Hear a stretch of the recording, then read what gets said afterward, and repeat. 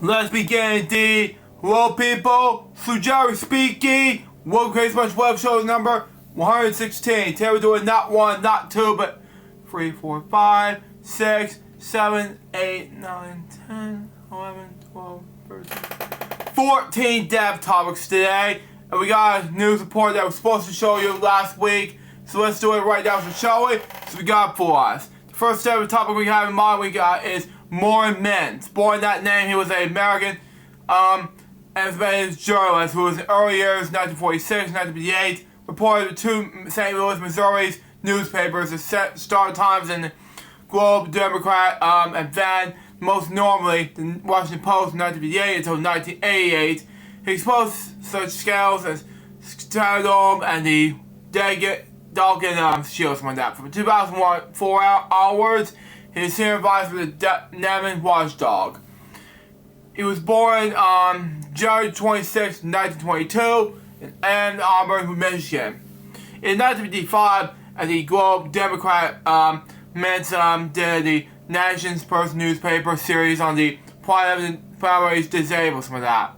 The Post, he brought in commercial definitions of news with the people on a reporting on the issues mainly involving the commercial medical devices, tobacco, oil, and insurance industries. The Post in 1982, Mintz broke the story of Tom and some of that. Scouting, some of that. That causes several thousand children worldwide to be born without arms, legs, or without any limbs at all. Wow. Anyways, although the press agreed and the events of the original oral correspondent that anyway,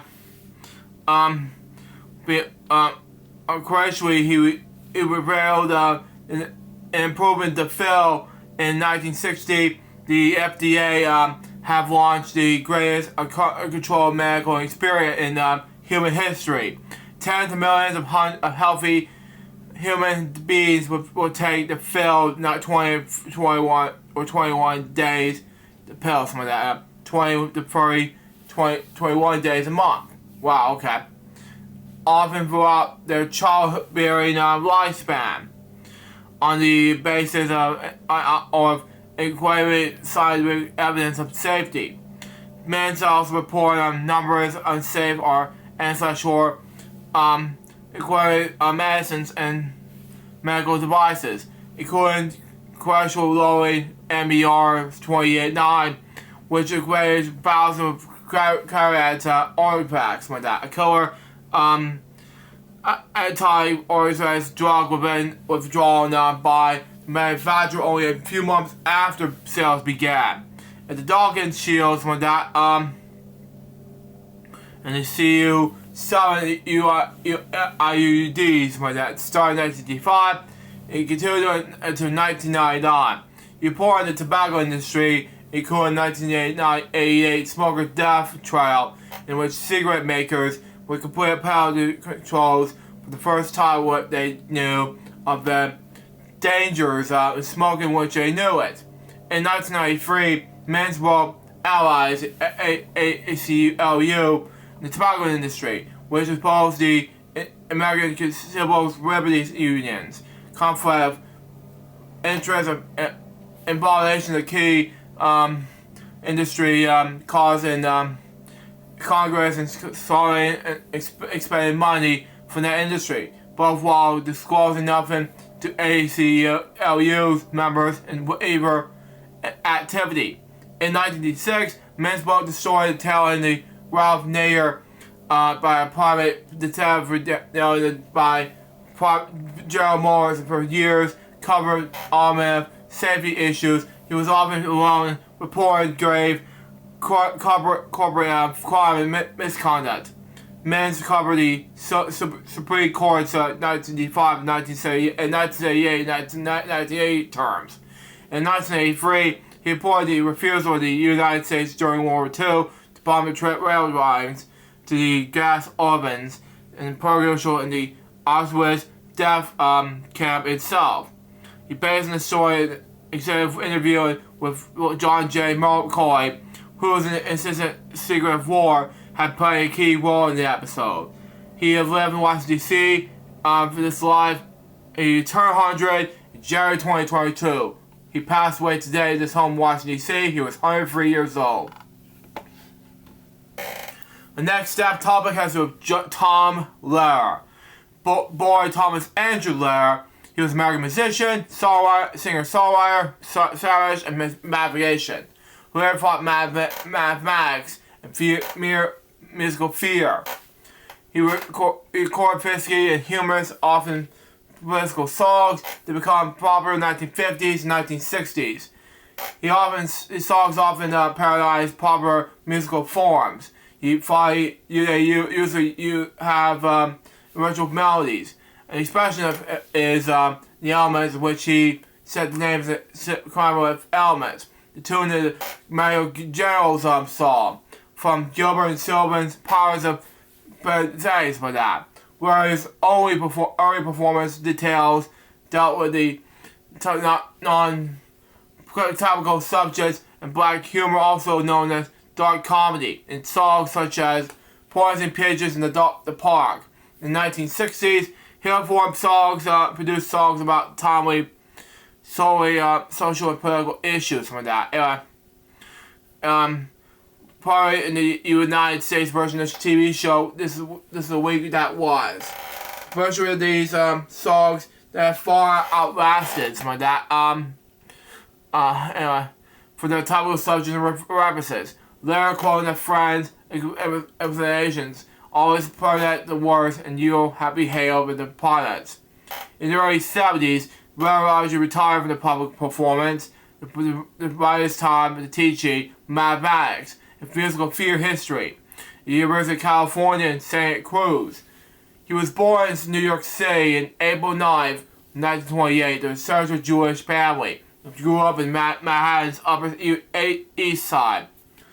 And he was the son of Morris James Lehrer, 1897 to 1986, and Anna Lehrer, nee Waller, 1905 to 1978, and the older brother, Barry Waller Lehrer, 1930 to 2007. He began to study classical piano at the age of 7, but was more interested in popular music at the age. Benjamin's mother sent him to popular music piano teacher.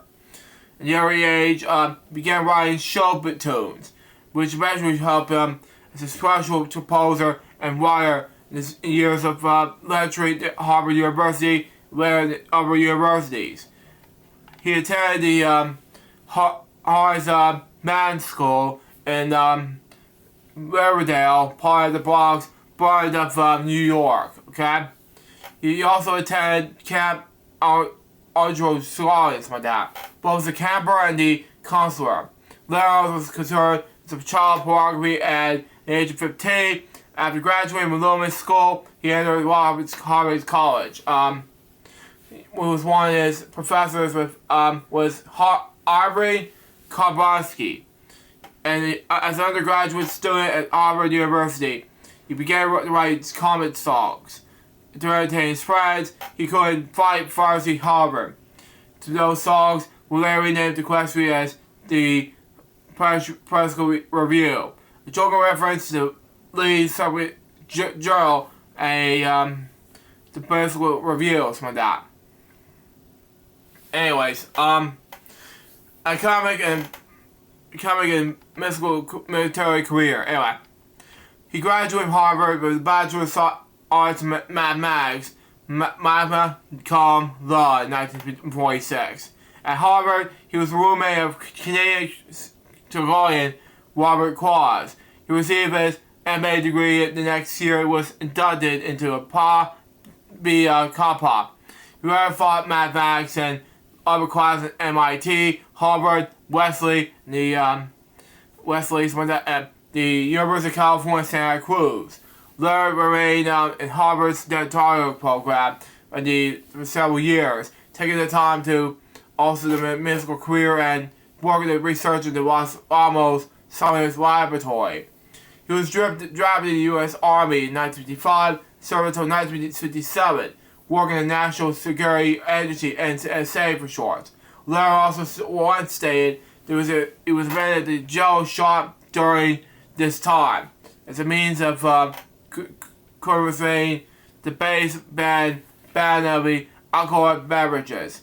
Despite holding a master's degree in the era when American conscripts often lacked high school diplomas, Lair served as an enlisted soldier, achieving the rank of civic third classes, which he described it as being a corporal without parole for that. His experiences became fuller of songs such as "The Wild West is where I want to be," and "It makes me feel proud to be a soldier." Something like that. Yeah. In 2020, Lair publicly revealed that he had been inside the NSA. That since the mirrors back the NSA's existence that were classified at the time, Lair found himself in a position of identifying nuclear weapons, working the top cover story for something more sensitive. In 1960, Lair returned to full-time math studies at Harvard. In 1962, he taught mathematics in the political science department at MIT, and in 1965, he gave up his mathematics direction on Mars and Society's analysis sports after working in this laboratory for 15 years. Wow. In 1972, Lair joined the biology at the University of California, Santa Cruz, teaching a course entitled Nature Mathematics, the major arts majors like that. Math for tenors, according to Lair, he also taught a class in musical theater, something like that. He also performed songs in his lectures. In 2001, Lair thought he was in mathematics class on the top of the infinity and retired from the Enigma, something like that. He remained in the area with maintaining homes in both Santa Cruz and Cambridge, Massachusetts. And in 2003, he said he still hangs out around the University of California, Santa Cruz. His musical career began with this, styles and influences, Lair was mainly influenced by musical theater, according to Gerald Noglin's book, Seriously Funny, The Broadway musical, with let's face it, made an early and lasting impression of him, something like that. Lair's style convinced of playing the modest form of popular song. For example, his inspiration to list songs, let him to write the elements, which lists the channel elements to tune the Gilbert Sullivan's major general songs. An author and Boston University professor Isaac Allman's second album spell volume enjoy still felt almost recorded seeing Lair perform in the Boston nightclub on August 9, October 9th, 1954.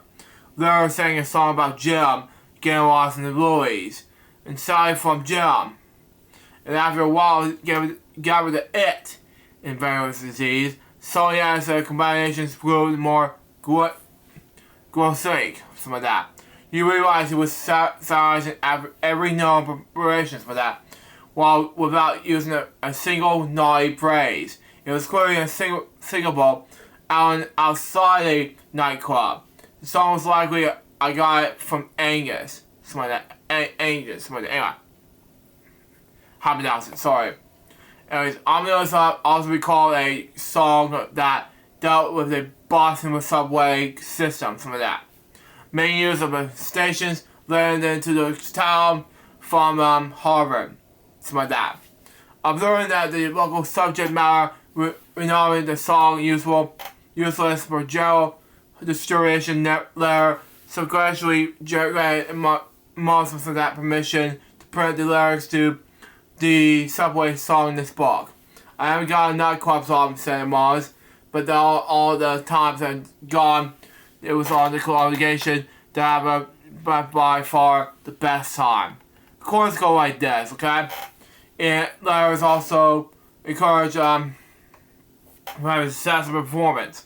We paid $15 in equipment to $156, $176 in 2024, with some studio time in 1953 to record songs by Tom Lehrer. The initial professions were 400 copies. Radio stations did not air his songs because of his controversial subjects. Wow. So he sold the album in the campus offered for $3. Wow. Eventually to $35 in 2024. Wow. While special stores near the Harvard campus sold at $3.50, taking only the initial markup of the community service. Newsstands on campus sold it for the same price. After one summer, he started to receive mail orders for all the parts of the country. As far as far away in San Francisco, after the San Francisco Cargo wrote an article about the record, interest in records are spread by word of mouth for that. Anyway, people played the records with friends, which also wanted the copy. Very lacking exposure to the media, my song spread slowly by Herperus rather than Apelia. The album included Maccabee, I Hold Your Hand in Mine, the Maccabee Recipe, Be Prepared, and Roxbursky. Anyway, regardless, Prize Rising Mad Max, it became a cult possessed by a war mob. It was, despite being self-published without promotion, the limited variation of the album led to a knockoff album by Jack Annual Operation of Jack Nagle, being released in 1958 without Lehner's approval. Wow. For some, the lyrics were mistranslations like that. Lehner marketed the series of concert tours and records to record a second album in 1959. He released the second album in two versions.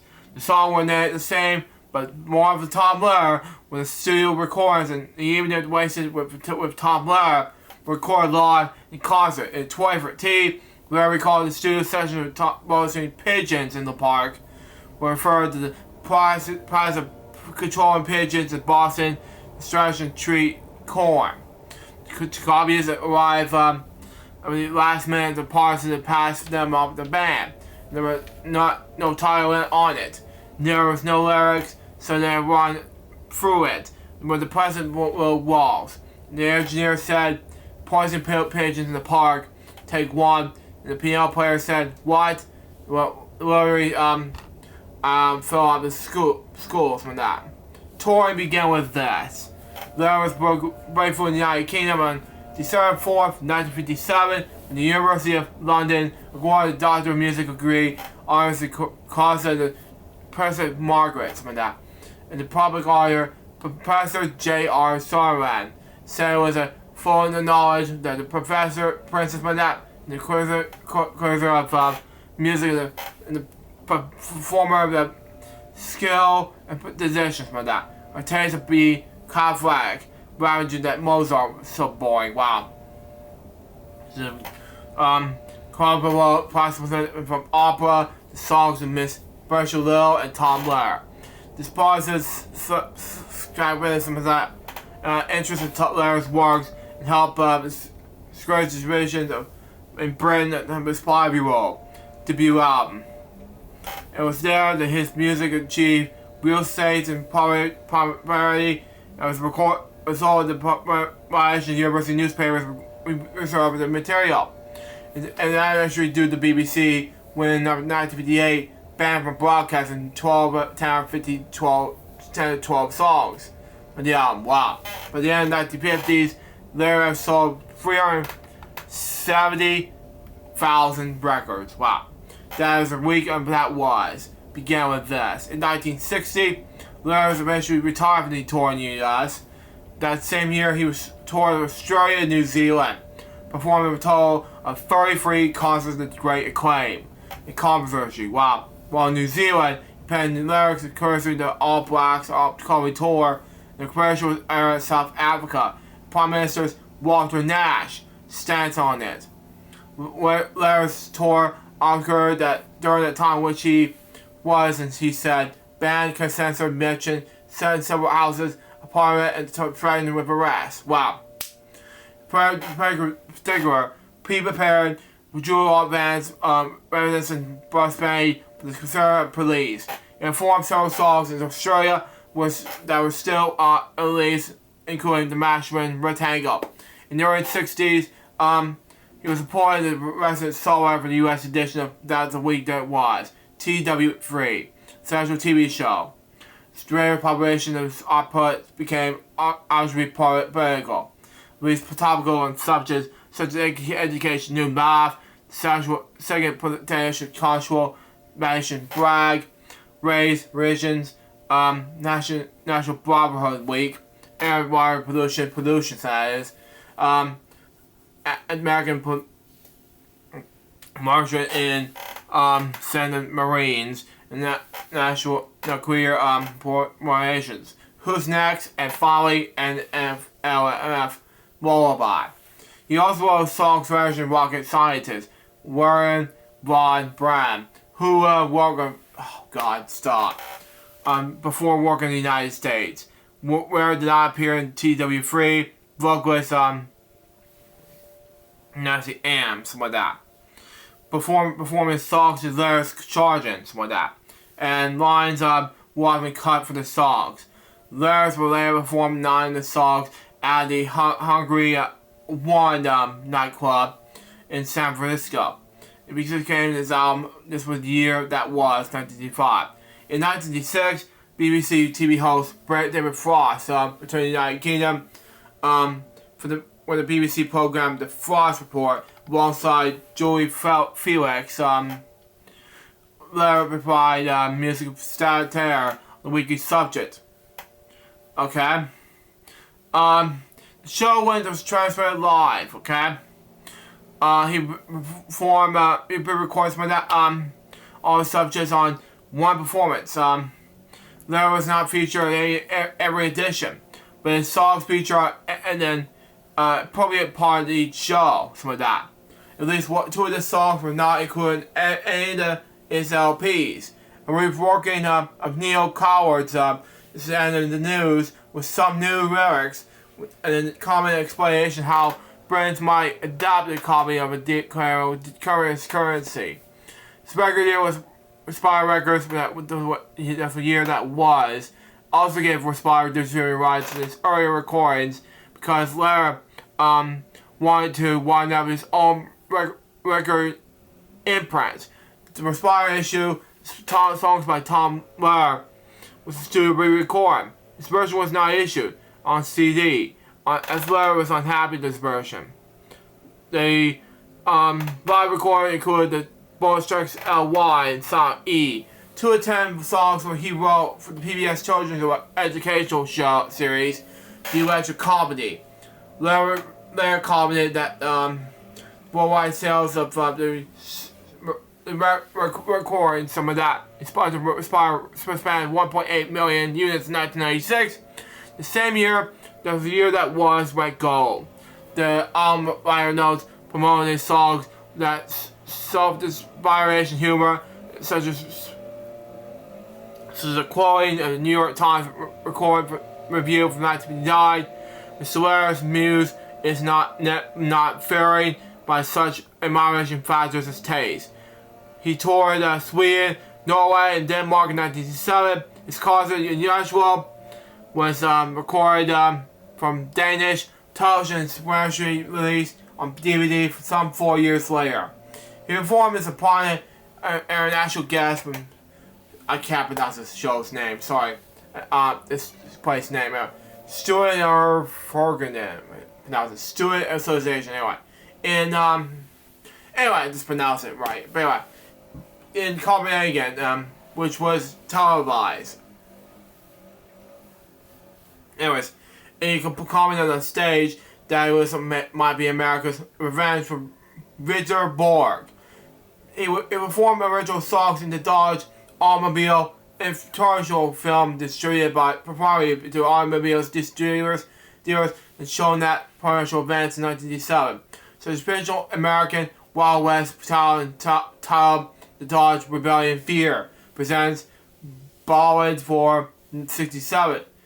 he attempted to adopt Sweetie Todd, the Broadway musical, working with Joe Brazil, with later composed Sesame Street and others. It starred Jerry Carrera, and they also started a few songs, but as Larry noted, never ever came out of it. Of course, 20 years later, Stephen Swalliam beat me to the punch in the music scene. In the 70s, Larry considered teaching mathematics and musical theater. Though he also wrote 10 songs for the children's television show, The Electric Comedy. His last public performance took place in 1982 on his Federation tour for the Democratic U.S. public presidential candidate George McGovern. When asked what he was about his musical career in the interview with the booklet and publishing his CD box set Remains of Tom Lehrer in 2000, he replied this: "The idea came to me, I write and I didn't want to do it. And then gradually the second option probably over the first. Gradually the people asked if you enjoyed it, and I did, why don't you do it again? I replied, I enjoyed high school, but I certainly don't want to do that again." But Lehrer was a hero of anti-nuclear civil rights left, and considered his political concerns in many of his songs. But even though he shared the New Left's opposition to the Vietnam War and inclination to civil rights, he disliked the advantage of the coalition in the 1960s, stopped performing in the movement, gained momentum with that. His musical career was virtually brief. He's once mentioned performing more than 109 shows and wrote 37 songs in over 20 years. Nonetheless, he developed a spirit following the United States and abroad. Revival and reissues. Okay? Lehner's music became a sample of the Dr. Demential show, where it began in national syndication in 1977. In 1980, Cameron McIntosh produced Tom McCoy. Very Lehrer songs there was a pit in the London stage. Burr was not initially involved in the show, but it was a pleased for event. He eventually gave the stage production his full support and has updated several of his lyrics in the show. The following today, 27 songs led to more than 200 productions. An off-Broadway production of The Village Gate, which ran for 120 performances in 1981. Lehrer made a rare TV appearance on BBC's Parkinson TV show in conjunction with the Tom Foley premiere in 1980 at the Washington London Theatre London. Anyway, when he sang I Got It for Angus. When there's a Tom Foley performance in San Francisco in about 1982 and 2018-2019, the Foley was performed in the Aria Stage Theatre in Washington, D.C. in 1982. In 1993, anyway. He wrote That's Mathematics with closing credits for the Mathematical Science Research Institute video. Showing the proof of performance last Freedom. On June 7th and 8th, 1998, Lehrer also performed in public for the first time in 18 years in the London Theatre, London. As part of the show, Hey, Mr. Producer, showing the career of Cameron McIntosh, who had produced Tom Foley. The June 8th show also was a performance before Queen Elizabeth II. Lehrer, sang portion pages in the park, and the adaptation version, updated version of the nuclear promotion song Who's Next in 2000. Okay, Lehrer commented the adopted songs to a real effect that was not already critical of the establishment. I don't think that was the kind of songs that have been impacted and uncovered. Frankly, it was not even pictured the covered with that. It was entirely covered. I found a quoting Peter Cook, who talked about the spiritual Berlin converts in the 1930s, who did so much to stop the rise of I'm not gonna say it anyway, and prevent the Second Cold War. Wow. But he also said this, jokingly about his musical career. If, after hearing my songs, just want human being is inspired to say something nasty to a friend, or perhaps to strike a loved one. If a husband worked for the wall. In 2003, Lara commented that his personal brand, personal satire, is more difficult in the modern world. The real issue is I don't think it was most pop people touch. Okay? The Clinton jokes are all about Monica Lewinsky. It's all about such as not as about the important things in life, like the fact that he wanted to ban minds for that. I'm not tempered to write the song about George W. Bush. I couldn't figure out what song to write. That's the problem. I don't write to satirize George Bush and the puppeteers. I wanted to vaporize them. Or he has said this. Partial satire what became clear when Henry Kissinger was awarded the Nobel Peace Prize in 2000. The box C set the remains of Tom Lehrer was released by Rhino Entertainment. It was recorded live in studio versions of his first two albums. This was the year that was. The songs he wrote with Electric Company and some previously released material. Small Hand Board Lyrics book was an introduction by Dr. Menzel. In 2010, Shout Factory launched a reissued campaign making lyrics of the print albums available digitally. The CD-DVD combo of Tom Lehrer collection was also issued, including his best-known songs, with the DVD featuring Oswald concerts, okay?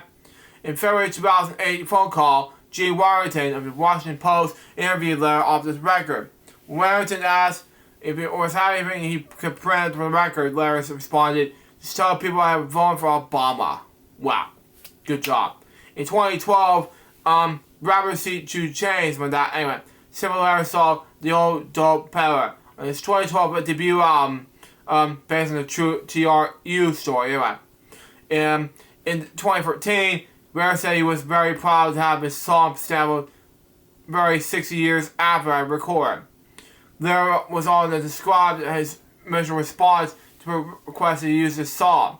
The sole copyright owner of The Old Dope Peddler granted oh god, I'm not gonna say it in the episode of Crazy Bunch WebShow. But anyway, permission to do this.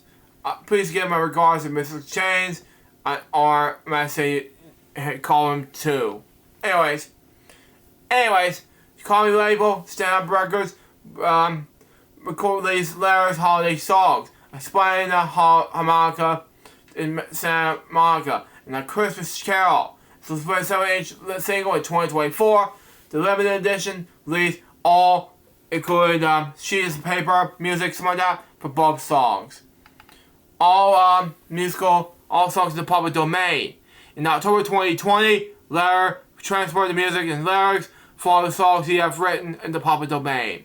In November 2022, he formally researched the copyright and performance recording rights on his songs, making all the music composed by him free for everyone to use. That is a good idea, Tom. And established a website for which he recorded recordings and printable copies of his songs could be downloaded. His statement recordings and all this works, including his public domain, could include this note. This website will be shut down on the date. It's not just the future, so you want to download anything? Don't wait too long. It's July 2025. The website is still alive. Good job. Anyways, I'm not gonna read that long about the musical legacy, but his musical legacy goes like this, okay? In 1967, Swedish actor Lars Augsburg, keep it outside of Sweden, this part Awards Burgers with that. Summer of America, make an album called I Tom Lehrer. I'm not gonna say it. And the deal with word of Tom Lehrer.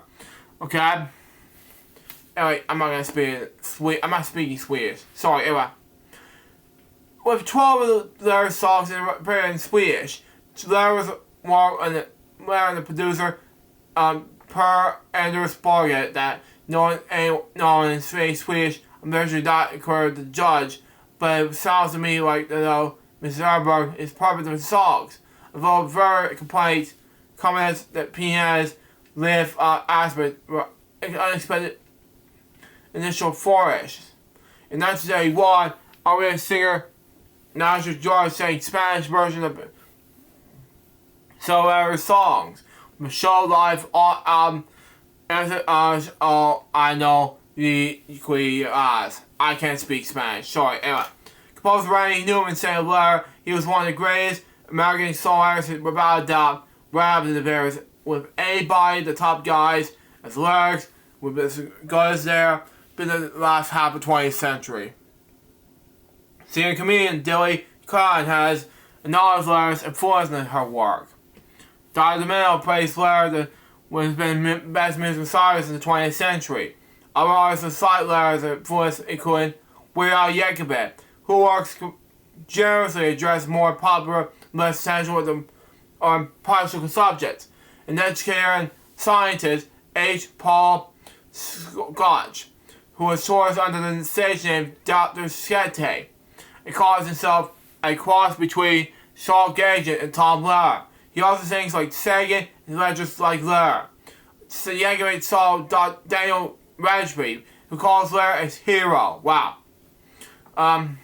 Performed the elements at the Graham Norton show in his native United Kingdom, who had the Red Chase star in Weird the Al Yankovic story, which I'll talk about in more jokes another time. And from February 16th to February 25th in 2006, played Lehrer from Lehrer were performed by Canadian Richard Greenblatt, ran at Kent Stage in Toronto. For Lehrer's musical career, the meanings of several songs, the politics of the time, and Greenblatt's own experience with Lehrer's music, while playing some of the Lehrer's songs.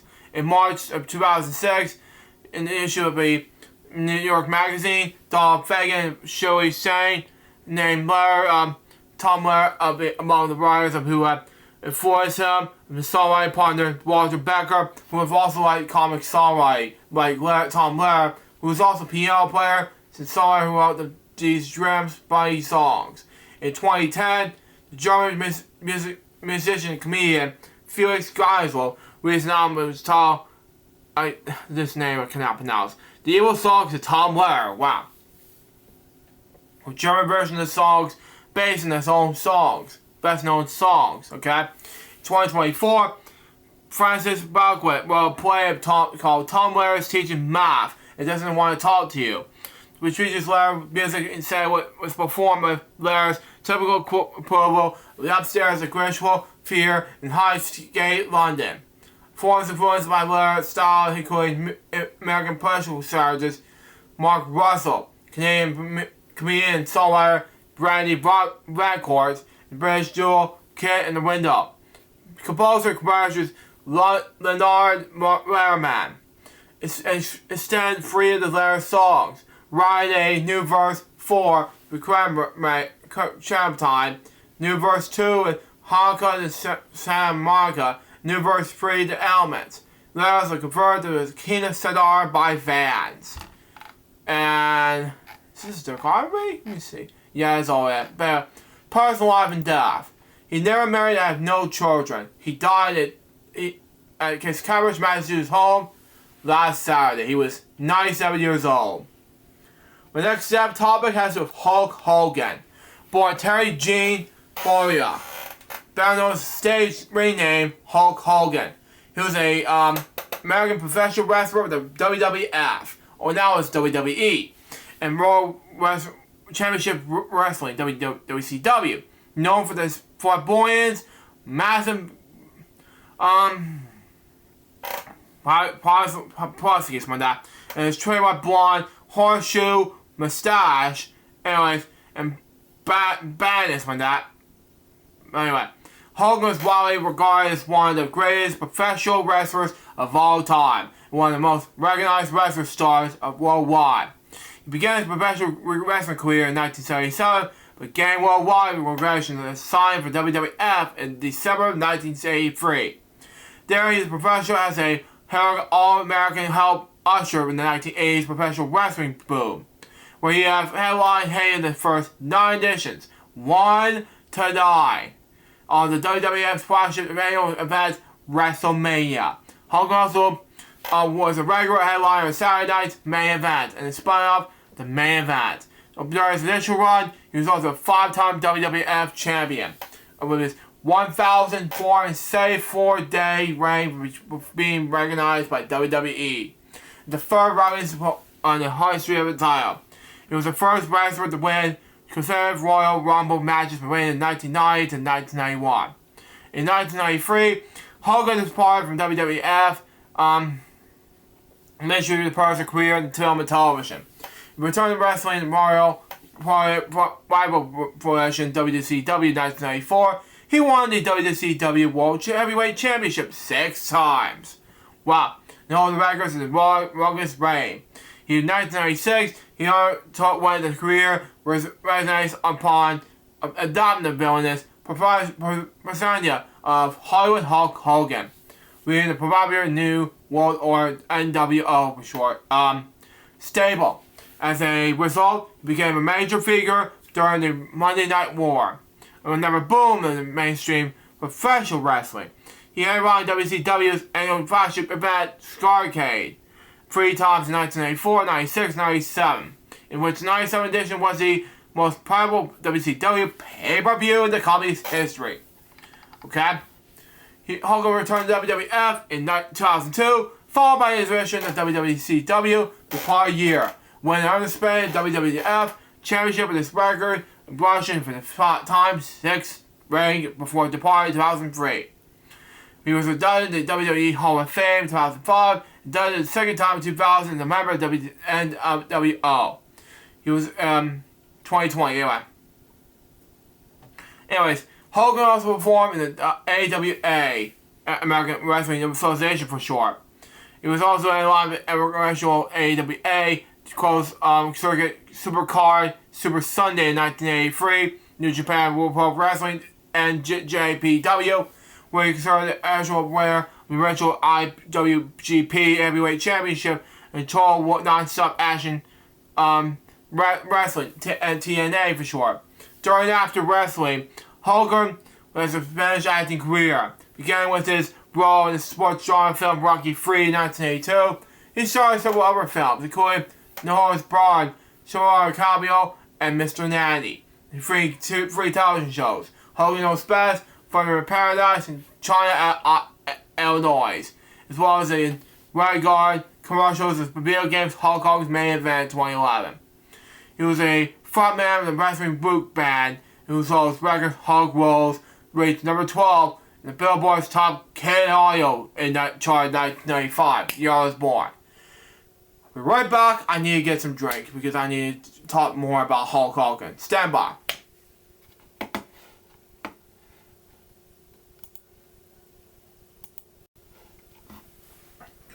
Bad folks, sorry about that. Excuse me. Just came back from drinking water. But anyway, I'm back now. But anyway, he was born in Augusta, Georgia, which is my home state, by the way. Wow. My dad was born there, okay? On August 11, 1953, the son of construction foreman,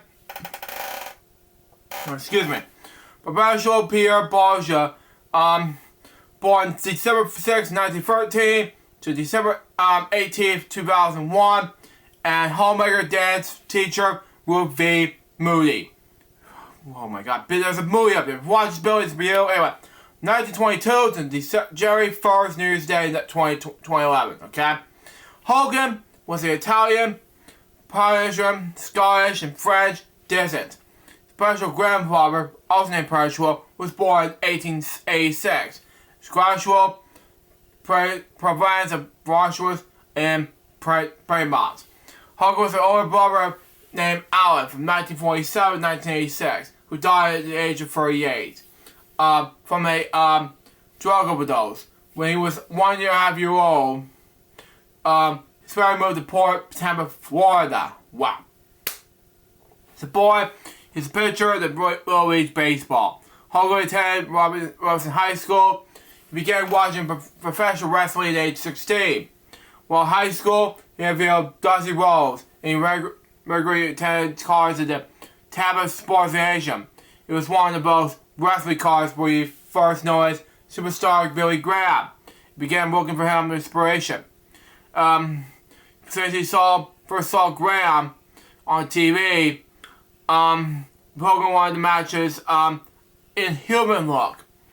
He was also a musician, spending a decade playing fretless bass guitar in several four-bass rock bands. He was also on the went out to study at Harrisburg Community College and the University of South Florida. As music began to get in the way with his time in college, he dropped out of the University of South Florida. Okay? Eventually, Hogan and two other local musicians formed a band called Rookers in 1976. Anyways, the band soon became popular in the Tampa Bay region. During his spare time, Hogan worked out at Hogan's Gym in the Tampa Bay area when he began lifting. Many wrestlers who could play in the Florida region visited bars and where Rookers was performing, okay? Although among the attending his performance were Jack and Gennard Brissup. Anyway, impressed by Hogan's professional stature, the Brissup brothers asked Harold Maxwell, the manager who trained the wrestlers, working with Championship Wrestling for Florida, CWF for short, to make him the professional trainee. In 1976, the two brothers asked Hogan to try wrestling. Wow. Hogan eventually agreed. At first, Mike Graham, the son of CWF promoter Eddie Graham, refused to put Hogan in the ring. According to Hogan, he met Graham while in high school, and the two did not get along. Wow. This is difficulties I know. After Hogan quit Rookers, and started telling people in town that he was going to be a wrestler, Graham was probably agreed to accept the Briscoe brothers out. Request. During the first session trade, Maxwell broke Hogan's leg. Wow. After 10 weeks of rehab, Hogan returned to trade with Maxwell to block him when he tried to break his leg again. Wow. His professional wrestling career began with this. In the early years of 1977 to 1979. In May 1977, after trading more than a year of the Bristol brothers dropped out at the manager's job and to see Hogan. Well, during this visit, Jack Bristol and Hogan a pair of wrestling boots and informed him that he was a scheduled wrestler with his first match the following week. In professional wrestling debut, Eddie Graham booked him against Brian Blair in Fort Myers, Florida, on August 10th, 1977 at CWF. In a short time later, Hogan donned a mask and assured the persona of the Super Destroyer, a haunted the character that first played by Don Grace, but that Squares was in it, used by other wrestlers. Wow, okay. Hogan eventually could no longer work with Manashius with that.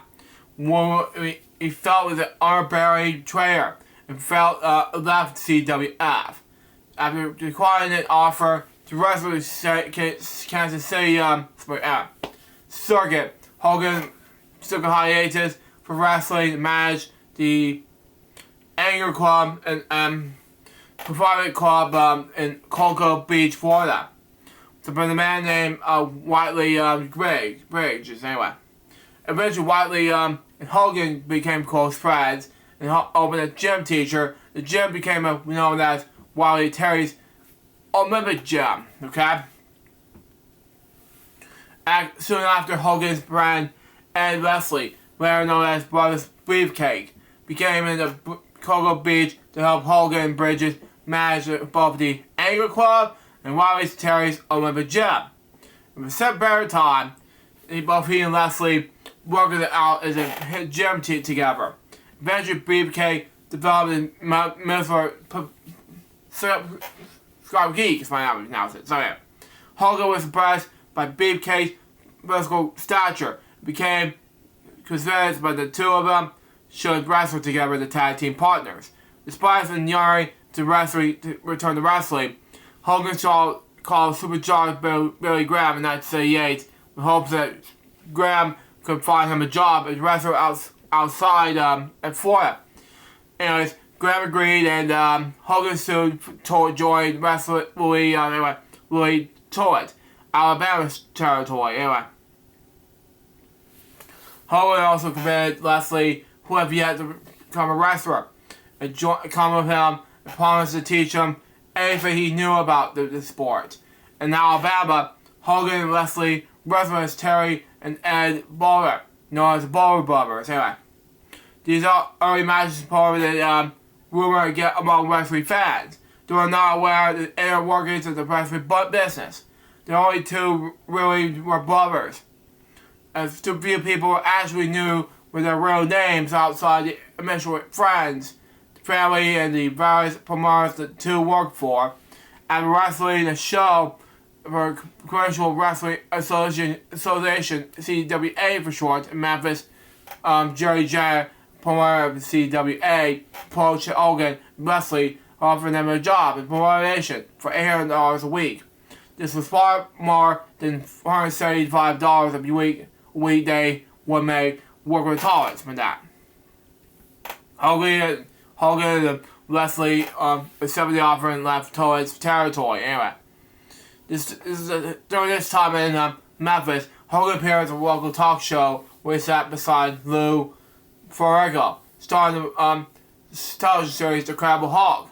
The host commented on how Hogan, who stood 6'7", 241 centimeters, and weighed 295 pounds, 144 kilograms, with 24 inches, 261 centimeters biceps, as he dwarfed the Hulk. Wow. Watching the show backstage, Mary Garrett knows that Hogan was actually bigger than Ferrigno, who was well known as the Timer. The Timer was having large muscles. As a result, Hogan began performing as Terry the Hulk Boulder, and sometimes wrestler was Sharon Dolan. On December 1st, 1979, Hogan won the first professional wrestling championship. Okay? The NWA Southeastern Heavyweight Championship, Northern decision with that. Recognized by Alabama, Tennessee, when he defeated Bob Rope in Knoxville, Tennessee. He dropped in the January 1980 and Bob Armstrong. He put wrestling in the Georgia Championship Wrestling, GCW for short, territory, September through December 1979, and Jerry Going. That's Jerry Going, anyway. WWF, from 1979 to 1981. The fall of 79, former NWA World Heavyweight Champion Jerry Funk introduced Boa to WWF or promotion Vincent J. McCollins with that. Anyway, who was impressed with his charisma with that impressionable stature. McCollins, who wanted to use his Irish name to give him the last name Hogan, and also wanted to dye his hair red, some of that. Barger claims his hair was already beginning to fall out by that time, and he refused to dye it. Simply blonde Irish. Barger was one of his first matches in WWF under the ring name Hulk Hogan, but defeated Harry Barnes on the November 17th episode of Championship Wrestling. He made his first appearance on Madison Square Garden, December 17th, 1979, defeating Ted DeBrace after a beer hug. Wow. After the match, Hogan thanked DeBrace for that, put him over and told him that the he was 0-1. Something like that. Anyway, a favor that repaired paid during the Blaze's second run, the comedy in the late 80s and early 90s as the Really Dog Rump Man. McCauley also gave Hogan 4 tag team champion Tony excuse me, go back. Almayer as champion guy. At this time, Hogan wrestled Bob Backlund with the WWF Championship, and he started his first big feud with Andre the Giant. Coming in the match with Andre at Shaw Stadium in August 1980. During his intrusion run as a villain in the WWF, Hogan was paired with Quasi Frey Blassie, himself the villain as wrestler turned manager. New Japan Pro Wrestling 1980-1985. In 1980, Hogan began appearing on New Japan Pro Wrestling, okay? New JPW for short, where Japanese wrestling fans nicknamed him Ichabod #1. Hogan first appeared on May 13th, 1980, where he was still with the WWF. He eventually toured with the country on the next few years, facing a wide variety of opponents, racing the Tosley Florida entry to avoid the punch or something like that.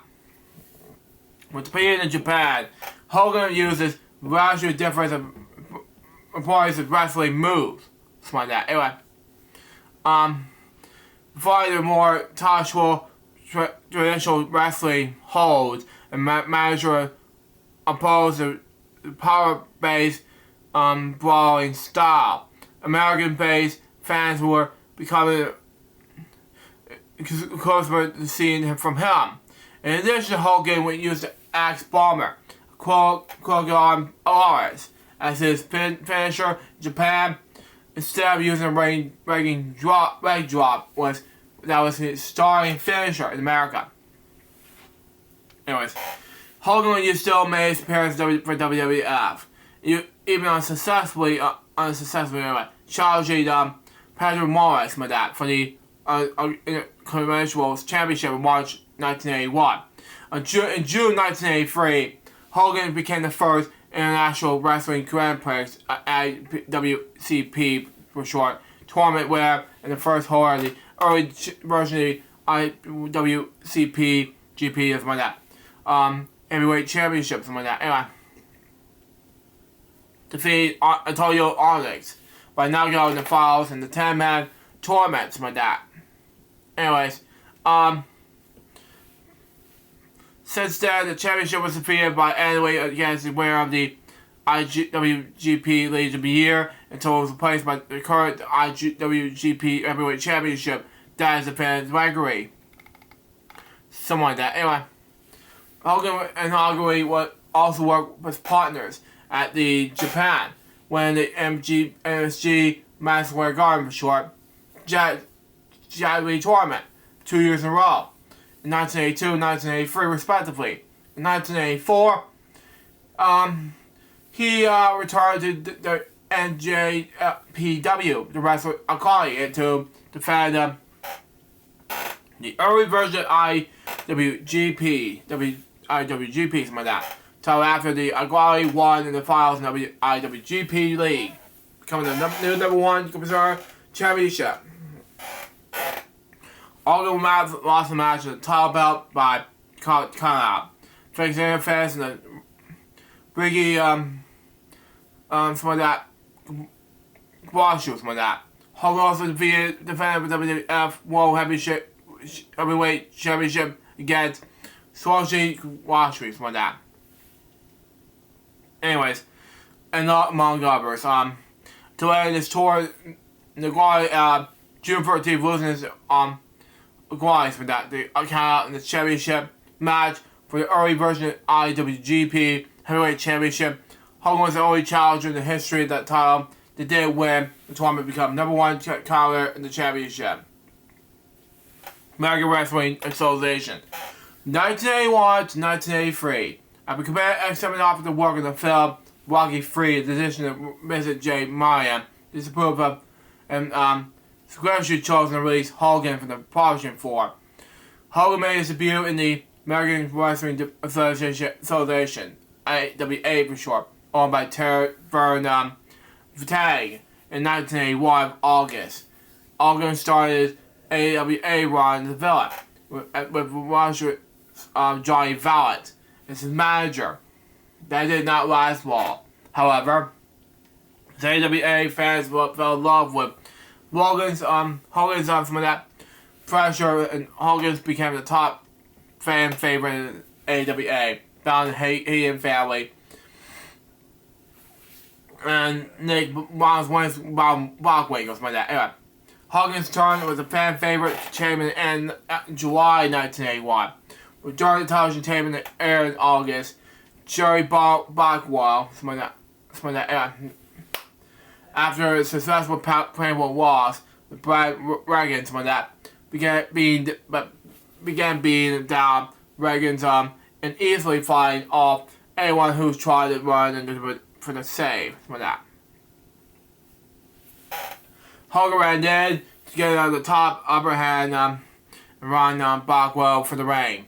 Hogan was eventually buried in the field for Bockwell, and by the end of 1981,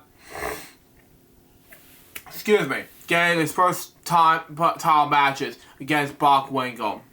In March 1982, Hogan defeated Bockwinkel and his manager, Bobby Heenan, in the non-title A-Cap match in the International Atmosphere in Chicago, Illinois.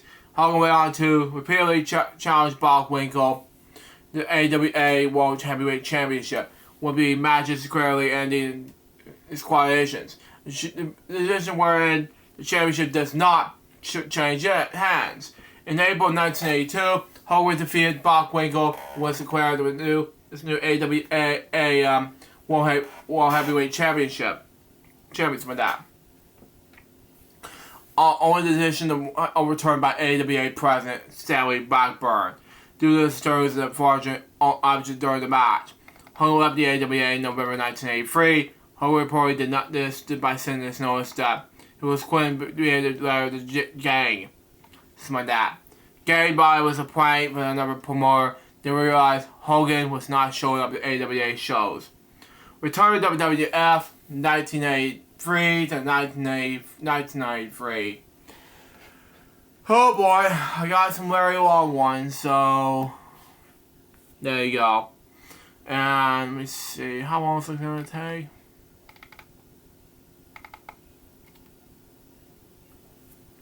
Wow, this is going to take forever to read. So, if you're talking how long it's going to take, but no. It's going to take, yeah, for right back. Okay. His WWF return began with this, okay? The first one, okay? Rise of Hulkmania.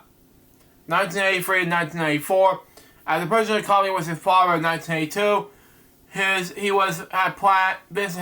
McCauley has plans to expand the territory nationwide promotion. He was there to pick Hogan to be a comedy showpiece, tragedy due to his travel and name allegations. Hogan made his return to television taping St. Louis, Missouri on December 27, 1983, defeating Bill Dixon. On January 7, 1984, episode of Championship Wrestling, Hogan returned his fan favorite status, with WWF fans aware of his late 1981 babyface turn for saying Bob Backlund with a three-way assault with his Swallow Salmons. Hogan started with simply Backlund. He would change his ways. He was a great man. He told me he was not going to have the blasting around. Thank you.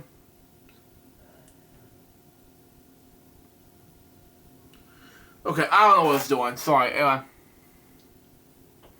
The story shortcut was necessary because less than 3 weeks later, on January 23rd, Hogan won his first WWF World Heavyweight Championship, pinning the Darwin Stake, who was blasted in his corner on Madison Square Garden. Shortly, the comedy, the victory was Hogan, about the last-minute replacement of Stakes' original opponent, Blackburn. Anyway, given the championship by way of being the first man to escape the camel clutch, Harvey strike finishing move. Anyways, that's a lot of reading to do, but wow.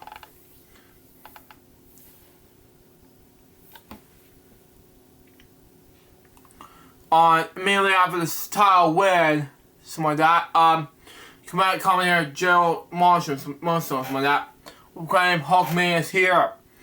Hulkman is here. Anyways, Hogan commercially referred to his fans as Hulkamaniacs in his interviews and introduces free diamonds, trade, same players, the vitamins. Eventually, a form of demand believing on oneself.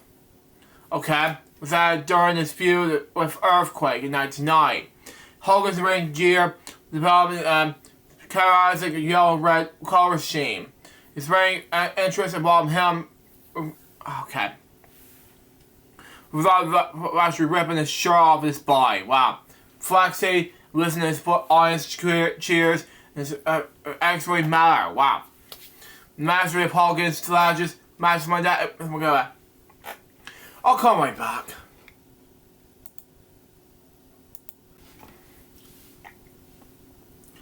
I'm back, folks. Sorry about that. I have to eat my snack and get some water, but and my dev topic thing is too slow for me to read. So anyway, let's get back to some things right now, so shall we? So we got for us. Anyway, the majority of Hogan's matches during this time around involve him wrestling heels who've been booked as unstoppable monsters, okay? Using a format which was became near routine, okay? Excuse me, alright. He delivered stay wrestling stay offensive anyway. But would eventually lose I don't know why it's slow. Anyway, lose a monument anyway. Seamlessly nearing defeat. Okay. At the being hit that was a Bond's finishing move, he got a sudden second win.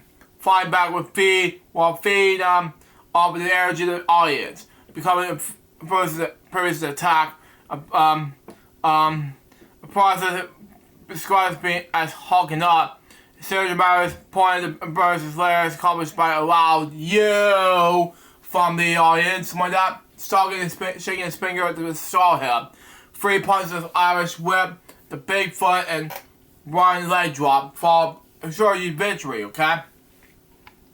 In 1984, strangers on between Hogan's character, the not Incredible Hulk, and the lead to a quick claim to deal with between Titan Sports, Marvel Comics, and himself within Marvel attains the trademarks Hulk Hogan, Hulkster, and Hulkamania for 20 years. The Titan agreed to no longer refer to him as a Incredible, nor simply Hulk. Okay? Even dressed him as a purple green. Barney the dinosaur, that is. Marvel has also especially received 0.9% of growth merchandise revenue associated with Hogan. $100 for each of his matches at 10% of Titans' partial earnings under the name, or 10% of the earnings if Titans have no interest.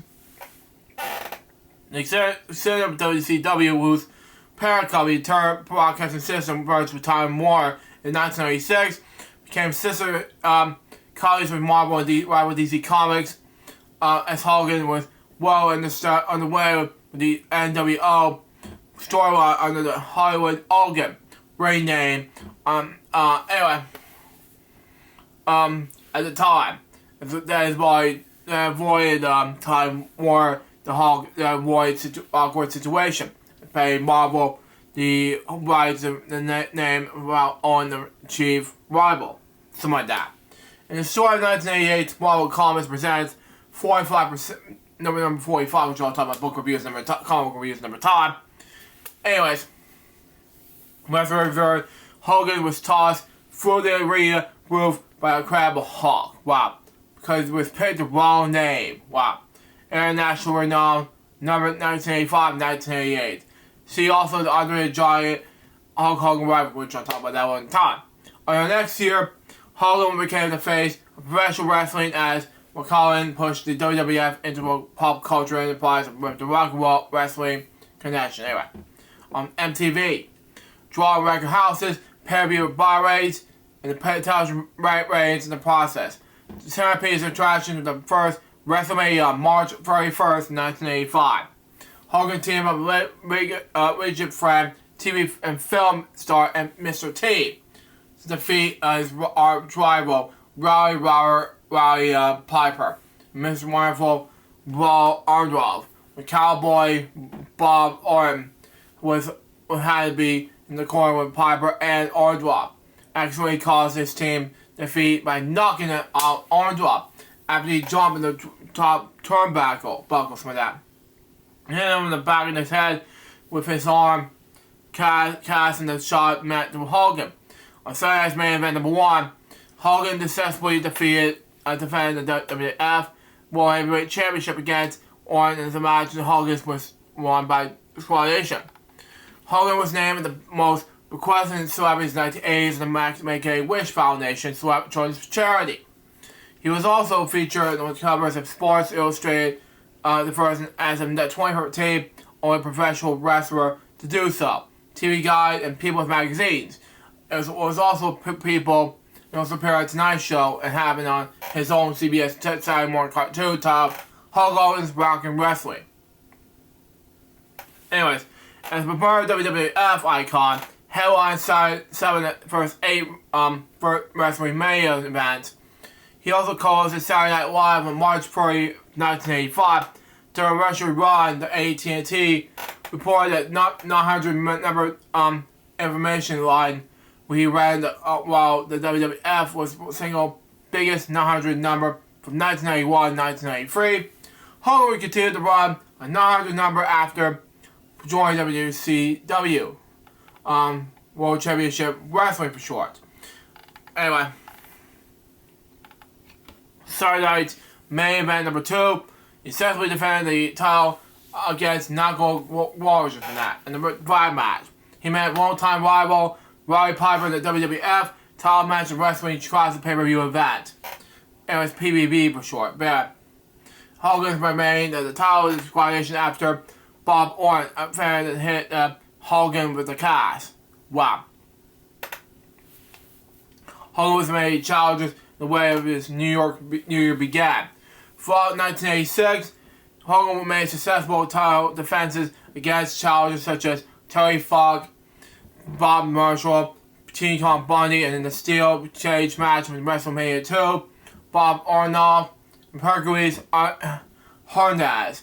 In the fall of 1986, Hogan eventually wrestled in the tag team matches with the Machine as Hulk Machine, and the last copy of the NJPW's gimmicks, the Super Strong Machine. At WrestleMania 3 in 1987, Hogan was bold to defend the title against Andre the Giant, who had been the sport's premier star, was pushed and undefeated for the previous 15 years. Wow.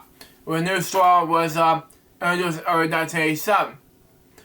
Hogan was presented a trophy for being WWF World Heavyweight Champion for 3 consecutive years. Andre the Giant, who was Hogan's good friend, came out to congratulate him. Shortly afterward, Andre was presented a slightly smaller trophy for being undefeated for WWF for 15 years. Wow. Hogan came out to congratulate Andre. Will walk out in the Monster Hogan speech. Then, on the addition of Piper's Pit, Hogan was confronted with the Bobby D. Brian Heenan, who have announced that Andre is the new Paul Gray. And Andre can't challenge Hogan to a title match in WrestleMania 3. Where Hogan successfully defended the WWF World Heavyweight Championship against Andre the Giant. Wow. During the match, Hogan had a body slam on the 420-pound Andre, who was dubbed the body slam heard around the planet. Wow. And won the match after the leg drop. Wow. Mega Powers, 1988 to 1989. Mega Powers. This is a mega article here. Miss Elizabeth, who has managed Hogan as a part of Mega Powers storyline with her husband, Randy Savage. Hulk Hogan versus the Big Boss Man on March 7, 1989 at the El Paso Civic Center, the videotaping of the WWF Superstars of Wrestling event. Hogan renamed WWF for World Heavyweight Championship for 4 years, 1,474 days. Wow. Okay. Hogan finally lost the title to Andre on the main event 1. On the after convened scam for Mr. Million Dollar Man, Ted Bilage and Earl Amber, who abused the place of his twin brother Dave Hammer. The match reported referee after Andre's delivered the belly-to-belly suplex on Hogan. Amber countered the pin while Hogan's left shoulder was carried on the back. After the match, Andre handed the title over the WWF to complete the business deal. As a result, the WWF World Heavyweight Championship was managed for the first time in the 25-year history because then WWF President Jack Tunney disgraced the championship could not be sold from the number one wrestler to another. At WrestleMania 4, Hogan participated in the tournament with the best WWF World Heavyweight Championship to gain it.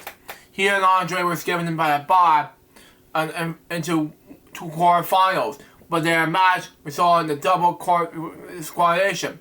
Later that night, in the same main event, Hogan came to ringside to stop Andre, which helped Muggle Man Randy Savage defeat Ted DeVries to win the title. Together, Hogan, Savage, and manager Miss Elizabeth formed a partnership known as the Mega Powers. After Savage became the WWF World Heavyweight Championship in WrestleMania 4, they feuded with Mega Bucks, Andre the Giant, Ted DeVries. Defeated them in the main event in Super SummerSlam. Wow. They went on to the feud with Slicks, Twin Towers, Akeem, and Big Boss Man.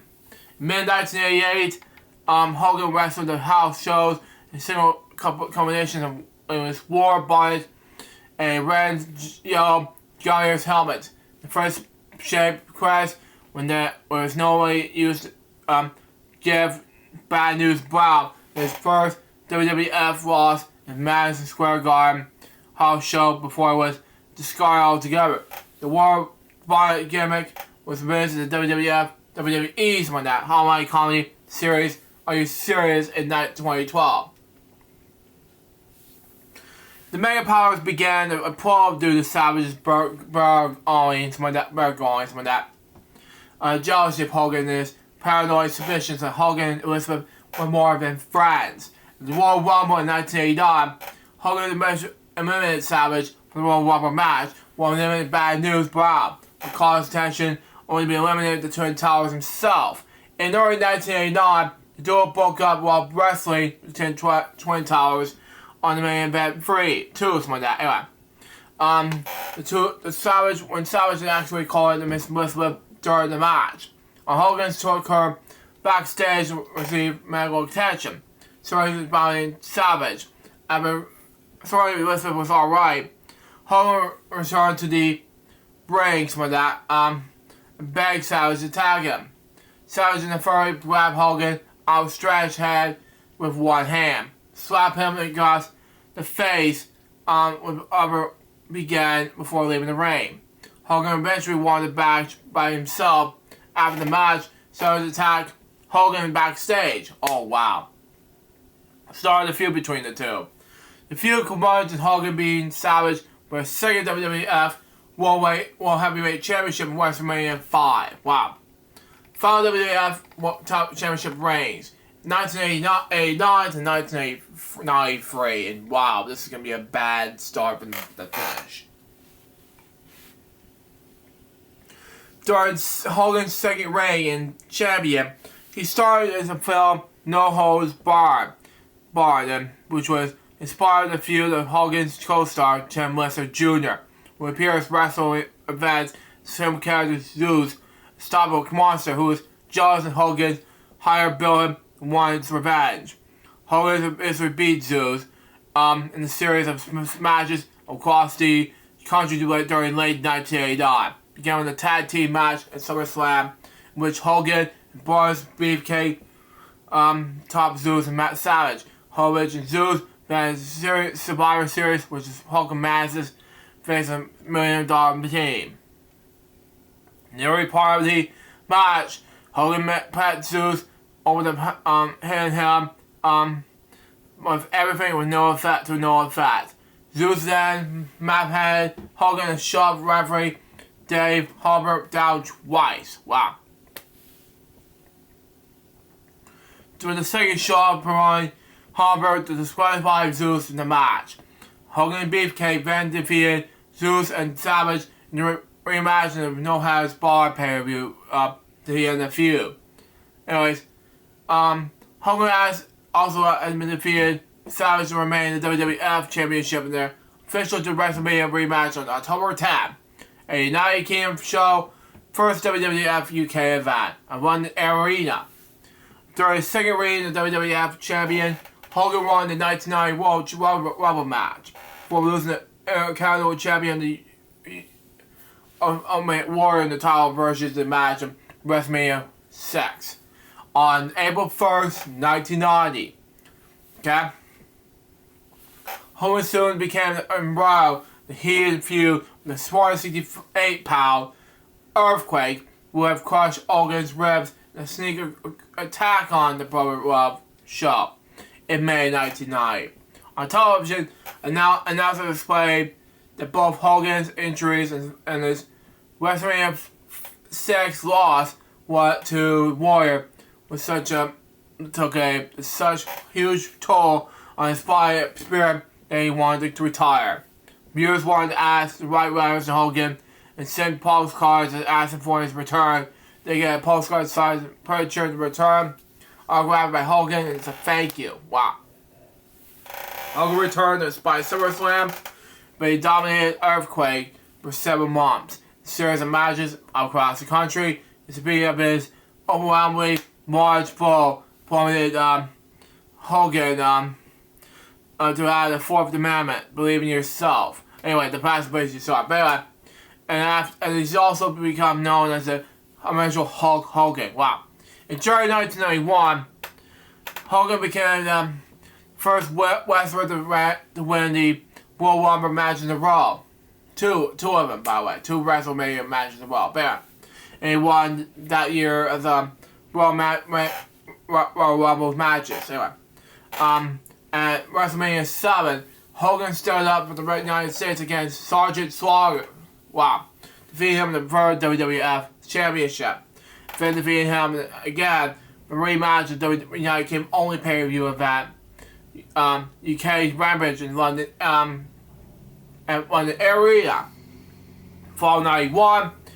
Hogan was challenged by Ric Flair, former NWA's World Heavyweight Champion, who was originally alive in the WWF, to challenge when met. As Hogan lost the WWF Champion to Undertaker, the Survivor Series, Jack Toney immediately granted Hogan a rematch this Tuesday in Texas 6 days later, with Hogan won. Okay? Whereas it appeared that both matches due to the resulting controversy, championship was again declared advancing. Wow. It was decided that the winner of this 1992 Royal Rumble match will also be declared with the new WWF champion. Hogan entered in the number 26 spot, but failed to regain the champion as he was eliminated by friend Sid Justice. In turn, Hogan helped cause Sid's elimination, leaving Flair, who had entered the match in the first entrance, as winner of the new WWF champion. Hogan and Sid pledged to face up and teamed together on Saturday night's main event, Spurry. Okay? Against Flair and Undertaker. but during the match, Sid bonded Hogan.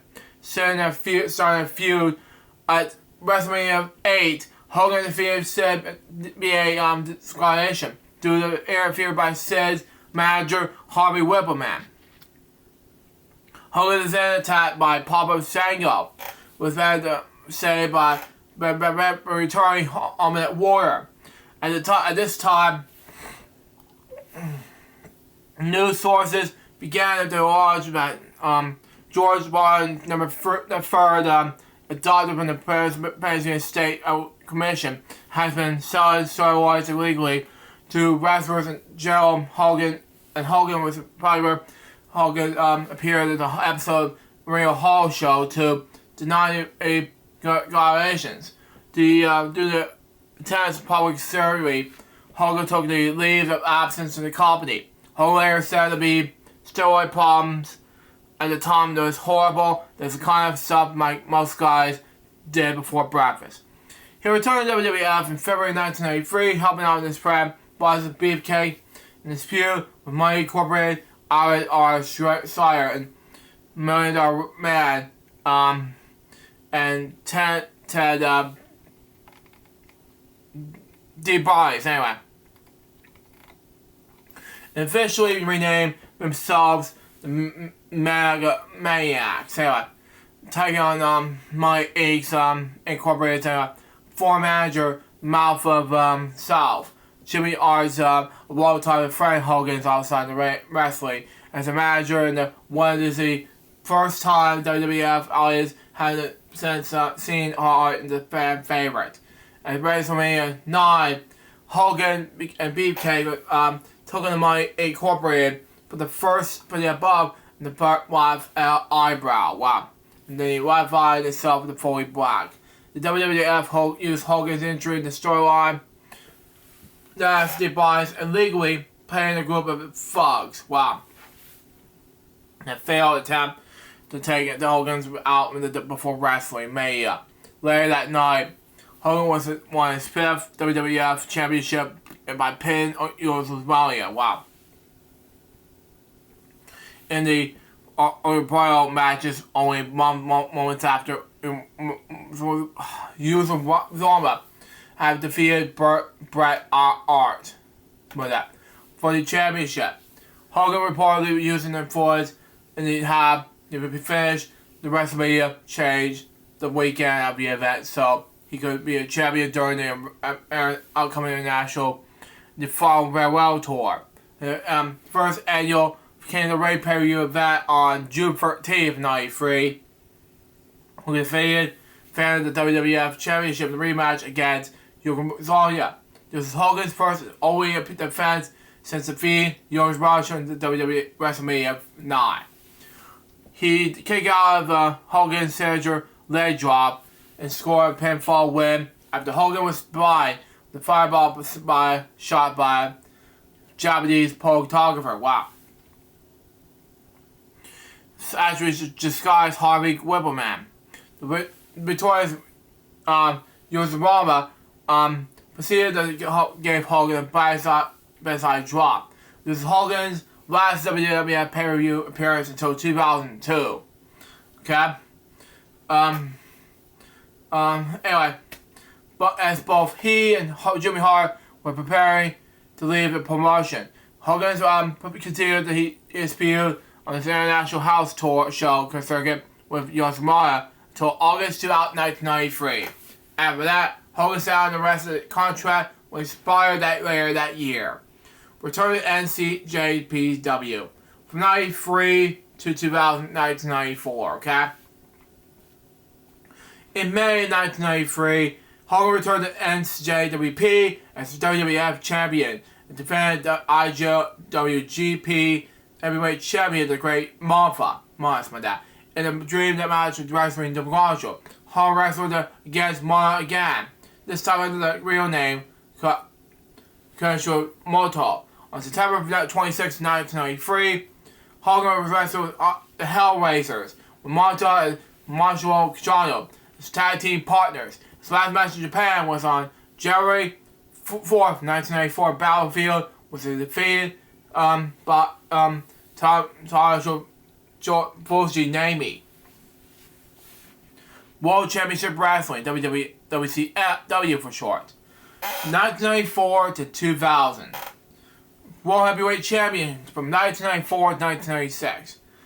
In 1994 March, Hogan began making appearances on WCW television as interviewer Gene Erwin, from that was now a WCW employee, visited on the set of Thunder in Paradise episodes.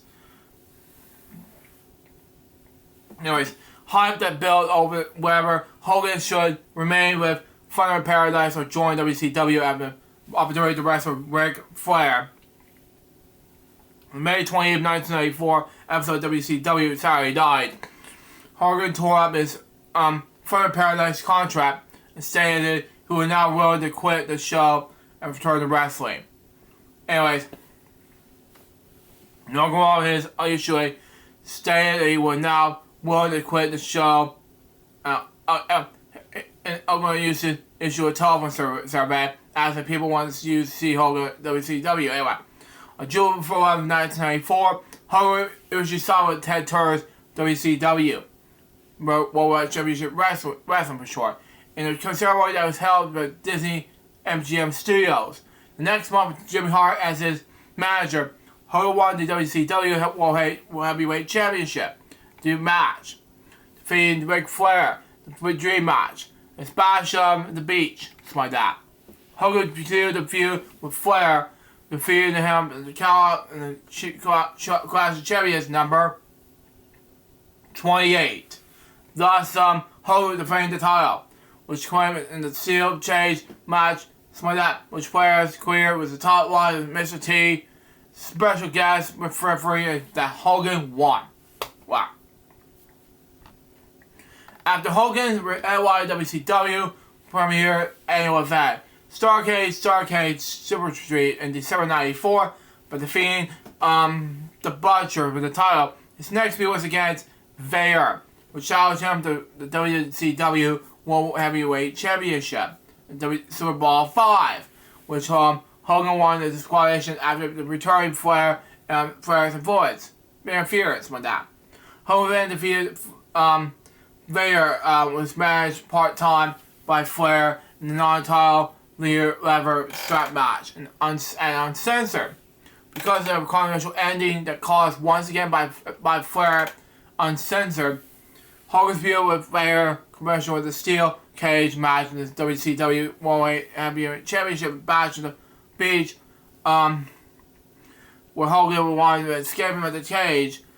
After successfully retaining the WCW World Heavyweight Championship against Big Bobby Rogers and Lex Luger, two separate matches in Nitro, September 95, the year I was born. It's November 9, 1985, something like that. But against Nitro was Hogan's first appearance in the Hall Black Archery. Anyways, I can't read that. Sorry. Anyway,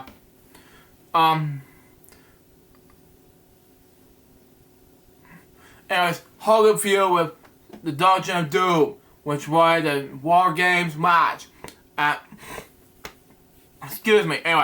at the Fall Brawl, where Hogan's team, Lex Luger, Ray Savage, and Sting won. Hogan represented WCW World Heavyweight Championship, which was 269 days, wow, the longest in the title's history. And when he lost the WCW World Heavyweight Championship to the Giants, and the Halloween Havoc and the disqualification. Following the controversial loss, which was due to the controversial cause, the WCW World Heavyweight Championship became this and a new champion required 60 man three-way battle World War III. Okay? The Giant who cost Hogan the title. So the steel cage match between Hogan and Giant in Super Bowl 6, okay? Where the Hogan won it and the feud. In early 1996, Hogan reformed the Mega Powers when Ray Savage defeated with the Bryans and the Hulkamania, which commanded at the Uncensored in the Doomsday cage match that Hogan and Savage won. Okay? New World Order, 1996 to 1999. At the Battle of the Beach on July 7th, 36-man tag team match, pinned the Outsiders Kevin Nash and Scott Hall against WCW Warriors. Hogan interfered and attacked Ray Savage on behalf of Our Nash. Turbo turned heel for the first time in nearly 15 years. Wow. After the match, Hogan delivered a promo, okay, causing the fans of WCW under and appreciating his talent and drawing power, announcing the formation of WCW, NWO, New World Order for short, man. News Gate put up in the following weeks and months ahead. Walker drew and beard alongside his famous mustache and dyed black. Wow. Traded of his red and yellow garb and his black and white clothing. All in detail with lighting bulbs and renamed himself Hollywood Hulk Hogan. All but short in the Bollywood Hogan. Hogan won his second WCW World Heavyweight Championship in Hog Wall, August 10th, by defeating the Giant for the title. He painted NWO across the title belt, scribbled across the nameplate. And reverted the title as the NWO title. Hogan would then start the feud with Lex Luger after Luger and the Giant defeated Hogan and Dennis Rodman in the tag team match at Bash the Beach on July 13th, 1997. Anyway, on the August 4th, let me just read that anyway. Episode of Nitro. Anyway, Hogan lost the title to Lex Luger by submission. 5 days later, at Wild's that on August 9th, Hogan defeated Luger to regain the WCW World Heavyweight Championship. Hogan lost the title to Stakes in the match at Starrcade, December 28th. In the match, WCW's newly trained Bret Hart accused referee Nick Patrick. The fast calling a history to Hogan. And so the match restarted, with Hart himself as the referee. Sting later won by submission, and the rematch the following night and on Nitro, where Sting commercially maintained the title. The WCW World Heavyweight Championship became licensed. Anyway, Sting went on to win the title against Hogan at Super Bowl VIII, something like that, on February 22nd, 1998. Hogan then developed a rivalry with former friend recent NWO Broadway Ray Savage, who had just cost Hogan the title match at Super Bowl by hitting him with the spray can. Wow. The feud combined the steel cage match and uncensored on March 15th, which ended a no contrast with that. So the WCW World Heavyweight Championship from Sting and Spring Stampede on April 19th, which Hogan team of Kevin Nash to take Wally Piper from that at the Giant for the first ever bat match. Wow. Hogan betrayed Nash by him with the bat and then challenged Savage the following night in the Nitro for the world title. Ow. In the no disqualification match, with Savage we won the title, some of that. Nash are in the ring and hit the power bomb on Hogan's violation for the attack of the previous night. But Bret Hart interfered moments later and jumped it in the attack Savage and reversed the injury to Hogan, who was restored WCW and World Heavyweight Championship. Nash's attack with him certified split the NWO into two separate factions. Hogan became NWO Hollywood and Nash became NWO's Wolfpack. The feud with each other remained of the year, some of that. Anyway, Hogan defended one title until July of that year. WCW, some of that, booked him to the match against newcomer then WCW United States Heavyweight Champion Goldberg. Wow. And who have yet to lose a match in WCW. Later in that match, Hogan was tried by Carl Malone. Goldberg pinned Hogan to win the WCW World Heavyweight Championship on July 6, episode Nitro. Hogan spent the rest of 1998 wrestling celebrity matches. His second tag team match was Dennis Rodman, pinned him against Diamond Dallas Page. Called Malone, singing in the Back in the Beach on July 12th. And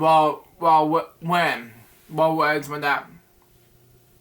August 8th, he and Harris Bischoff lost to Page and Jay Leno, thanks to an interview with Terry Eubanks. Something like that. Hogan has a question pad rematch with Warrior at the Hollywood Outback in October 25th, where his nephew Horace aided his victory. On the Thanksgiving episode of Tonight Show with Jay Leno, Hogan officially announced his retirement from professional wrestling, as well as graduate for President of the United States. Wow. Campaign footage aired at night 12 of Hogan and Bischoff holding a press conference. Many appear both announcements were false, made probably stunts to draw some hype of Jesse Bradworth, Minnesota. Got with him back to him. After some time off in WCW, Hogan returned in the January 4th, 1999 episode Nitro to challenge Kevin Nash into the WCW World Heavyweight Championship, which Hogan won for the 5th time. Okay, the match ended controversy, known for his finger poke of doom. The match saw Hogan poke Nash in the chest, which was his index finger. Wow. Probably Nash was badly fall himself on the mat and allow Hogan to pin him. The victory marked the reunion of both NWO faction and one venomous group. The incident have negative variations for WCW as a whole, with some wrestling journalists crediting the beginning of the communist and not downfall. Wow. Anyways, 5 years at WCW, okay? Okay. Hogan lost the WCW, something like that, World Heavyweight Championship to Ric Flair in the uncensored seal, Cage first blood match. Later, Hogan was severely injured in the Texas Tornado match for the WCW World Heavyweight Champion, featured him, Diamond Dallas Page, Flair, Sting, and Spring Stampede. On July 12th, episode 912, Hogan made his return as a face for the first time in 3 years and accepted an open challenge with Savage, who after won the WCW World Heavyweight Championship, the Back of the Beach, something like that. Anyway, the night before the tag team match with Page and Kevin Nash. Thanks to every fair from Nash, Hogan defeated the Savage to win his 6th and 7th final from the WCW World Heavyweight Championship. August 9th, 1999, Hogan started the night dressed in the title of black and white, but after a backstage scene with his son came out and dressed in his traditional red and yellow with this man. Okay. Main event 6-man tag team match. Hogan then defeated Nash retirement match, World War to retain WCW World Heavyweight Championship. Injuries and frustrations mounted. He was absent from television from October 1999 to February 2000. In his book, Hogan and Hulk Hogan, Hogan said he was asked to take time off by newly hired head of creative booking, Vince Russell. He was not told that he was brought back in time. Despite some revelations, he agreed to do so. On October 24th in Hollywood Havoc, Hogan was faced Sting for the WCW World Heavyweight Championship. Hogan was champion wearing the street clothes. Wow. They put down the pen and left the leg. Wow. However, commented on the match. Those were whack times. It was all Russell and all me. It was all stupid. Wow. Come right back.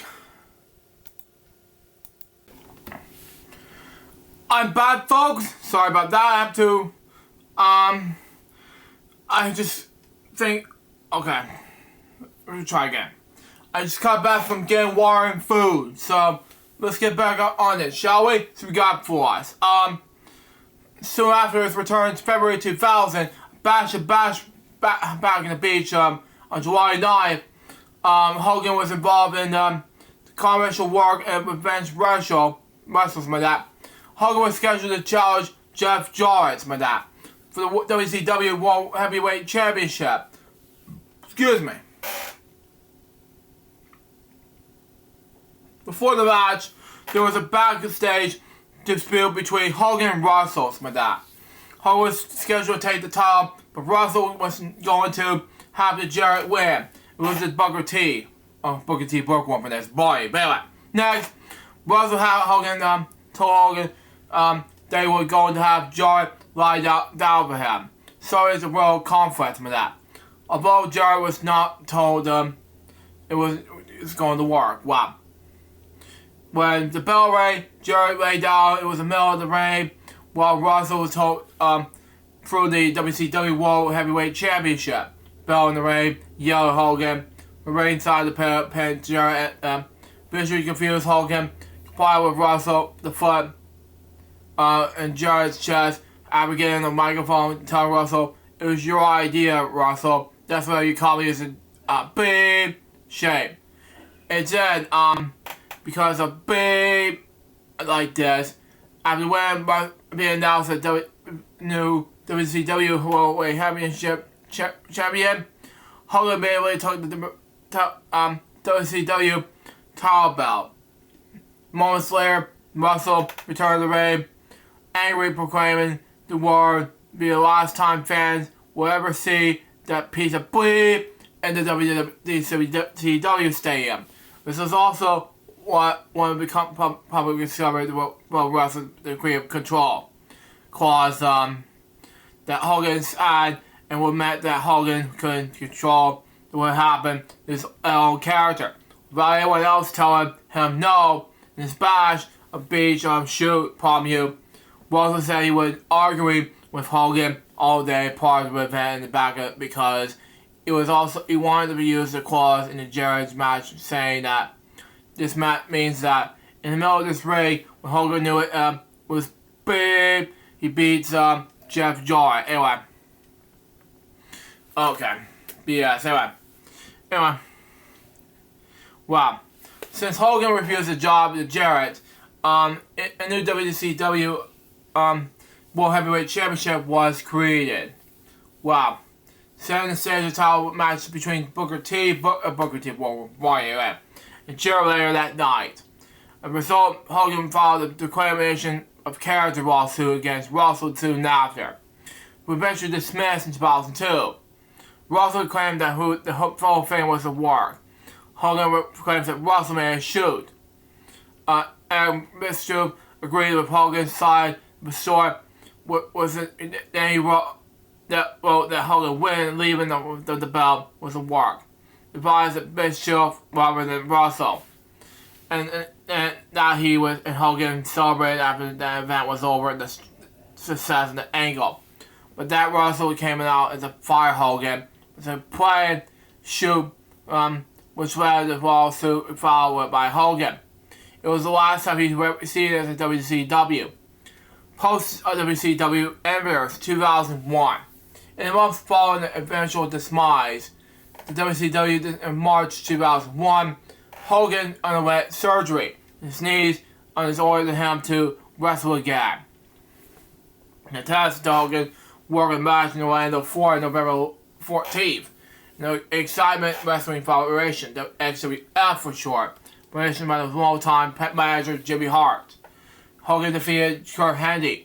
Anyway, in the match, it felt like healthy get enough to accept it after the return to WWF in February 2002. Second return to WWF, WWE in 2002 and 2003. And the No Way Out in February 2002, Hogan returned to WWF as a heel. returned the leader of the original NWO with Scott Hall and Kevin Nash. Something like that. But anyway, you got the three guys in collaboration with The Rock and co-host Stone Cold Steve Austin. The chance of becoming his undespised WWF champion against Chris Jericho was the main event.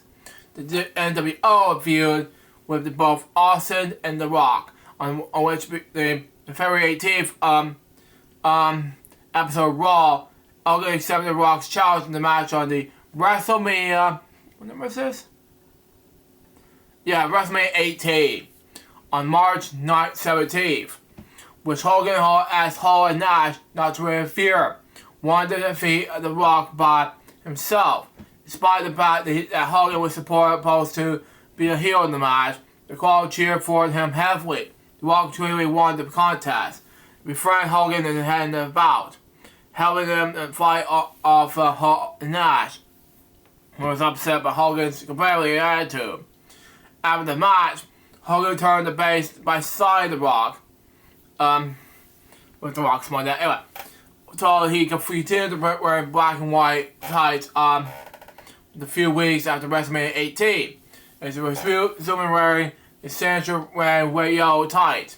During this period of time, the Hulk Rules logo on the A's was redone with the text Hulk Still Rules. Anyway, and Hogan would also wear the original Hulk Rules, arrived 12 years earlier. He's outlined WrestleMania 6 months at the same time. The Sky Dude. For the time, he was what was still known as Hollywood Hulk Hogan.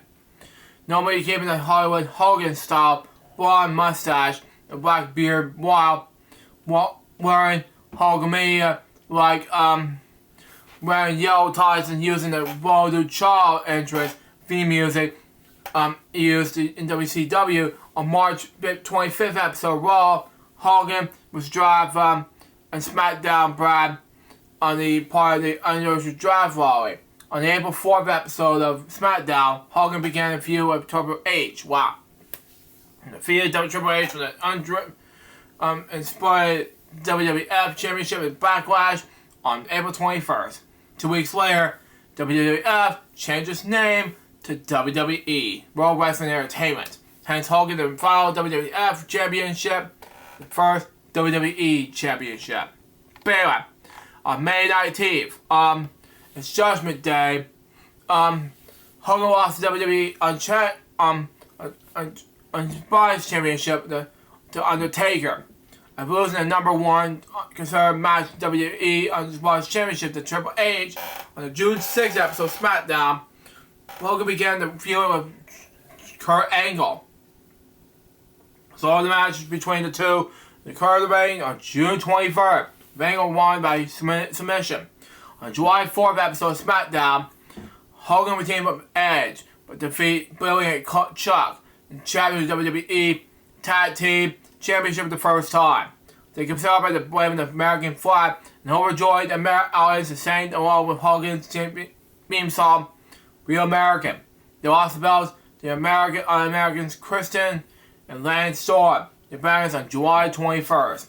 In August, Hogan was using the angle by Brock Lesnar.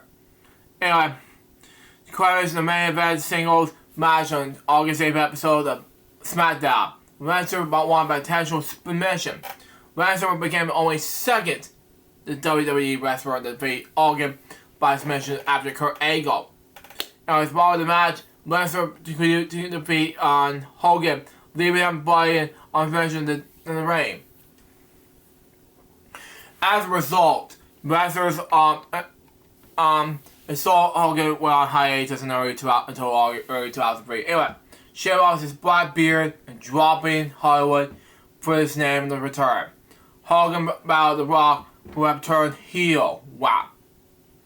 Once again, no way out. On February 23rd, lost, defeated Magalian on WrestleMania 19 on March 30th. In the Street Fight build is 20 years in the making. Hogan's next storyline, McCollum, forcing Hogan to sell the rest of this contract leading to him defeating on the Miss America character.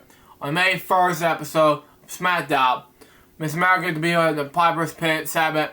Miss Claudia appeared and claimed that Miss America was Hogan in disguise. Miss America shot back by saying, "I'm not Hulk Hogan, brother." The feud continued through May, with a single match between Mr. America and Hogan's old rival Wally Piper at the Judgment Day on May 18th. A match Mr. America won. Miss America's last WWE appearance was on June 26th, American episode of SmackDown, with Big Show, the world's greatest tag team, Charles Hayes, and Shaw and Benjamin, something like that. Anyways, defeated Brock Lesnar to Angle and Miss America in the big six-man tag team match. After SmackDown went off the air, Miss America unmasked to show his fans that it is indeed Hogan. Put his finger on the lips, telling the fans to keep quiet about the secret. The next week, Hogan quit WWE to frustration of the Creative Team. July 3rd episode of SmackDown, Miss America showed the footage of Miss America unmasked as Hogan and fired him. Wow. Although Hogan has already quit this real life. It was later revealed that Hogan is unhappy with his playoffs, the matches, and the comebacks under the Miss America gimmick. Sigler returned NJPW 2003. Hogan returned to NJPW in October 2003 when he defeated Master Yono at Ultimate Crush number 2 at the Tokyo Dome. Shortly after Hogan left WWE, scroll down, come on. Anyway, Total Non-Stop Action Wrestling DNA for short began making a return to Hogan, combining that Jeff Jarrett, co-founder of TNA and the NWA, something like that. World Heavyweight Champion, watching an on-air attack of Hogan in Japan after the title match. The attack was supposed to be a push for the Hogan's battle with Jarrett for the NWA World Heavyweight Championship. TNA's first 3-hour pay-per-view event. During recording and hip problems, Hogan did not appear at TNA anymore. Third return to WWE 2005 to 2007.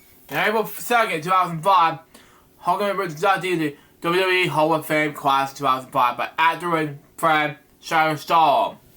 On WrestleMania 21, April 3rd, Hogan came out to rescue Eugene, who was being attacked by Muhammad Azam and Carter, it's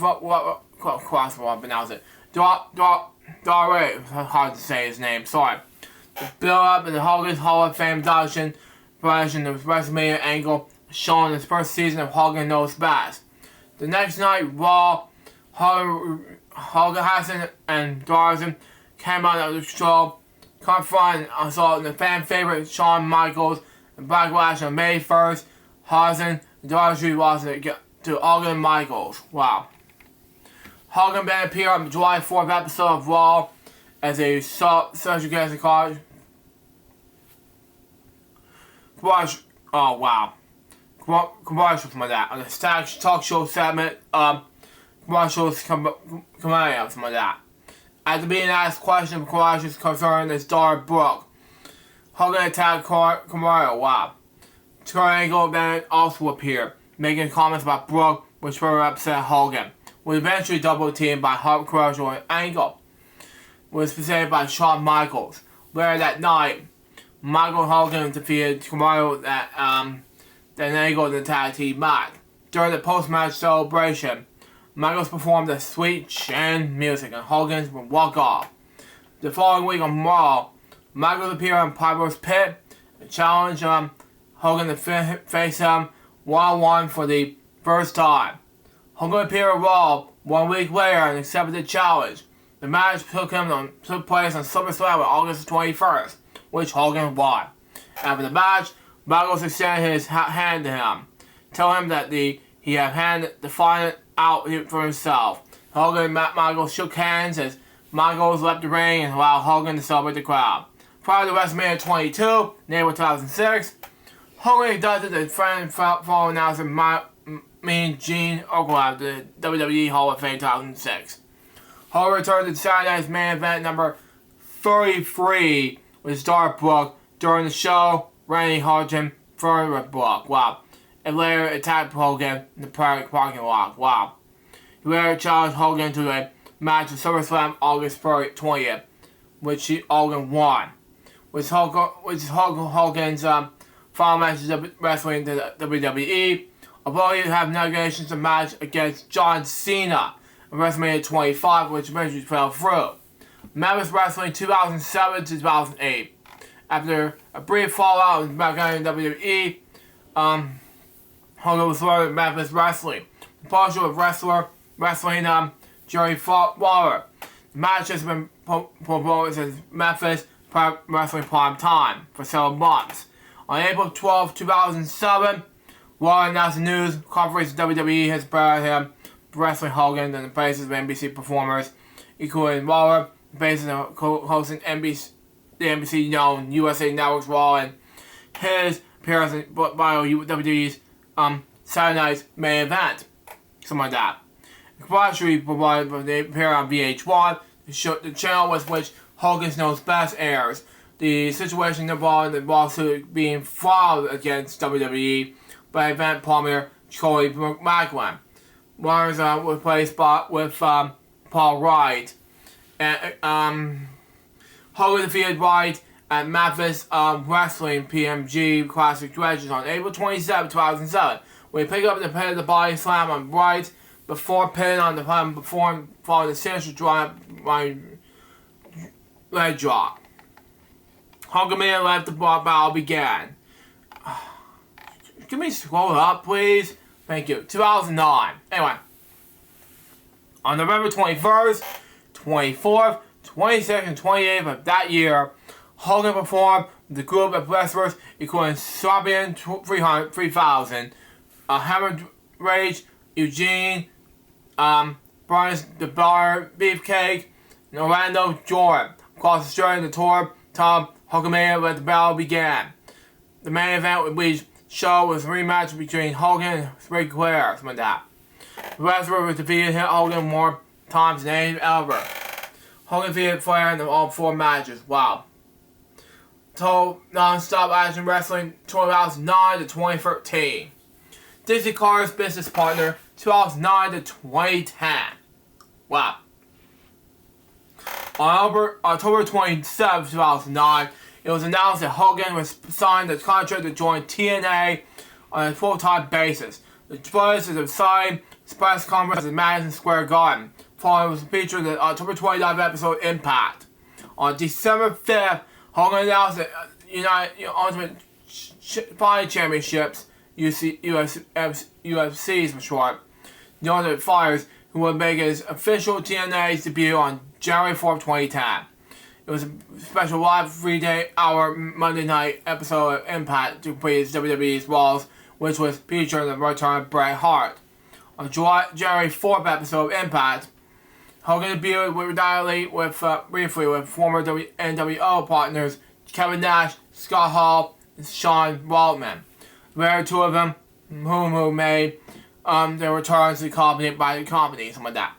He refused to join them. The full feud reunion with the group, claiming it was a different time, and stuck with his business relations with Bitcoin, who made the appearance and declared that the two of them would flip the company upside down. Wow. And they would have to earn their spot. Hogan encouraged TNA founder Jeff Garrett in the broadcast, appearing via video, while and interrupting Jerry's company success speech. Starting that Carter was instrumental in the company's survival, okay?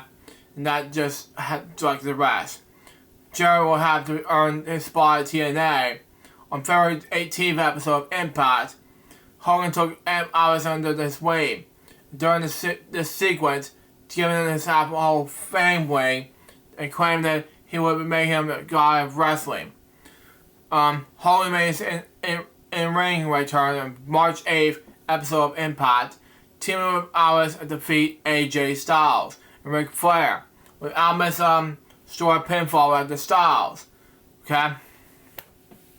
Afterwards, The return Jeff Hardy, they saved Hogan and Amos.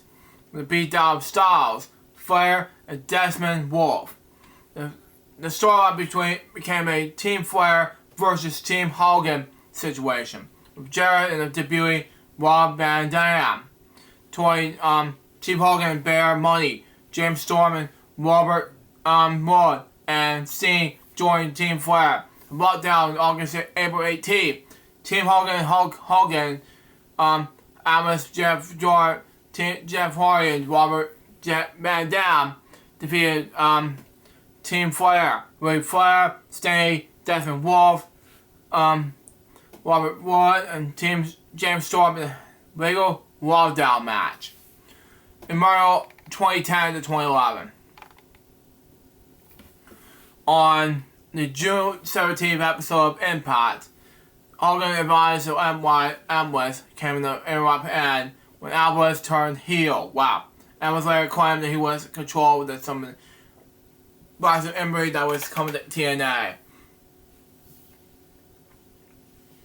Anyways, the next month, Hogan would work with Bischoff, Jeff Jarrett, and Samoa Joe against Sting and Kevin Nash, who claimed that they would know that Hogan and Bischoff were up to something like that.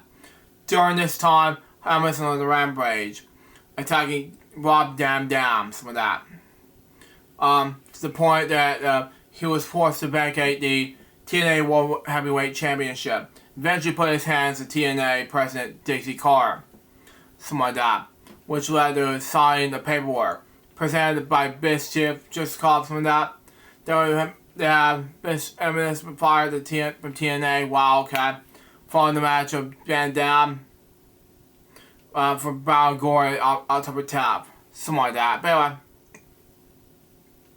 Hogan went to set the wrestlers with Jarrett and Joe against Sting, Nash and Dilago Dinero and Bon Gory, but was forced to miss in the event due to black surgery. He was made an appearance in an event and helped with Jeff Hardy when the Wrestling DNA World Heavyweight Championship, and aligned himself with Hardy, Bischoff, Alvarez, and Jarrett. Turn heels in the process. On October 14th episode of Impact, it revealed that Bischoff was tricked Pogar in the paperwork she had signed a week earlier were not to release Apple's. Wow. Turned the company over to and Hogan. Meanwhile, Bischoff and Hogan's new stable, not known as Morals, that formed and analyzed with Ric Flair's fortunes. Something like that. But Dixie Carter returned on the November 25th episode of Reaction, informed Hogan and Bischoff that the judge had filed an injunction against the two of her behalf over the not having surgery authority. The authority suspension of Hogan for TNA. During his absence, Hogan underwent a pulmonary clear when it ended in spinal fusion surgery on December 21st. Hogan returned to TNA on March 3rd, 2011, episode Impact, to declare himself the new owner of TNA, having won the court battle against Dixie Carter. Well, okay. In April, he began hunting a possible return to the ring to face the TNA World Heavyweight Champion Sting. On May 12th episode of the newly renamed Impact Wrestling, Hogan lost control of the program to Mick Foley, who revealed himself as the network consultant who had been causing problems from Emporio ever since Hogan and Bischoff took over the company. The angle was cut short 3 weeks later, with Foley left TNA. Well, okay. During the following month, Hogan would continue to interfere in Sting's matches, causing him to for TNA World Heavyweight Championship, first as Hardcore Justice, at August 7th, recording Kurt Angle to refer in the process, On the September 1st episode of Impact Wrestling and following the No Surrender on September 11th. On September 15th episode of Impact Wrestling, Sting defeated Empire member Ric Flair to earn the right to face in Hogan and Bound to Glory on October 16th On October 4th, it was reported that Hogan has signed a contract extension for TNA. After figuring retirement from professional wrestling, Hogan accepted the matches at the Bond of Glory on the October 6th episode of Impact Wrestling, while also agreeing to hand the TNA back to Dixie Carter, so Sting win the match. Hogan was defeated by Sting at Bond of Glory, and the storyline is the president of TNA. After the match, Horser attacked Sting, but Hogan returned to Marshall and helped Sting, turning face in the process. On the following episode to Impact Wrestling, Hogan wearing the trademark "You're Ready Again." Mention the mistakes, but putting over Sting for winning. Wow. Feud against Hayes and Aces. Eights, my dad. Anyway, move on. Next. Oh, man. During TNA's tour in the United Kingdom, wow, okay. On January 26th through 27th, Hogan returned to the ring and house shows in Nottingham and Manchester, where he and Jane Storm and Sting defeated Bobby Roode, Bobby Ray, and Kurt Angle in the six-man tag team main events in both events. The later of the which of Hogan's final match.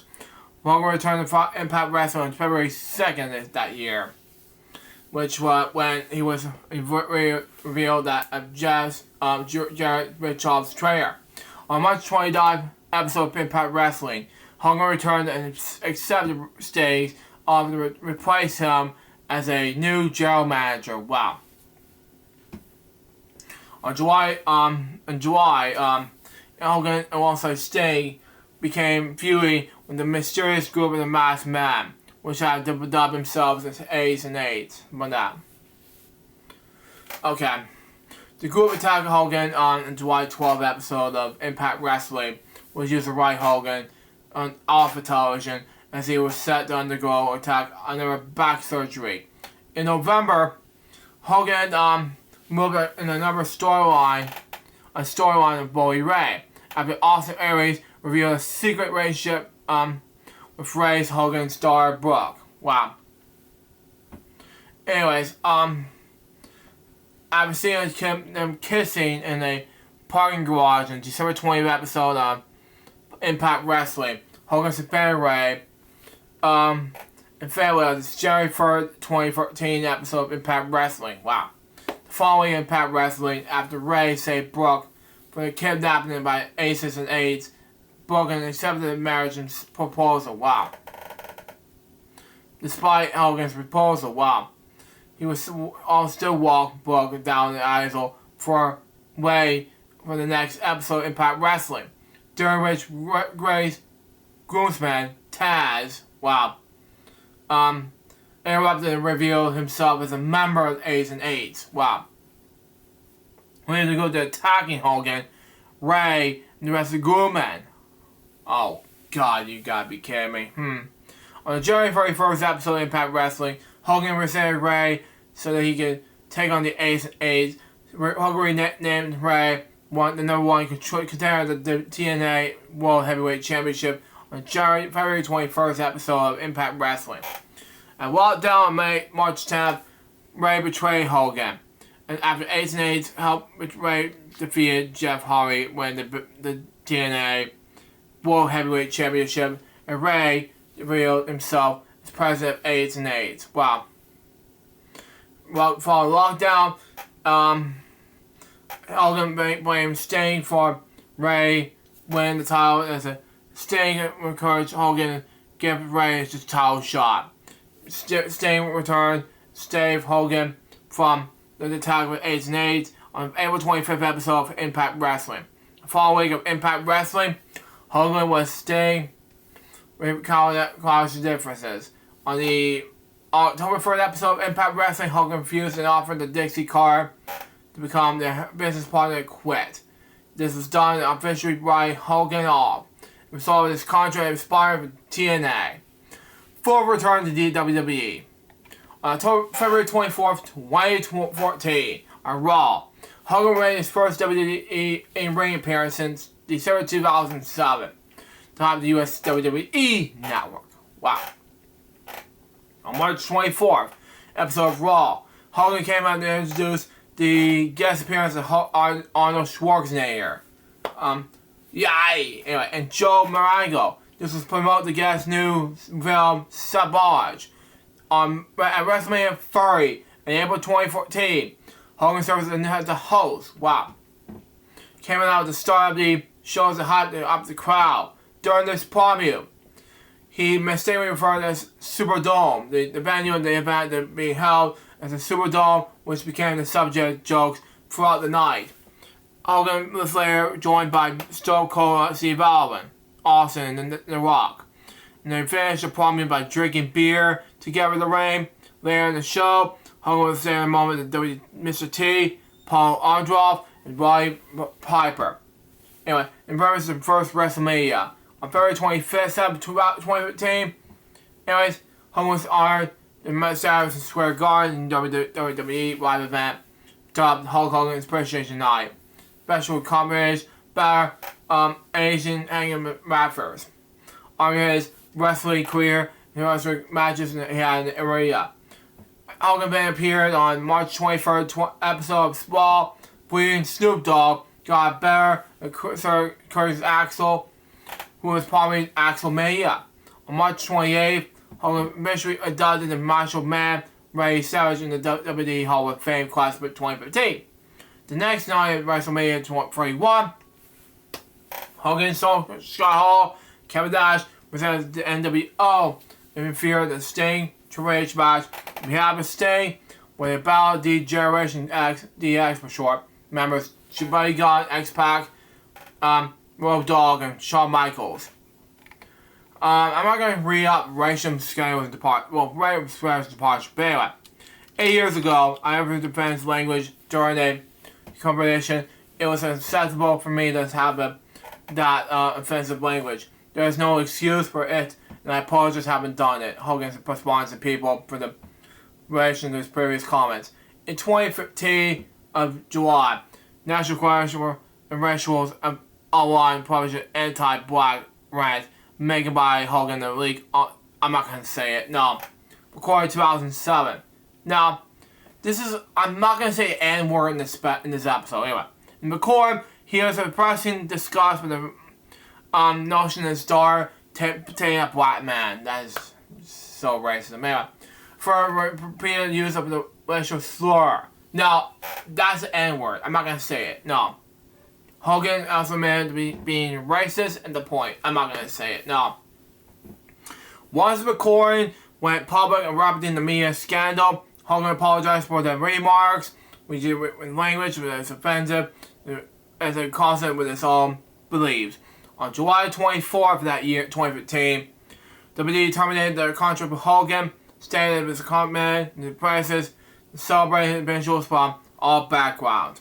However, Hogan's lawyer might not choose to resign. A day prior, WWE removed almost all references to Hogan from their website, including all his listening with the judge from Tough Enough, his merchandise from WWE shop, his entry from his WWE Hall of Fame page. Wow.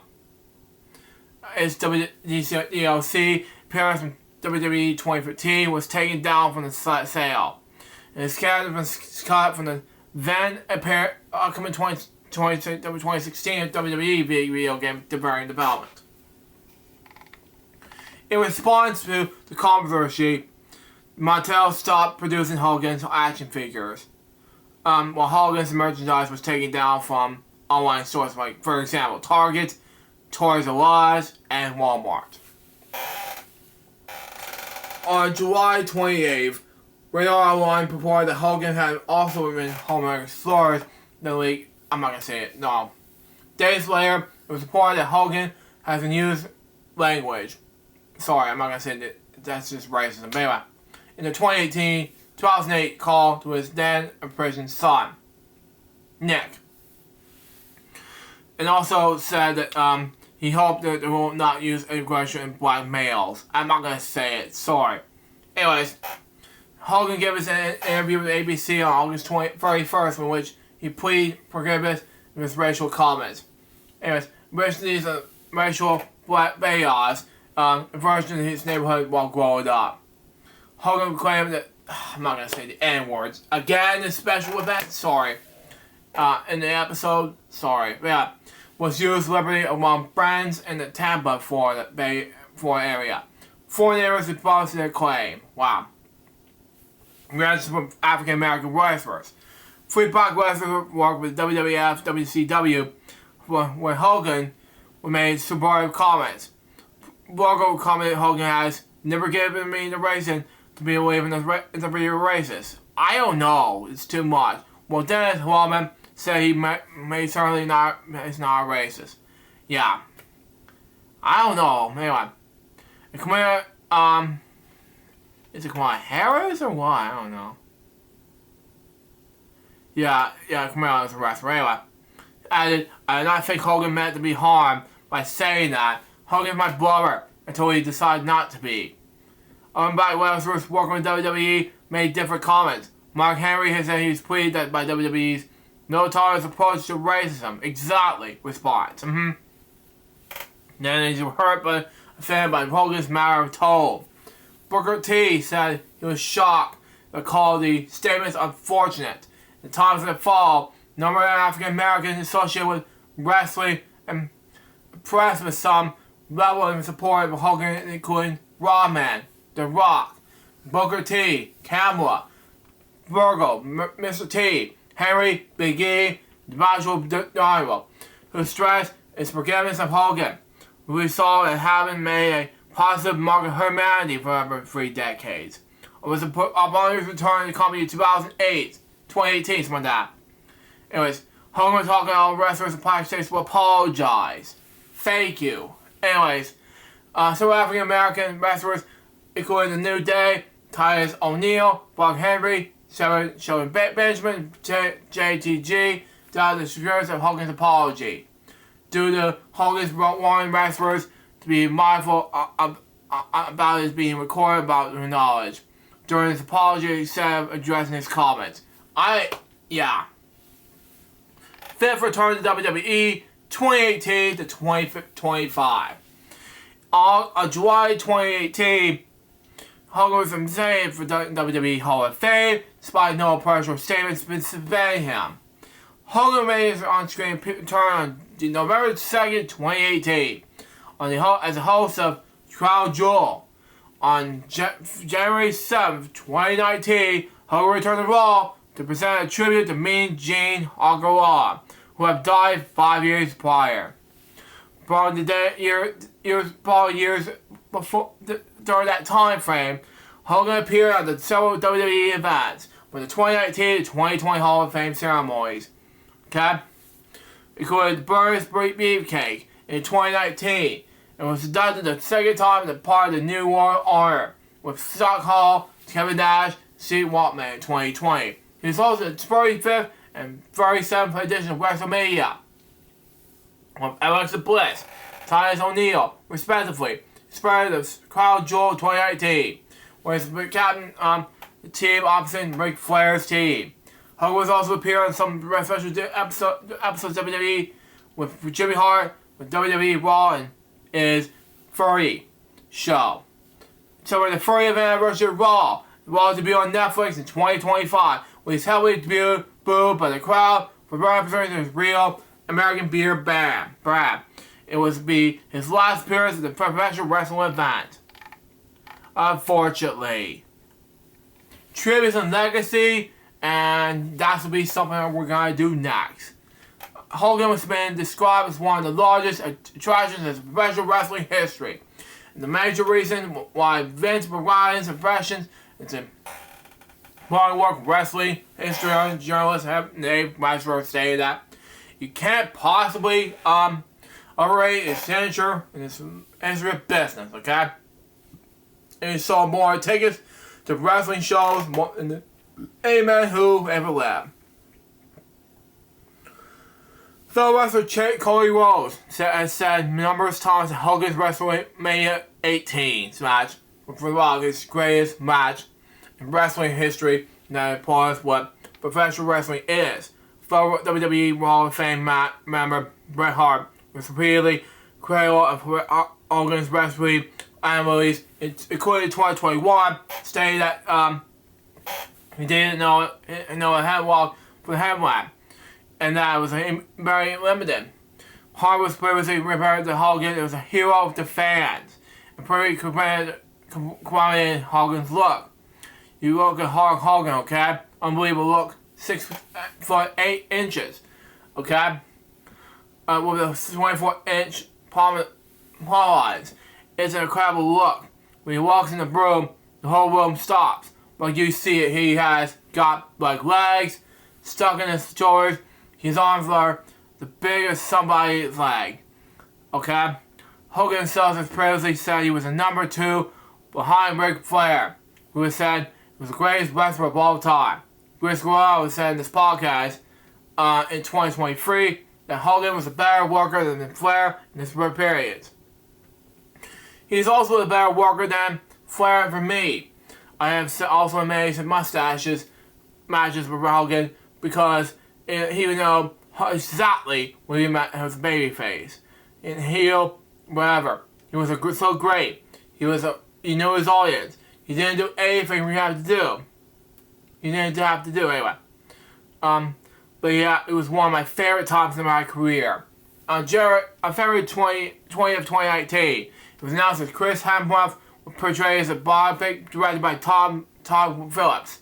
However, in 2024, Phillips announced in the film has been scrapped.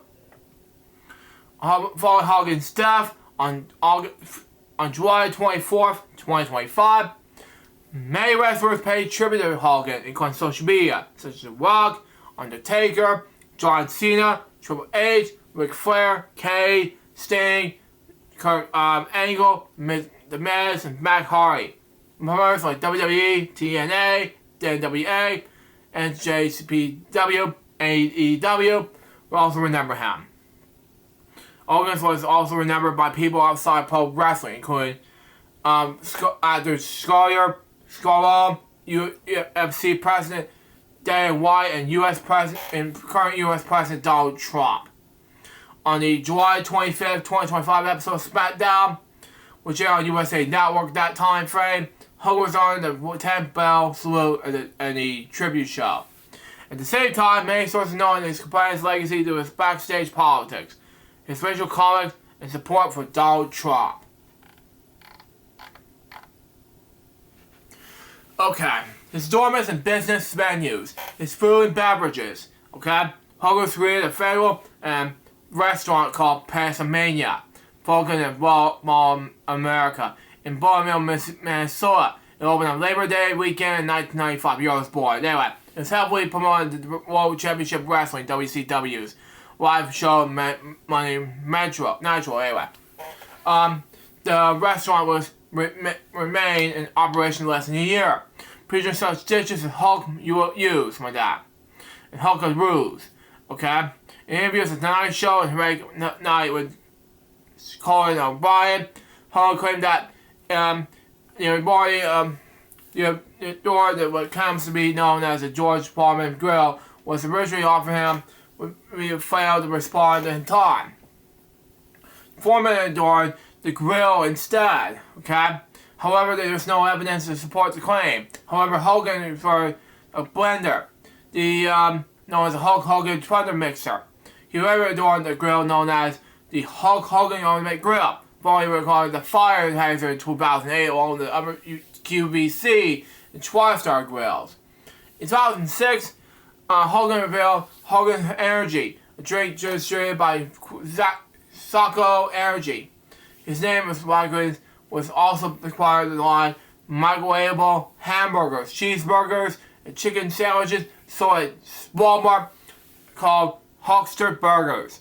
On November 1st, 2011, Hogan launched his website called Hogan Nutrition, featuring many martial and dietary products. On New Year's Eve 2012, Hogan is over the beachfront restaurant called Hogan's Beach near Tampa, Florida.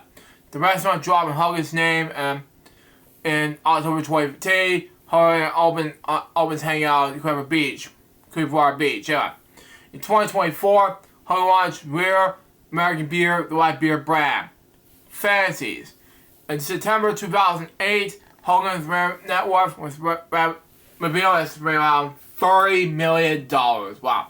In September 2011, Hogan claimed that his lavish lifestyle and divorce has cost him hundreds of millions of dollars.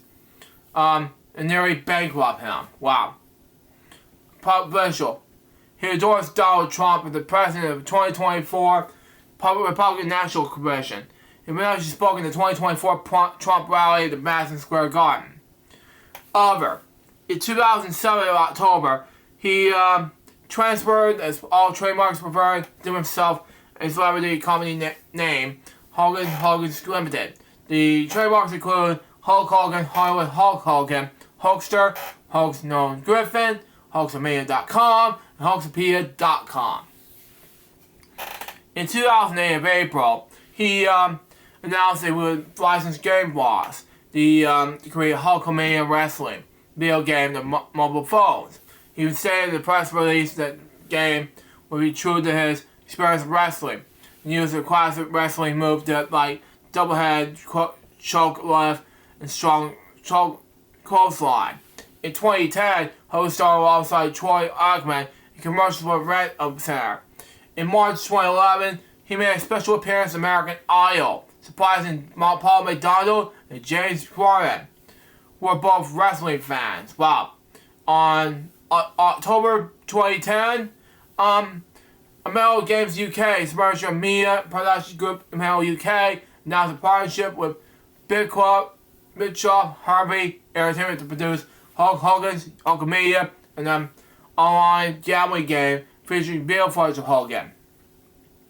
In 2013, of October, he partnered with Tech Assets Incorporated to operate a web online service called Hulkamania. A commercial video promoting the service featuring Hogan Perry, Gene Chuan, Van Damme's GoodDaddy.com. Commercial and Miley Cyrus Wrecking Ball music video. On November 21st, 2015, Hulk Hogan and GoodDaddy.com appeared together on the live on Hangouts on Air live on Google+. Wow. Makes sense. Hogan became a distributor for multi-layer level marketing company Devices Sciences and looked at business operations outside of wrestling. He supported the American Diabetes Association. Earlier this year, he appeared on the documentary film WrestleMania, 11. Is it 11 or 9? I don't know. It's 11. Okay. It's 9. Excuse me. WrestleMania 9 to Spectate. The documentary was released on Peacock or April 11, 2025. Hogan co-founded Real American Freestyle in April 2025. He was served as one nation's commander. Hogan both previously throughout the American Beer Company, brands like that, sponsored the promoted American Football War. His other media began with this, okay? His crossover party with several television film roles. In his career, he played a part in Project Clips in Rocky III in 1982. He also appeared in No Holds Barred in 1989, before starring family films for Camaro in 1991, Mr. Natty in 1993, and Sand with Muscles in 1996. And Three Ninjas High Noon at Mega Mountain in 1998. Hogan also, Bob Show, if you watch this Sand Mountain Muscle for your review show. But anyway, he also appeared in 1992 commercials with Right Guard Defiant. He also starred in his own television series, Thunder with Paradise in 1994. He's also a star on Weapon in 1998, in which Burris Beefcake was also appeared as a cameo. In 1997, Hogan was starred in the TNT original film Outside Devil's Island. It's leader of the Camaro Unit featuring fellow genre veterans Carl Weathers and Shannon Tweed. Eric Biscoff was also as executive producer. Characters was a concert for a regular series, but instead received a second feature-length showcase 2 years later. Third, called Assault Death Mountain. In 1995, he appeared on TBN's Kiss of Bob Kane's Crime. Yeah, TBN's boring, but anyway. Hogan made cameo appearances in Mount Muppets from Space, Grimmins 2, The New Batch, Vertical Cut, anyway, Spy Hard, and himself. But anyway, he also played the role of Zeus in Little Hercules in 3D. He also made 2 appearances in the A-Team in 1985 and 1986, alongside with Roddy Piper. He also appeared in Society Susan in 1999. He also voiced the Dean in the 2011 animated show China, Illinois. Okay, that's fine. It's a sitcom. Another sitcom. But anyway. Reality television and hosting. In 2005, July, he also VH1 premiered Hogan Knows Best. A reality show that centered around Hogan, his then wife Linda, and their children Brooke and Nick. In July 2008, spin-off entitled Brooke Knows Best premiered, which focused primarily on Hogan's daughter Brooke. Okay? Hogan hosted the comeback series of American Gladiators on NBC in 2008. He also hosted a judge short-lived reality show, Hulk Hogan's Celebrity Championship Wrestling. He also had a special title inspiring Hulk Hogan in AE on November 17, 2010. In 2015, Hogan was a judge in 6 seasons of Tough Enough, alongside Paige and Daniel Bryan. Due to that year's Hogan scandal, he was replaced by The Miz. Wow. Music and radio. It was released a music CD, and Hulk Rules, as Hulk Hogan and the Mastering Boat Band. He was also included Jimmy the Mouth and the South Heart, his then wife Linda and J.J. Maguire. Despite negative reviews, Hulk Rules reached number 12 in the Billboard Top Kids Audio Charts in 1995. Yeah, I was born there. Hogan and Green Jelly in 1993 pre-performed a cover version of Gary Greer's song I'm William the Gay Am I Am. In the 80s, Hogan appeared in the music video for Dolly Parton's wrestling theme love song Hey Walk in My Heart. The Parton's song Dolly. Wow. He's also regular guest involved with the Large Sponge radio show, but he's also served as a best man at Bubba's 2007 January's Way. January 2007 Way, yeah. In 2010, March 12, Hogan also hosted his own radio show titled Hogan's Uncensored on Satellite Radio's Hollywood 101. Okay? Merchandising. The radio wrestling bigger checklist records. Hogan is having 171 different action figures producing between the 90s to the 2010s. Featuring numbers, manufacturers, and pronouns, video games, and that's it. And Hogan provides his voice from the 2011 game Saint Rod role, someone that the firm as Angel Lee Murray. A member of the Saints, in October 2011, he released a video game called Hulk Hogan's Main Event. Someone gonna know it for this? Okay, that's good. Okay, personal life and death. And I'll come right back with this. Stand by.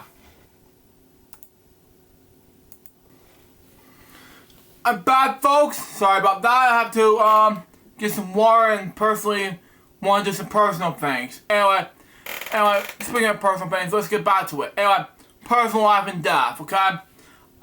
Legal issues, okay? Personal lawsuits. On March 27, 1985, just days prior to the original WrestleMania, Richard Belzer requested this cable TV talk show, Hot Properties, that Hogan demonized one of his signature wrestling moves. Wow. After commercially refusing but being egged by Belzer some of that, Hogan some of that, but Belzer in the modified gasoline choke. Wow. Which caused Belzer to pass out. When Hogan released him, Belzer hit his head on the floor, sustaining and rupturing the skull that required a brief hospitalization. Belzer sued Hogan for the $5 million and later settled out of the court. On October 20th, 2006 broadcast, Bubba the Hot Loves, when that Sponge show, it was claimed that Hogan in the studio that the settlement totaled $5 million to half of the Hogan and half of the Vince Bullion. During his June 31st, 2008 appearance of satellite radio's Howard Stern show, Buzzer suggested that the settlement amount was closer to $400,000. Wow. Testament to McLaren trial. In 1994, Hogan having received legal immunity satisfied the betrayal of Vince McLaren relating to shipments of steroids received by both parties of the WWF violation George G. Soros III. Under oath, Hogan admitted that he has used violation steroids since 1976 to gain size and weight, but that McLaren had neither sold him the drugs nor ordered him to take them. The evidence given by Hogan proved raw and extremely costly the government's case against McLaren. Due to this and Gargan's issues, McLaren was found not guilty. Wow. Due to the statutory, Hogan revealed that he and King Kong Bundy has got McLaren to tip him off over Jesse Gargan's arrangements efforts in 1986. Hogan later said, Vince already knew it. I just didn't think it was a good idea. Vince was running his mouth like usual, that trying to get everyone on board and everyone knew. As for the assault evaluation and lawsuit, okay?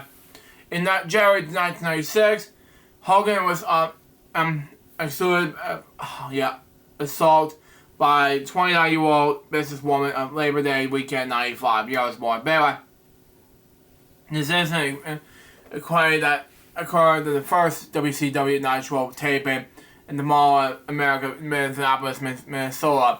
The woman claimed she was helping open Hogan to sell merchandise in his Pennsylvania restaurant, and when she was to deliver the leftover merchandise to him and his hotel room after the show, Hogan was forced to perform on him. Wow. She also claimed that she had evidence that Hogan another woman. Wow. The woman, the lawyer, sent Hogan a letter agreeing to sell the case privately before making it public, and Hogan sued the organization. G. Agua claimed he was Hogan the whole day. Denied the allegations. The woman filed a counter suit against Hogan in '97. Gallagher lawsuit. In 2012, April, and I'm not going to say it much longer, so it's going to take worse. I'm not going to say the S word in the special, sorry. A tape began between Hogan and Heather Claim, his Spanish wife of radio personality Bubba the Love Sponge, emerged online. On October 2012, Gallagher, released a short clip of the video. Wow. In the video, Bubba can be heard saying that the couple will be doing their thing. He'll be doing his office, and in the end of the video, he's also heard telling Heather, if we ever need to retire, here's our ticket. Hogan later told Heather sure, and the satellite radio showed that it was a bad choice. It was a very low point, and I was some friends. I made the wrong choice. It was very devastating me. I never been hurt. On October 15th, 2012, Hogan filed a lawsuit against Bubba and Heather Claim for prevention of his privacy. Yeah, exactly. The settlement with Bubba was announced on October 29th, 2012. Claim publicly apologized to Hogan. On December 2012, Hogan medical court, the United States Court of Appeals and 11th Circuit, found that Gallagher's publication of a bill snippet did not violate U.S. copyright law. Hogan then ever claimed the difference in the case allowed to be appealed in Florida State Court baseball for foreign residents. Wow. This suit against the measure privacy, navigate and activate relations of emotional distress. It saw $100 million in damages. On October 2015, the New York Post reported that the Florida judge Greg Hogan assessed Gallagher's computer system to inform the Florida's expert to search Gallagher's computer and office. Hogan later sued Gallagher for $200 million for defamation, loss of privacy, and emotional pain. And on March 2016 was $100 million, $15 million. Also on August 2016, a federal judge that gave Hogan control of the sentence of A.J. Doraya, former Gallagher chief who was involved in the posting of Hogan's tape, something like that. Anyways, Sogan, Larry billionaire Peter Chiles helped Hogan's fiancée fantasies in its lawsuit against Gallagher Media. On November 2nd, 2016, Gallagher reached a $41 million settlement with Hogan. Exactly. Anyway, alleged fabrications. He was approached multiple times for fabrication elements in his past. The element said a great believer in the methodology. Hogan was known to be stretching the truth about his already remarkable life. Outrageous extremes. Some of Hogan's statements could claim that Elvis Presley was a big fan of his. Presley died only a few days after Hogan was at his first match. Well, there are differences in time zones, flying between the United States and Japan, causing him to wrestle 4,200 days in a single year. That is a negative. Seriously injured by The Undertaker, dropping him in his head, performing the signature tombstone pile driver. Move the Survivor Series in 1991, when Undertaker saw the tape from the match he saw. He safely performed the move and Hogan's head flew away from making contact with the mat. And when confronting Hogan was due to the whiplash and was taking the move that both the Rolling Stones and Metallica wanted him to play bassist call for the bands. Metallica drummer Rock Ulrich denied to having him even met Hogan. Wow. And then he was offered the starring role in the film The Wrestler in 2008. But turned it down. Director Darren Aronofsky said the role was written for both star Mickey Rourke and never considered Hogan. During the appearance of Bob the Love Sponge, Hogan claimed to have a 10-inch, 25 centimeters. Oh God. Anyway, wow. During the Gallagher trial, he admitted in court that was not true. The claiming he was speaking in the character Hulk Hogan and not the Terry Bollea. Wow. Anyways, family. He also in 1983. Hogan married his first wife, Linda Coleridge. They have 2 children, a daughter, Brooke, and a son, Nick. Hogan was featured in the reality TV show Hogan Knows Best with Coleridge and their children. According to an interview with the National Enquirer, Coleridge claimed that Hogan had an affair with her in 2007. While the Hogan family was shooting Hogan Knows Best, Plant was 33 years old at the time he had worked with Butch Hogan in the 2006 album. On November 20, 2007, Linda filed for divorce in Platte County, Florida. In November 2008, Linda claimed that to the public that she would decide that to end her marriage after finding out that Hogan's affair. In his 2009 autobiography, Hogan acknowledged that Linda, on numerous occasions, suspended that he wanted having the fantasies whenever he developed friendships with another woman. Wow.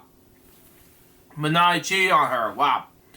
Hogan displayed about 30% of couple's liquid assets, to about $10 million. Wow, in divorce settlement. Hogan claimed to have committed suicide after the divorce. It credited Lot Ali, his co-star of American Gladiators, prepares him to do so. For doing so, anyway.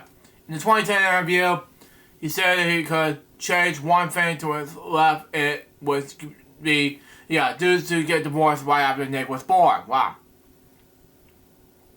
Hulk Hogan began a relationship with Jennifer McNally early 2008.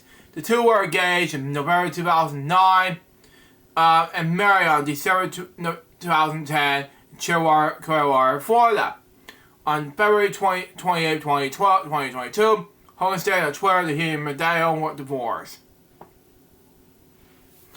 He became engaged on yoga instructor Sky Daly in July 2023. Poster and actors called now its wedding procession.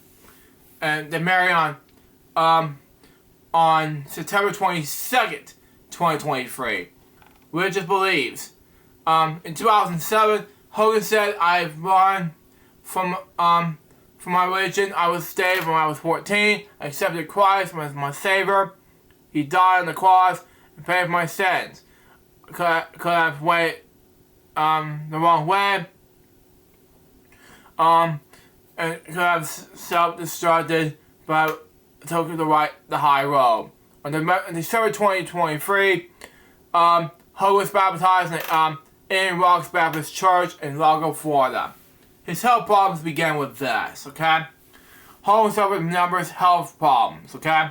Problems in his back, okay? Since retiring as a wrestler following years after heavyweight training and touring as a wrestler.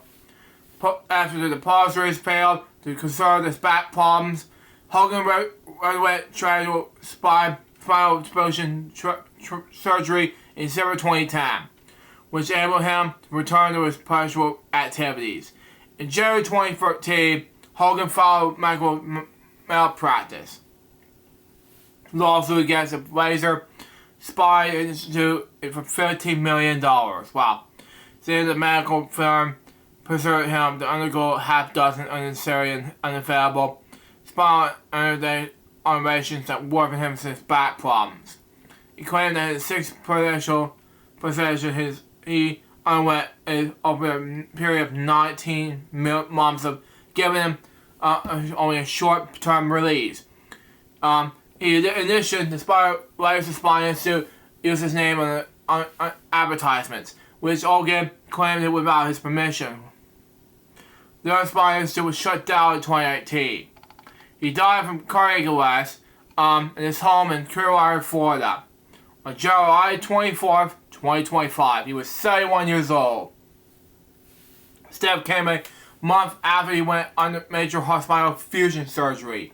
His wife Sky denied reports that was part of more than serious health-related issue.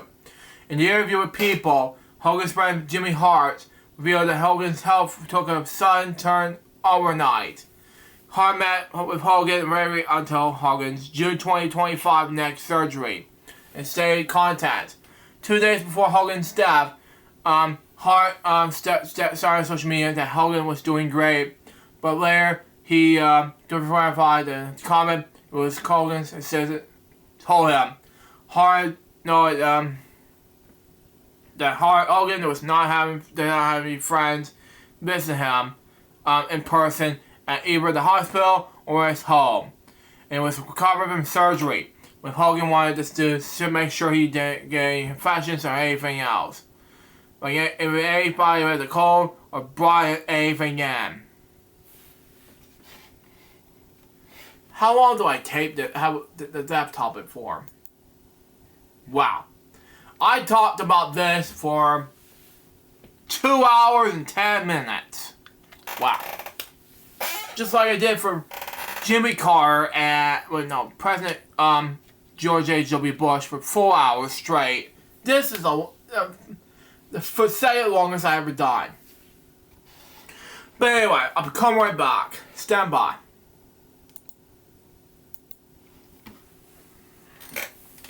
But folks, sorry about that. Man, this step topic was so long that I can't read it. So, thank you for your patience. Now, I've read 3 of the 14 depth topics so far in this nearly 3 hours of this episode. So, let's move on. My next step topic has to do with Tommy McLean. Born that name, he was an American musician, best known as a singer, who's best known as playing keyboards, drums, bass guitar, and fiddle.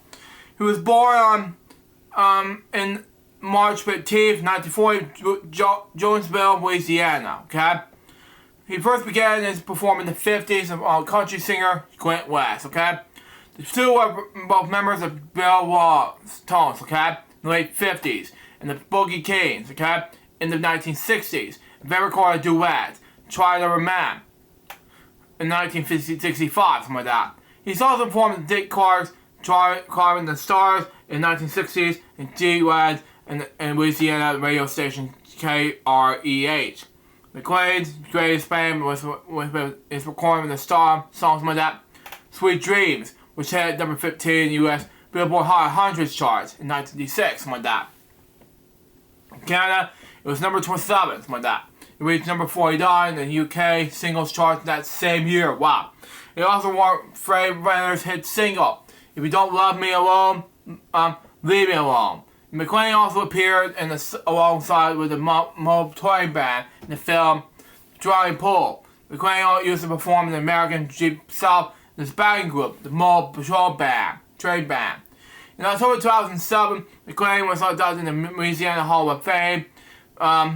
McLean was more recently featured in the guest artist in the album recorded by Larry Blaine in his Wally Nice in Austin, Texas.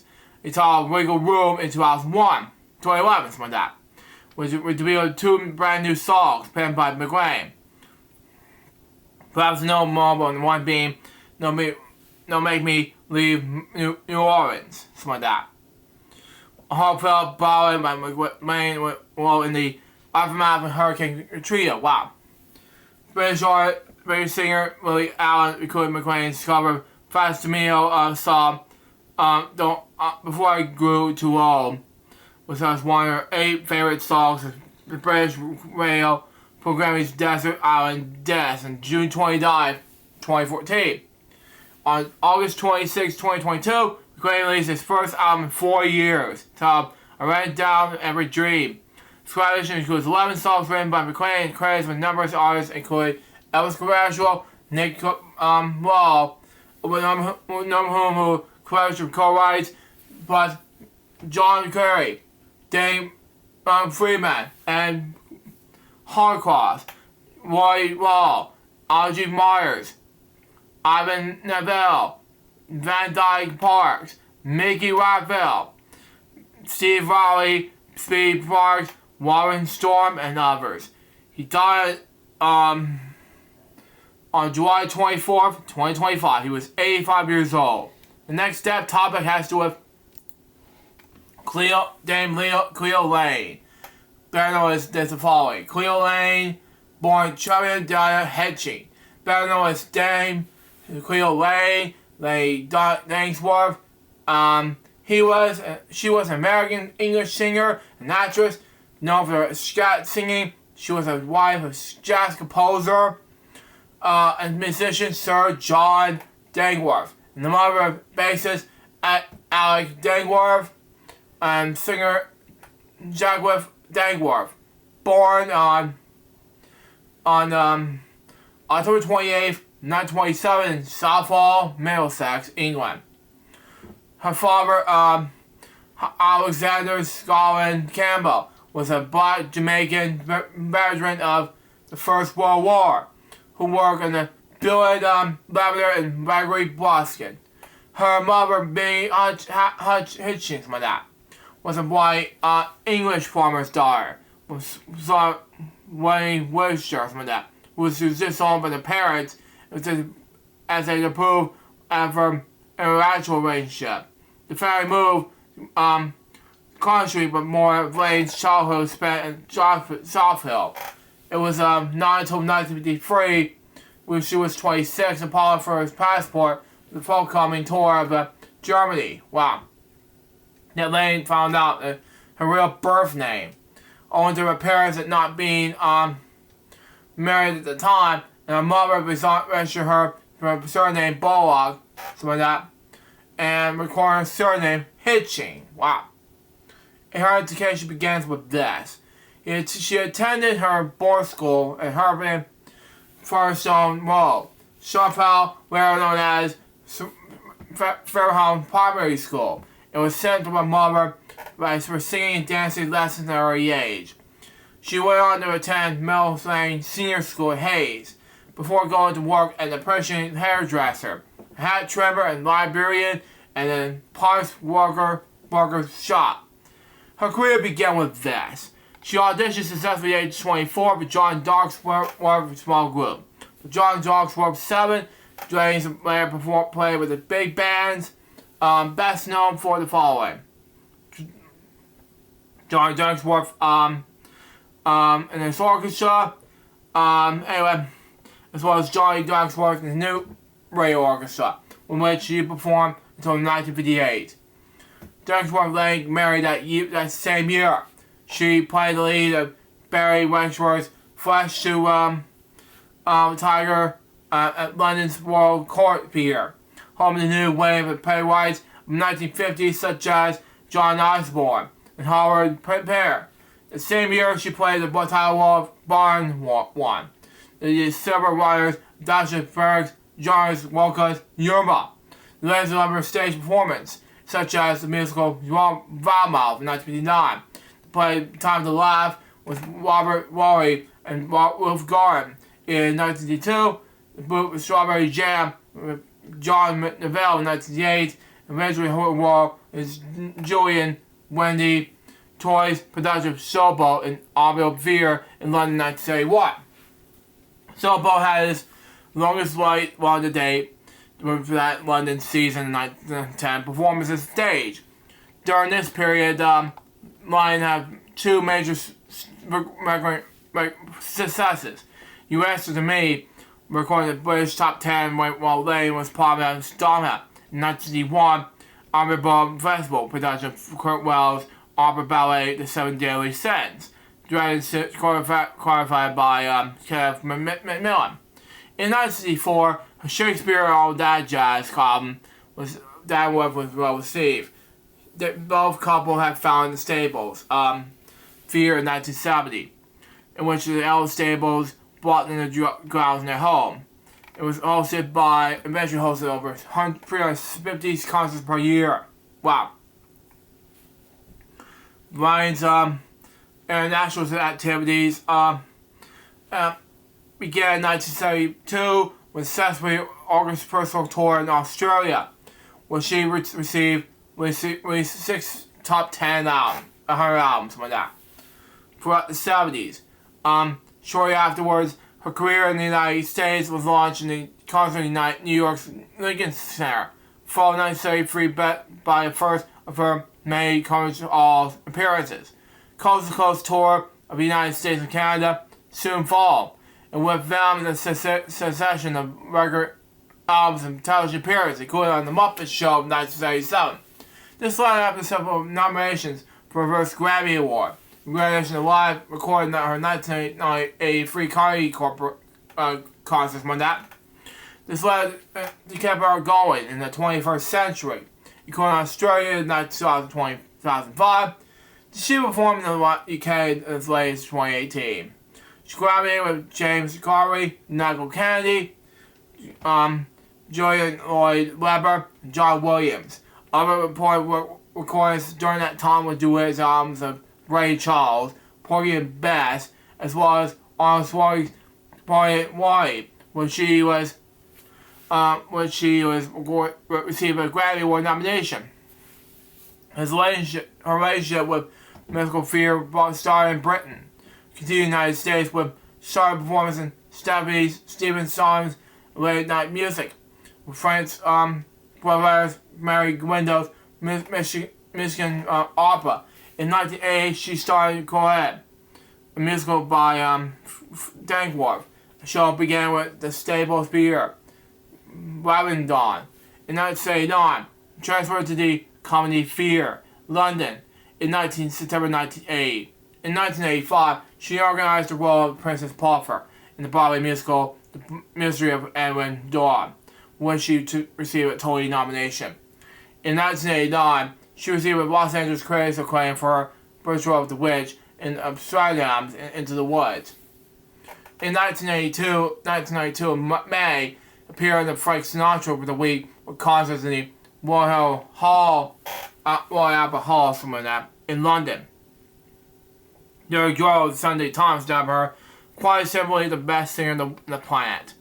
Anyways, personal life and death. In 1986, 1946, something like that, Lane married George Greenridge, a Ruth Taylor, which she had a son, Stuart. The couple divorced in 1957. Her son's producer in 2019. He was 72 years old. In 1958, she married John Dagworth. The couple have 2 children together. They were married until his death in 2010. On that day, Lane performed a concert at the Staples to mark the venue's 20th anniversary. She then announced Dagworth's death at the end of the show. She died at her home in Langsman on July 24th, 2025. She was 97 years old. The next step topic has to do with Tony Pierce, born John Anthony Pierce. He was a British actor and comedian, born December 7, 1946 in Winston, Greater Manchester, England. Tony began his career in the 60s, working in Boston. Throughout his career, he worked in the television, normally played Peter Barrett, in the Korean industry in 1999, and then Brian Dodge and Emmerdale. He also appeared in All Creatures Great and Small, Heartbeat, Where the Heart Is, and LA Without a Map. For the majority of his life, he was based in Sabara. Is that in England? Yeah, it's in England. Okay. He died on July 23rd, 2025. He was 78 years old. The next death topic has to do with Chuck Mangali. Wow. Born Charles Mangali, he was an American flugelhorn player, trumpeter, and composer. He came to preserve the member of the Art Blakely's band in the 1960s, and later co-lead the Jazz Brothers with his brother Gap. Okay, that makes sense anyway. Achieving international success in the 1977 was jazz pop single "Feels So Good." Received more than 30 albums, beginning in the 60s. He's also appeared in various TV shows, including a recurring role in King of the Hill. He was born to Italian-American parents on November 29th, 1940, in Rochester, New York, where he grew up. His parents were jazz Italians who owned a grocery store and Magwan Grocery. Okay?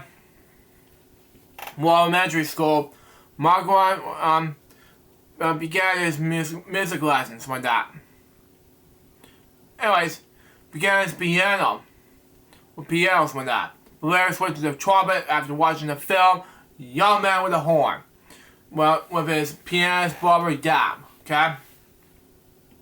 He started a band in high school and played sessions of Dizzy Gillespie and Miles Davis. His career began with this. He played with the Art Blakely's band in the 1960s. He and his brother led with Marcus Brothers, Sexus Quintus, like that, who recorded 3 albums in Riverside Records before Marcus branched out with other work. Something like that. One of his compositions would be for the Magnum Brothers Sexus, like that. Something different was recorded with Conville, Ari, and Ari's 1961 album, African Walls. He attended the Eastman School of Music in Rochester in 1958 and 1953, where he started playing the flugelhorn. He then joined Art Blakely's Jazz Messengers, filling the trumpet chair previously held Clifford Brown, Freddie Harburn, Kenny Dorham, Bill Harmon, and Lee Morgan. In the late 60s, He was a member of the National Gallery, a band in 1968. The band released the album performing musical, something like that. Impressions on the paintings of Paul Klee. Anyways, he stayed with the director of the Eastman Jazz Membership from 1968 until 1972. In 1970, he recorded the album Friends of Love. Friends of Love, something like that, in concert with the Rochester Brunswick Orchestra. Guest performers. Private recorded with saxophonist Jerry Norway, something like that. And popular concert was it recorded throughout the 70s. Bowie recorded during the collaboration won Margot his first Grammy Award in 1977. In the category Best International Collaboration, Barava was using WHAS-TV in Louisville, Kentucky. It's background music for school closings. It was first used during the blizzard of 1978. Wow. In addition to his score, the not one, Margot had much success in the later 1970s ensemble with Chris. Anyway, misspoken word. Anyway.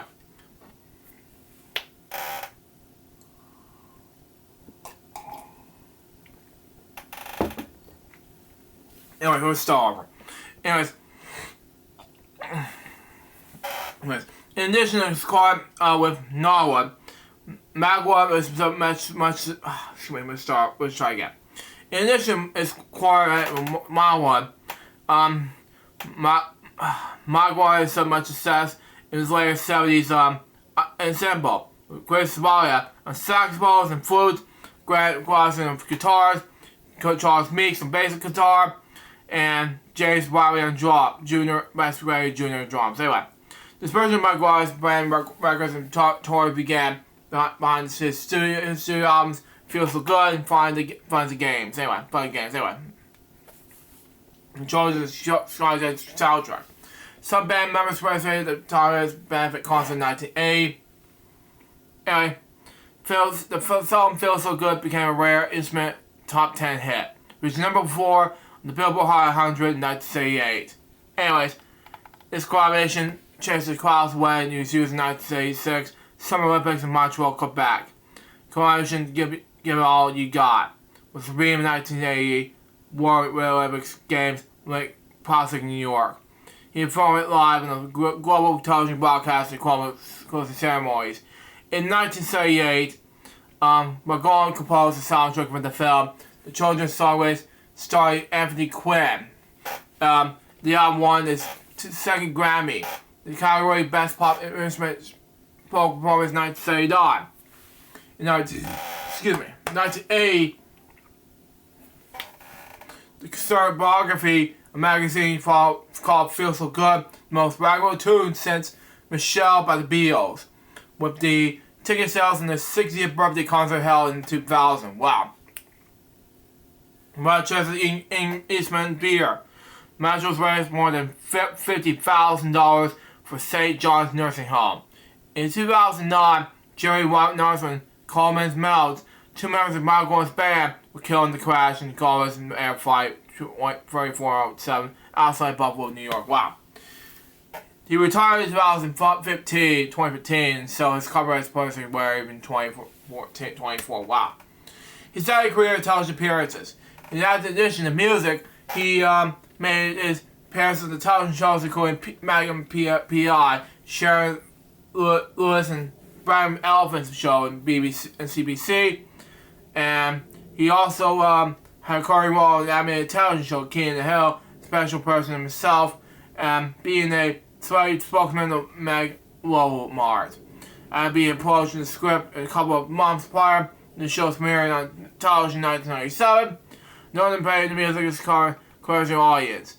He also agreed to be even great promotional interviews. In his 2000 album, Everything for Love, contains a track titled Peggy Hill as a homage to the series. His wife Rosemary died in 2015. He has 2 daughters, Nancy and Diana. It was a great grandfather. On July 22nd, 2025, He died in his sleep in Manchester home. He was 84 years old. And it's very important to me the next step topic. It has to do with this. Ozzy Osbourne. Born John Michael Osbourne. He was best known as the Prince of Darkness. He was an American English singer, songwriter, and media personality who co-founded the heavy metal band, the Black Sabbath, in 1968. And rose to prominence in the 1970s. Lead vocalist during this period, he adopted the nickname Prince of Darkness. But the band parodied heavy metal music, which is good enough for me. Prior to their critically acclaimed albums Black Sabbath, Paranoid, both 1970, and Massive Reality, 1971. Osbourne was inspired by Black Sabbath in 1979 due to his problems with his alcohol and other drugs. His band began a successful career with Wizard of Oz in 1980. Released 13 more studio albums. The first 7 which were certified multi-platinum in the United States. In the 80s, Osbourne drew controversy with his antics both on stage and off stage, with antics with promoting censorship but criticism rights. He was reunited with Black Sabbath on several occasions. He was joined from 1997 to 2005 and again in 2012. During the second reunion, he sang the band's last studio album, 2013, before he marked a farewell tour at the end of 2017. On July 5th, 2025, which I attended the whole concert, by the way, for 10 hours straight, Osbourne performed his final show at the Back of the Brigade concert at Birmingham, England, which is mental health issues, and announced that the concert will be his final show. Although he announced the intention to continue recording music, he died 17 days later, on July 22nd. Osbourne sold more than 1,100 million albums, okay? Because of solo and Black Sabbath releases. He was inducted to the Rock and Roll Hall of Fame, a member of the Black Sabbath in 2006, and a solo artist last year. He was also inducted in the UK Music Hall of Fame, both solo and with Black Sabbath in 2005. He was honored in the Stars and Bollywood Walk of Fame, Birmingham Walk of Stars, and his 2014 MTV Europe Music Awards. He's also received a Global Icon Award, and in 2015, he's also received an Ivor Award for Lifetime Achievement from British Academy of Songwriters, Composers, and Authors. His wife manager Sharon Osbourne founded the heavy metal touring festival Ozfest, which held during from 1996 to 2010. In the early 2020s, early 2000s, something like that, he became a reality television star when he was appearing on the MTV reality show The Osbournes from 2002 to 2005. He also sharing the 2 of their children, Kelly and Jack. Okay?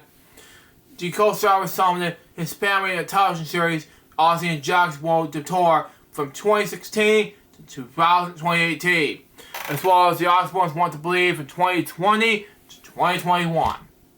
Now, I'll come right back to read his life and legacy. Stand by.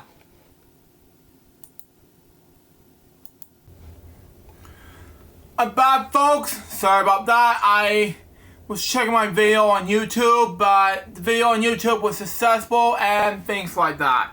Anyway, let's get back to the show. Anyway, John Michael Osbourne was born in the military hospital in Marston Green, then in Wexford on December 3rd, 1948, and grew up in Ashton area of the Birmingham. His mother Lillian, the unit on 1916 to 2001, non-national convict, working at the Lucas factory. His father John Thomas Osbourne, 1915 to 1977, worked night shifts in toll maker. And General Electric. I did not know General Electric Company. General Electric Company. Anyway, Osbourne had 3 older sisters named Jean, Alice, and Gillian. Okay, and 2 younger brothers named Paul and Tony. The family lived in a small 2-bedroom home and 14 large room in Austin. Anyway, awesome, someone in England. Anyway, Osborne gained the nickname Ozzy as a child. He dealt with dogma and at school. The accident was described as an Osmond vomit. At the age of 11, Osborne suffered abuse from school bullies. Wow. He said he was immune suicide multiple times as a teenager. Wow. He participated in school plays, including Gilbert, Sylvans, The Minstrel, and HMS Paramore. While hearing the first hit single The Beatles at age 14, became a fan of the band, created their 1963 hit song She Loved You, which inspired him to become a musician.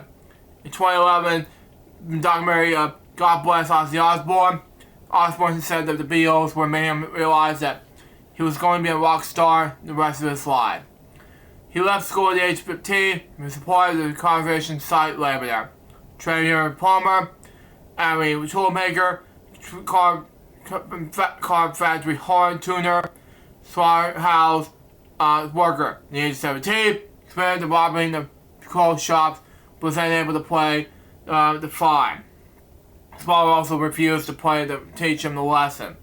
Besides, Osborne spent 6 weeks in the Westminster Green prison. Wow, this is difficulties, I know. Let me check my video. Come right back. Okay, I'm back, folks. Sorry about that. I was gonna read the anything what's going on my Chitty Cross special part number 44 on my YouTube channel, but that's not gonna happen. But anyway, let's get back to it. Anyway,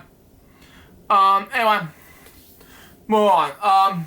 His musical career began with this, with Black Sabbath. In late 1967, Jesus Butler formed his first band, Rare Bread, something like that, and resurrected Osborne to be a singer. The band played 2 shows and broke up. Okay, Osborne Butler reunited with another band, Polka Dogs Blues, which another guitarist, Tony Army, and drummer Bill Ward, whose band Mythology had been recently broken up. They renamed the band Earth, but after accidentally booking a show instead of different bands with the same name, they decided to change the name to get name again. So then named Black Sabbath in August 1969. The band's name was inspired by the film of the same title. Black Sabbath was also known as how people enjoy being frightened during their appearances, which is inspired by the decision to play the heavy blues style of the music laced with groovy styles and lyrics. While recording their first album, Butler later Alpha book and woke up and seeing the dark figure of the bad some of that, and it's bad some of that. Butler told Osborne about it. Together they wrote the lyrics to Black Sabbath, the first song of the Dark Van. The band's U.S. record label, Warner Bros. Records, invested only money into it, something like that. But Black Sabbath met with a swift and enduring success built on Tony Army's guitar riffs, Jesus Butler's lyrics, and Bill Ward's dark tempo drum beat. Commented by Ari vocals. The views of Black Sabbath's second Paranoid were commercially successful and also gained commercial radio airplay. Osborne recalled, however, that in those days, the band wasn't very popular with women. Around that time, Osborne first met his future wife, Sharon Armin. After that expected success in the first album. Anyways, Black Sabbath was considered as their father, Don Aaron, as a new manager. Wow. Okay. Sharon was, that time, was working with Don's Sabbath, with that. Osborne, admitted that he was attracted to her immediately, but asserted that she probably thought I was romantic, something like that. Osborne later recalled that the best way that about immediately chosen Don Armin as manager. To that point, he was gone to see Sharon regularly. that the relationship was shortly professional at that point. Just 5 months after the release of Paranoid, the band released Master of Reality. The album reached the top 10 in both the United States and UK. It was a certified gold for the best in 2 months. Wow. In the 80s, it was released platinum certification. It was double platinum in the early 20th century. Wow. The reviews of the album was unfavorable. Lester Bangs, Rolling Stone, favorite the Smiths probably Master Reality as naive, simplified, ballistics like that, repetitive, and also doggerel. Wow. Above this very same magazine would later place the album at number 298 on the 500 greatest hit albums of all time list, compiled in 2003. And September 20, 1972, Black Sabbath released Black Sabbath Volume 4. Critics were dismissed of the album. However, it was reached gold status in less than a month. It was the band's fourth competitive album to sell more than 1 million copies in the United States. On November 1973, Black Sabbath released the critically acclaimed Sabbath Bloody Sabbath. For the first time, the band received favorable reviews in the mainstream press. Gordon Fletcher of Rolling Stone called the album an extraordinarily gripping affair, and nevertheless, the complete success. Decades later, all music, Marshall Rebecca called the album a masterpiece, initiable to an heavy metal collection, while also claiming that the band displayed a newfound sense of fitness and mentality. The album marked the band's fifth conventional platinum selling album in the United States. Symbolis when that was released in July 1975. Again, there was favorable reviews. Rolling Stone stated Symbolis is not only Black Sabbath's best recording since Paranoid. This might be their best ever. Anyways, the respective review, all music was less favorable. Wow. But knowing that the magical therapy that made much success, such albums as Paranoid Volume 4, so successful, special that was began to Technically, Extraordinary, I'm not pronouncing the album's name. Released on September 25th, 1976. It was also met with mixed reviews. Allmusic gave the album 2 stars.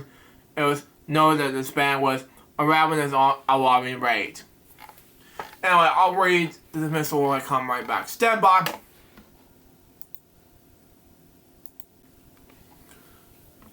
I'm back, folks. Sorry about that. I have to read something else in mind, but okay. I'm back. Let's just get to it anyway.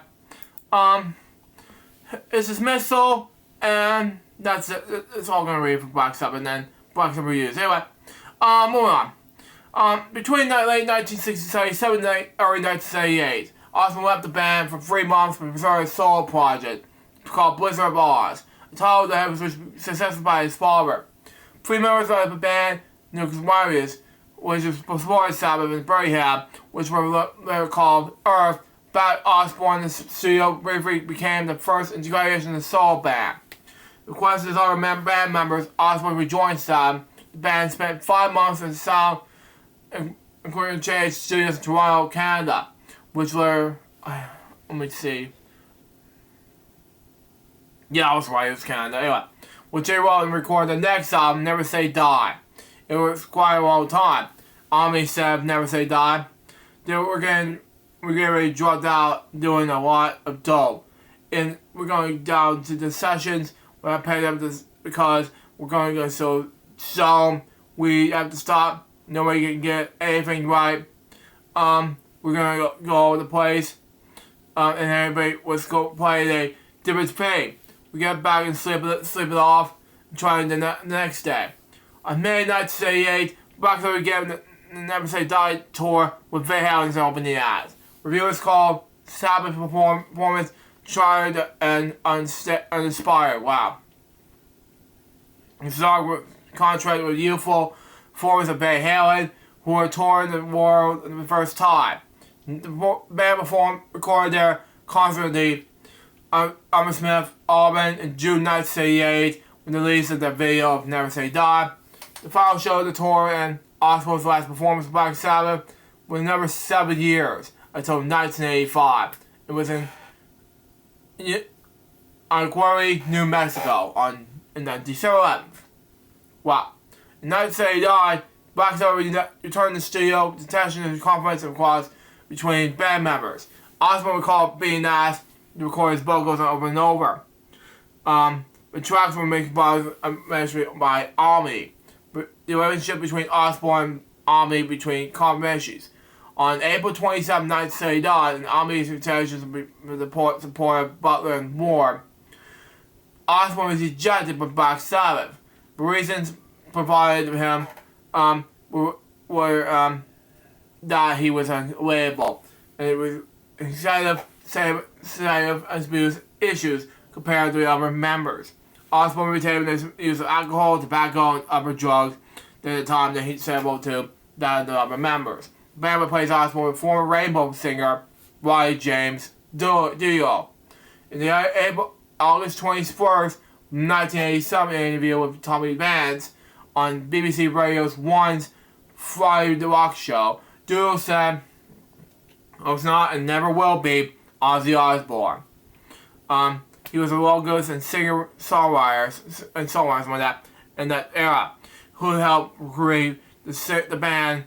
That band it was made that it was. It was in a classic form. Now, it was a huge thing, but I talked about his death topic on my LGBS episode, so it was hard, you know. But anyway, moving on.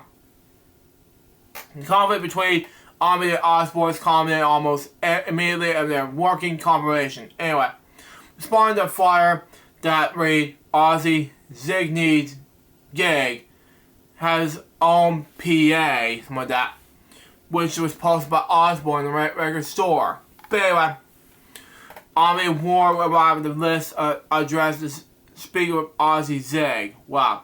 And to call himself when Army saw Osbourne emerge in another room in the house, he recalled that, oh man, hang on.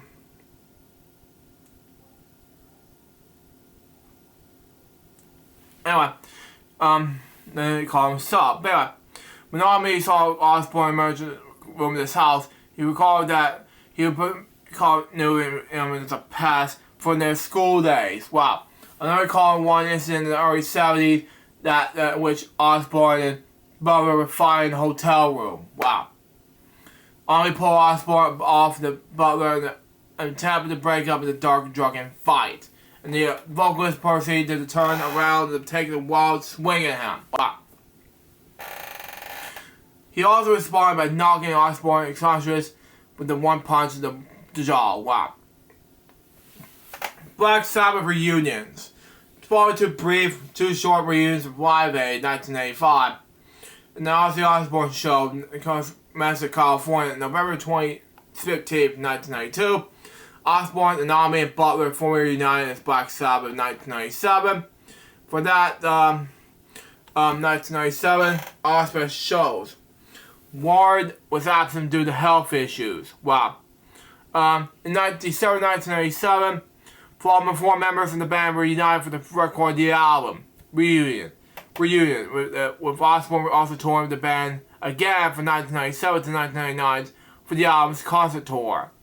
The album proved to be a commercial success upon release in October 1998.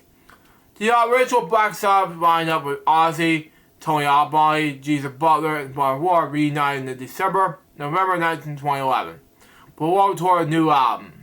Ward had to drop out of the contrary reasons, so the project will continue to rage against the machines by Ward stepping in for the Ward on drums. Wow.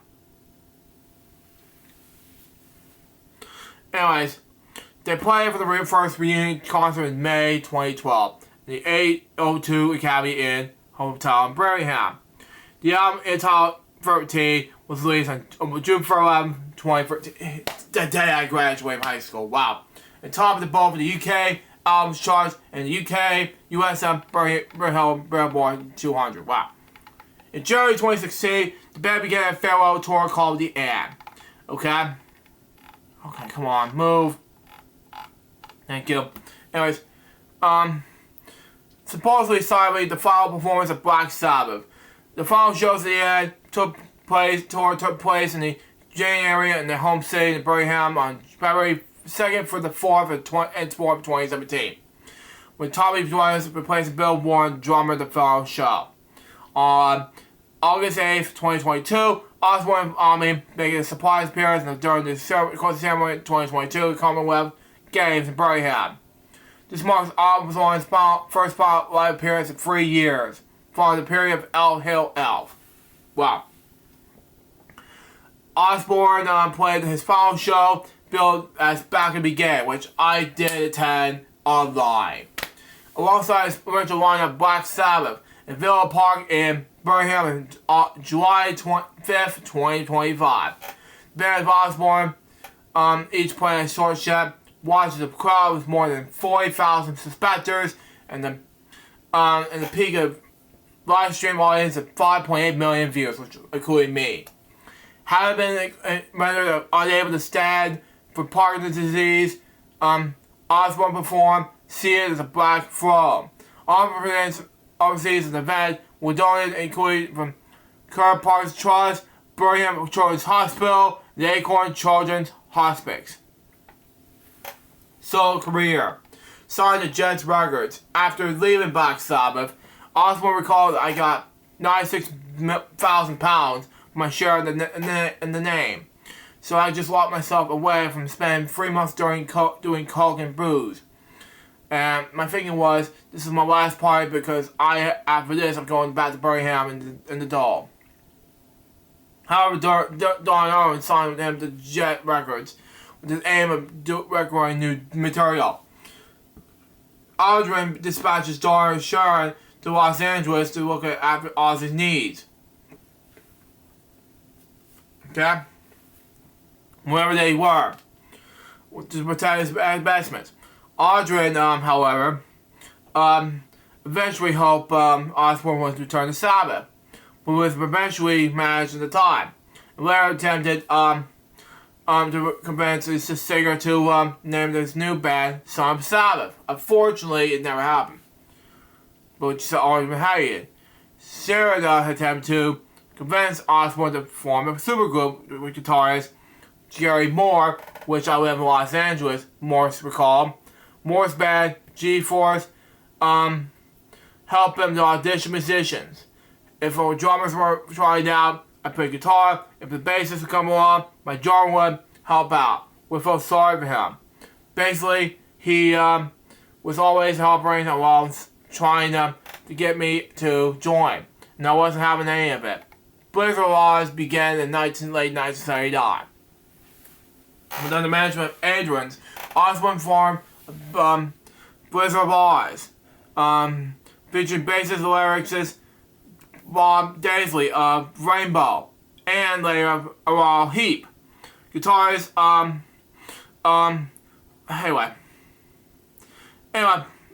guitarist late Ronnie Walls of Quiet Riot, and drummer Lee Kursky of Aral Heap, and finally keyboardist Don Airy of Rainbow and Flair Deep Purple as a session musician. Anyways, the record company eventually titled the group to be Birds of Oz, credited simply as to Osborne, because eventually the solo career, recorded with Daisley and Rhodes. But Osborne considered success in the first solo effort, but eventually accepted that Osborne and Rhodes started the band.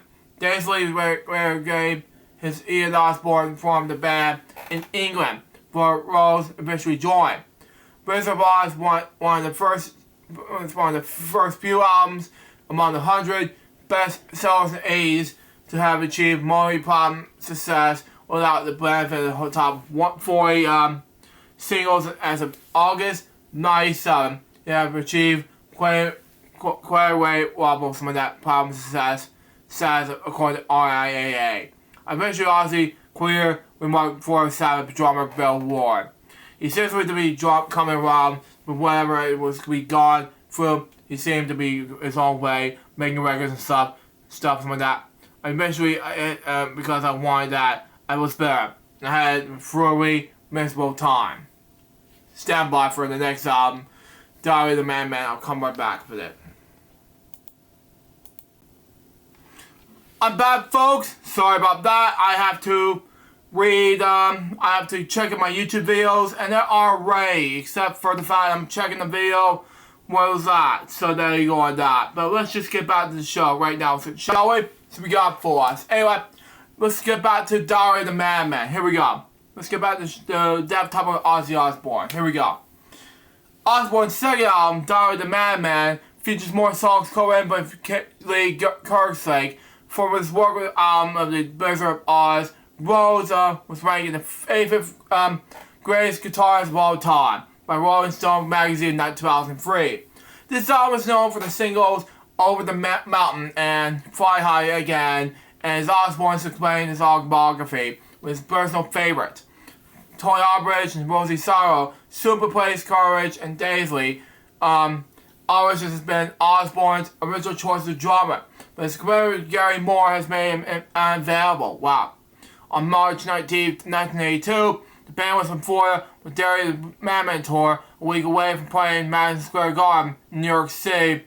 A light aircraft piloted by Andrew Aycock, some of that. The band's tour bus driver, some of that. Kerry Rose, some of that. Let me scroll down. Hang on.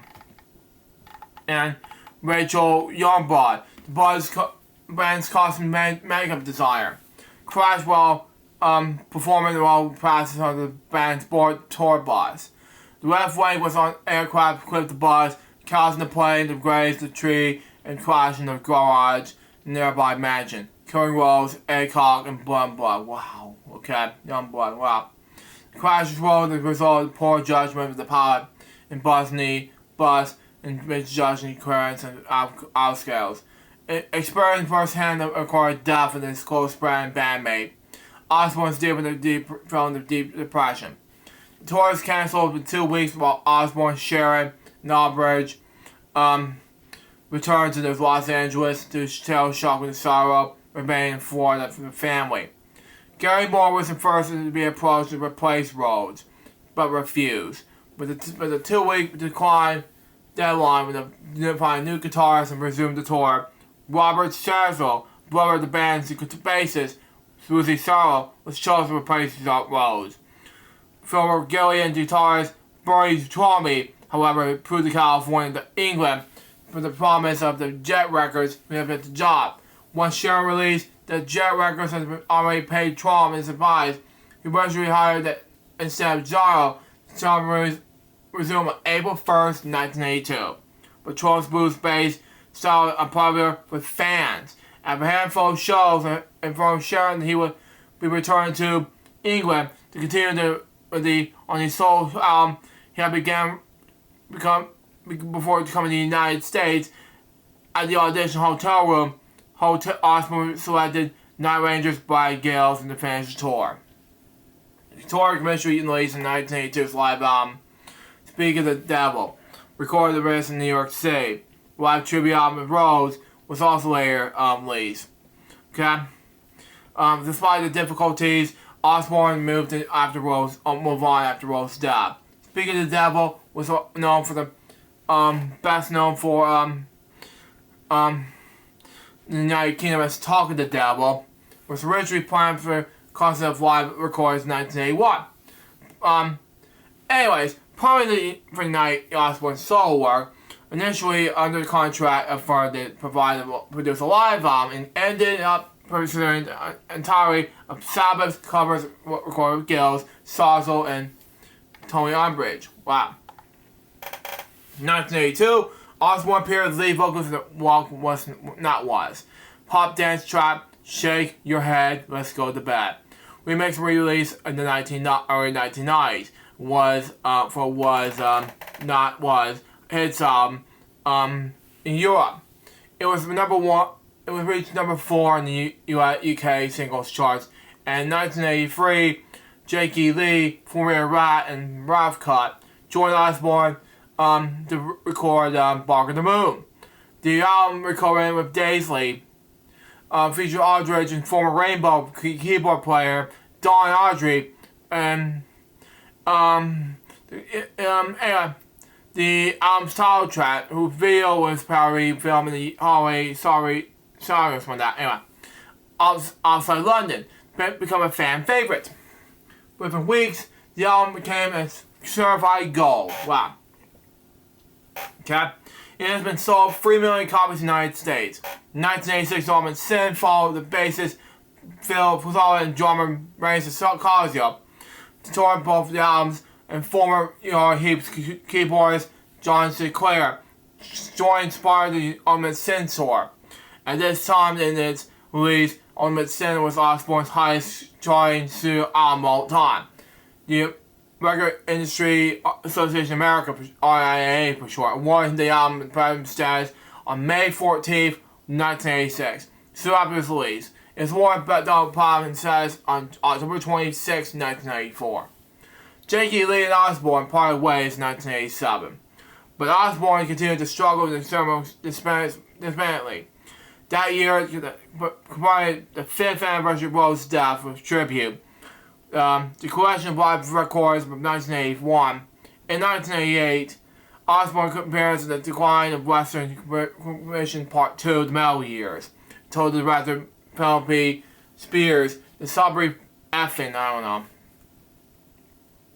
Sucks. Anyway, meanwhile, Osbourne found Zakk Wylde, who was the most enduring replacement of Rose to date. Together they recorded No West for the Wicked. The conventional on drums, Sinclair on keyboard, and eventually co-written lyrics to play bass. The Suppression tour saw Osbourne reunite with endorsing Black Sabbath bandmate Keith Butler on bass, a live EP entitled Just Say Ozzy. These featuring Gazer was recorded was released 2 years later. In 1988, Osbourne performed the rock ballad Ghost My Eyes Forever. The duet was released at 4, reached number 8 on the Billboard Hot 100. In 1989, Osbourne performed the Black Skull Music Peace Festival. But anyway, no more tears and Osmonds. I'll be right back. Stand by.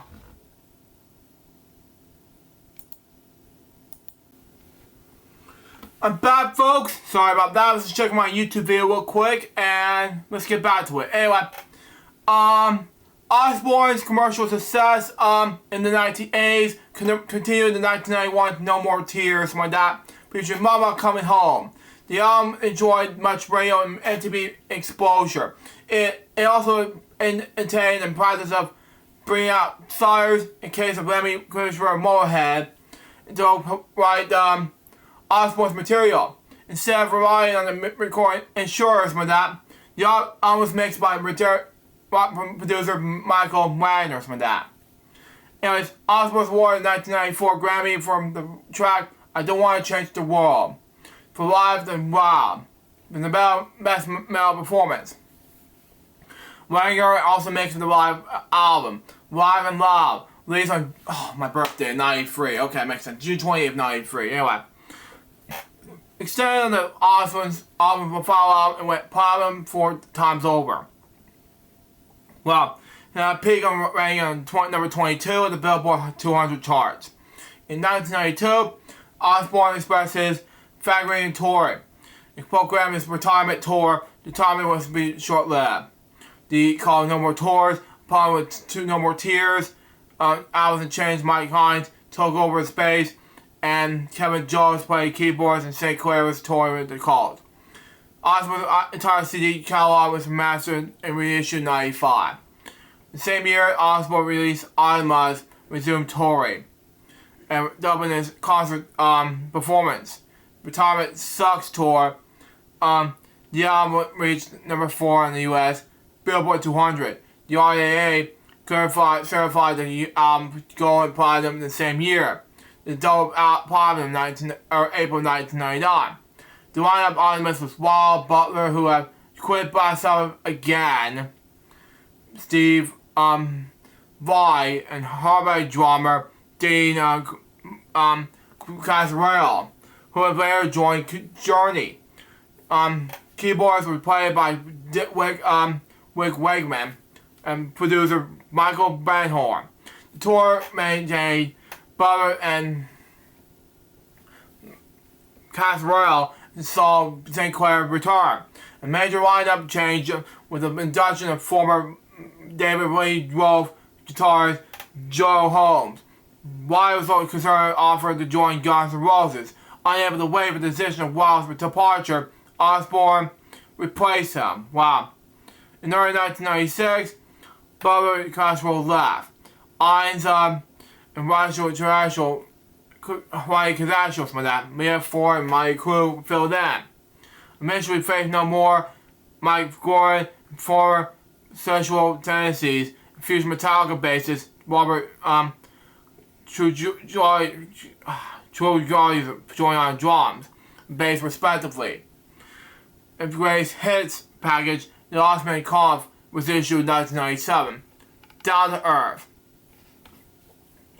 In his first album on the new studio material, 6 Years Down to Earth, was released on October 16th, 2001.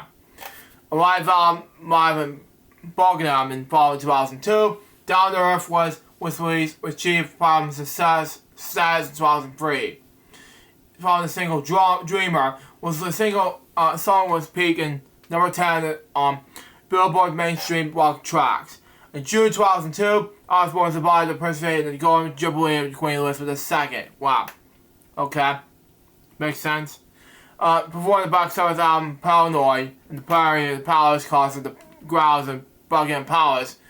In 2003, Osbourne received the former Metallica bassist Jason Newsted for his time with Osbourne would be short. Osbourne's former bassist Robert Joshua replaced Newsted in Metallica during the same period. In December 2003, Osbourne rushed into emergency surgery in Wrexham Park Hospital following an accident in his quad bike in the site and joined Buckingham, England.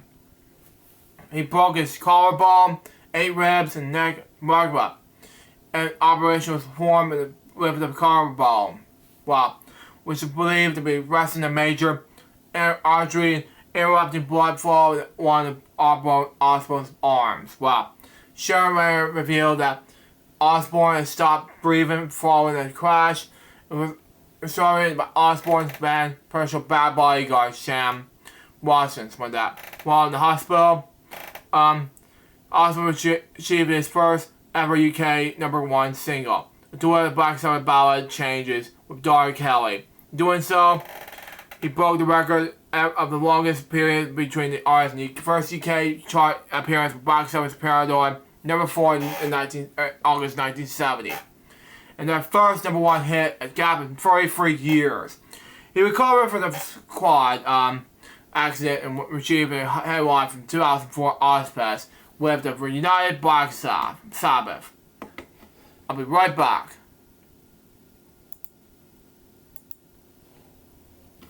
That, folks, sorry about that. I just checked my video and it's almost done completely without checking. Anyway, let's get back to the show. Anyway, box set release and Black Rain. In March 2005, Osbourne released a box set called Black Prince of Darkness. The first and second discs are a collection of live performance B-sides, demos, and singles, okay?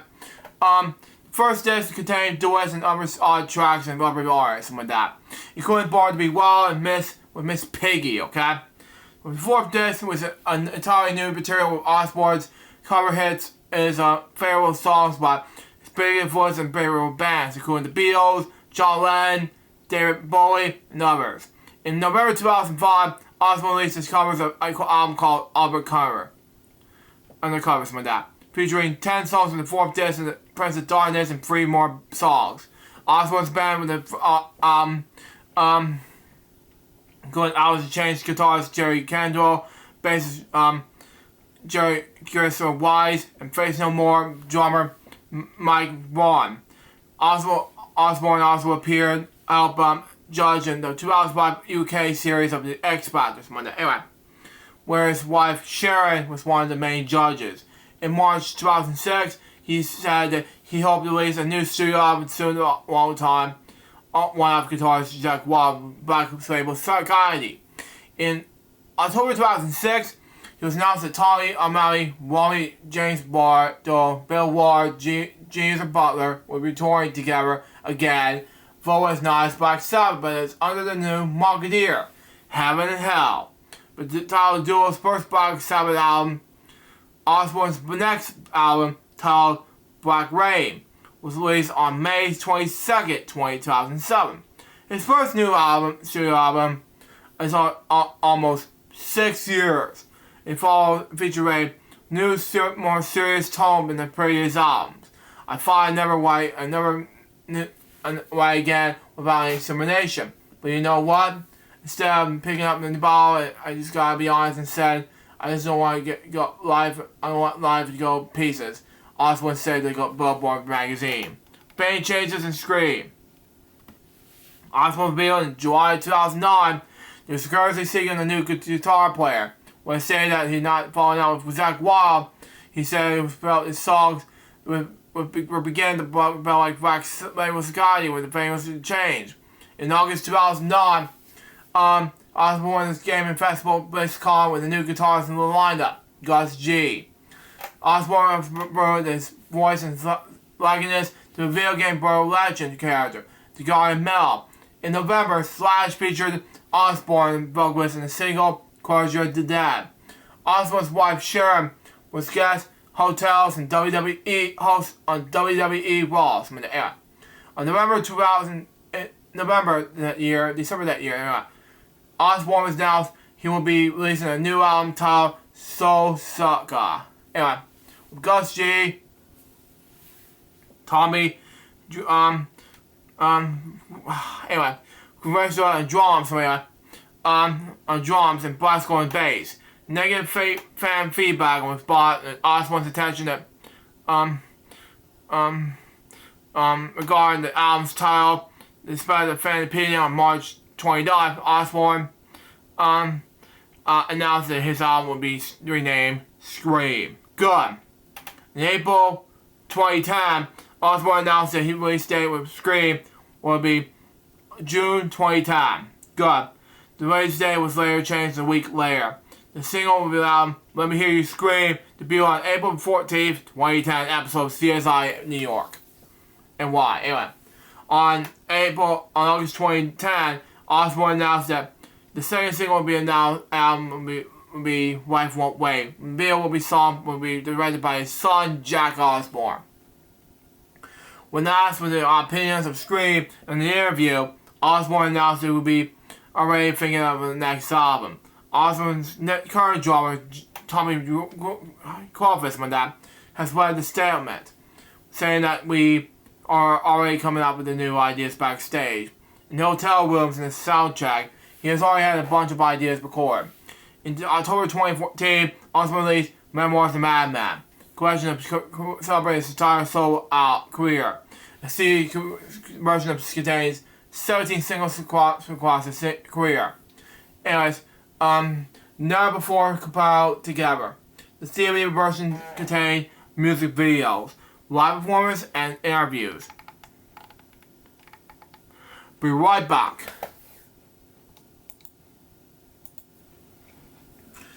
But folks, sorry about that. I was just checking make sure that the checks are the videos finished or not, but I'm back now. But anyway, let's get back to it. Anyway, new music and touring. Here we go.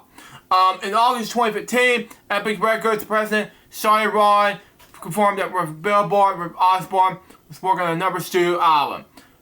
In September 2019, Osbourne announced that he had finished the album in 4 weeks. Wow.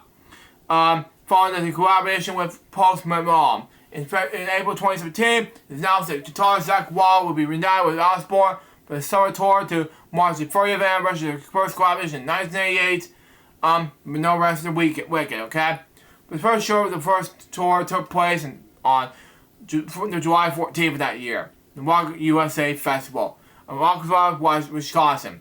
On November 6, 2017, Osbourne was announced that he would headline at Sunday, the 2018 Down Festival out annually at Darlington Park in Leicester, England. Having previously graced the main stage in previous years applying Black Sabbath, this will be his first ever Download headline solo appearance.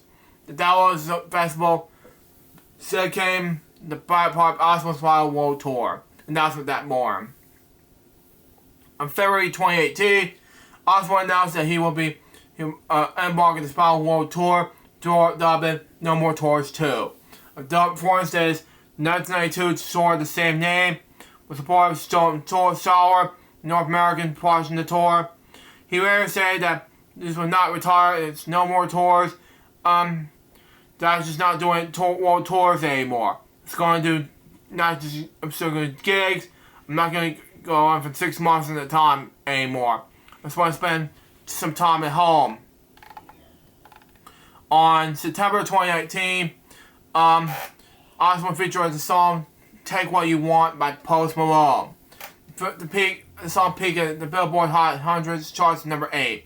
Marking Osbourne's first U.S. top 10 singles in 4 years since he was featured in the Billboard's Close My Eyes Forever. Wow.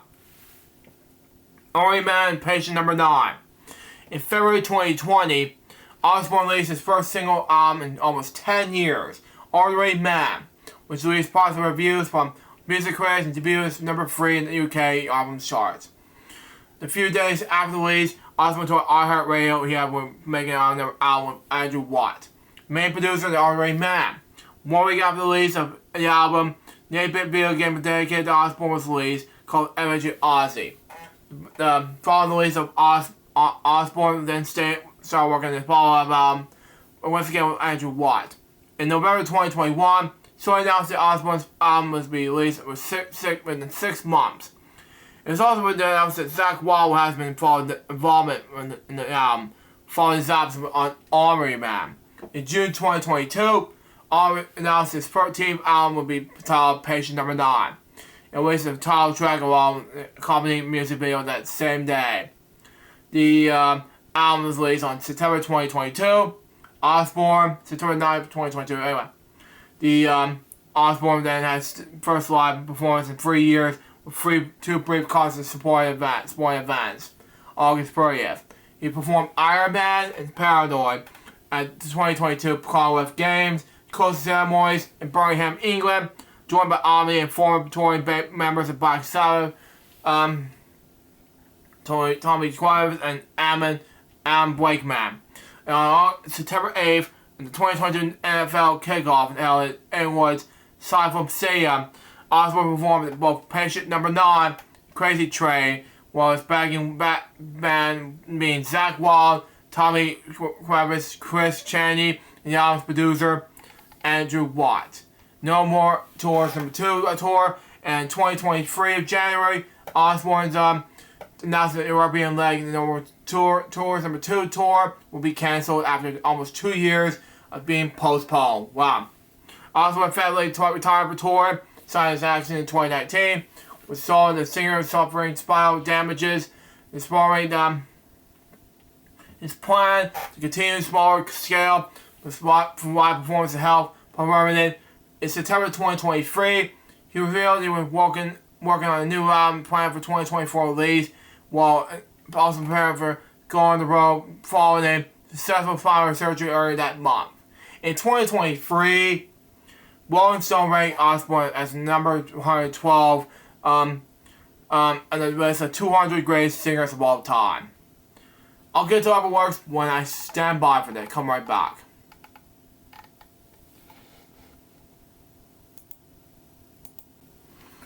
I'm back, folks. Sorry about that. I had to check my video real quick, but my video I uploaded to YouTube. But let's just get back to this project. Anyway, other works. Move on. Ozfest. Osbourne's biggest final success in the 1990s was a venue named Ozfest, created and managed by his wife and manager Sharon, and essentially by his son Jack. After Ozzy was turned down as organizers of the Live Positive Festival. The first Ozfest was held in New York, Pennsylvania on September 20th, 1996. Ozfest was eventually hit by male fans helping the many others in Golan coming groups featured there for exposure and commercial success. Some acts prepared the bill performed Black Sabbath during the 1997 Ozfest Festival tour. The first two shows in Bridgestone, Virginia, and West Palm Beach, Florida. Convention in 2005, more than 4 million people attended Ozfest, and it grossed more than $170 million over the same period. The same festival helped promote more than many new hard rock and heavy metal acts in the late 90s and the early 2000s. Ozfest helped Osbourne to become the first hard rock and heavy metal stars to hit $50 million in merchandise sales. In 2005, Osbourne and his wife shared an MTV commission reality show hit entitled Ozfest. Number yet inside bands said the one member of the complete in challenge to win a spot on the 2005 Ozfest possible record contract. During Ozfest 2005, having missed several shows during ill health, Osbourne announced that he would be retired from the event. He did in fact return to Ozfest 2006, but it was a reduced schedule, leaving many of the concerts to close by System of a Down instead of himself. Tickets to the 2007 tour were funded by fans from the charge, which led to some controversy. In 2008, Ozfest was reduced with a one-day event in Dallas, where Osbourne played alongside Metallica and King Diamond. In 2010, the tour opened with Jerry Shore spoof skit starring Osbourne. Osbourne appeared at the Eyeliner, closing the song and up some acts by Hartford and Murray Crew. The tour was probably small, only 6 US venues and only 1 UK venue were played during rave reviews. Production and television. Ozzy Osbourne filmography. Osbourne achieved greater celebrity statuses via his own brand as a reality TV show, The Osbournes, and a series of featuring the dramatic life of Osbourne and his family life share and children Jack and Kelly's man. Here's appearance with his son Louis and Eris, but his daughter Emily does not participate. The programming became one of the MTV's greatest hits. It premiered on March 5th, 2002. Final episode aired on March 21st, 2005. Success of Osbourne's led Osbourne and the rest of his family host the 30th annual American Music Awards in January 2003. The night was marked the contest, even due to some low and raunchy remarks made by Ozzy and Sharon Osbourne. Presenter Patrick Heaton walked out midway of discuss. Wow. On February 20th, 2008, Ozzy, Sharon, Kelly, and Jack Osbourne hosted the 2008 Brit Awards, held in Earls Court, London. Anyway, Ozzy appeared in the TV commercial "I Can't Believe It's Not Butter," which began airing in the UK in February 2006. Anyways, Osbourne appeared in the commercial of the online video game World of Warcraft, which he also featured in the music video game Guitar Hero World Tour as a playable character.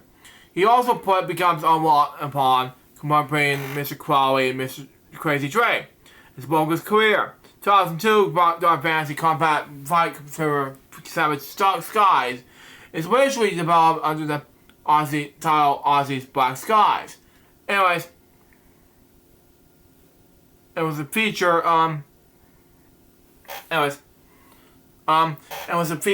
with likeness as well as songs from this, both his stint in Black Sabbath as well as his solo career. But rising the issues for developer iRock Interactive retold the game and releases without the Osbourne branding. Wow. In October 2009, Osbourne published I Am Ozzy, his autobiography. He said ghostwriter Chris Iries told him he had enough material for the second book. A film adaptation of I Am Ozzy is also in the works.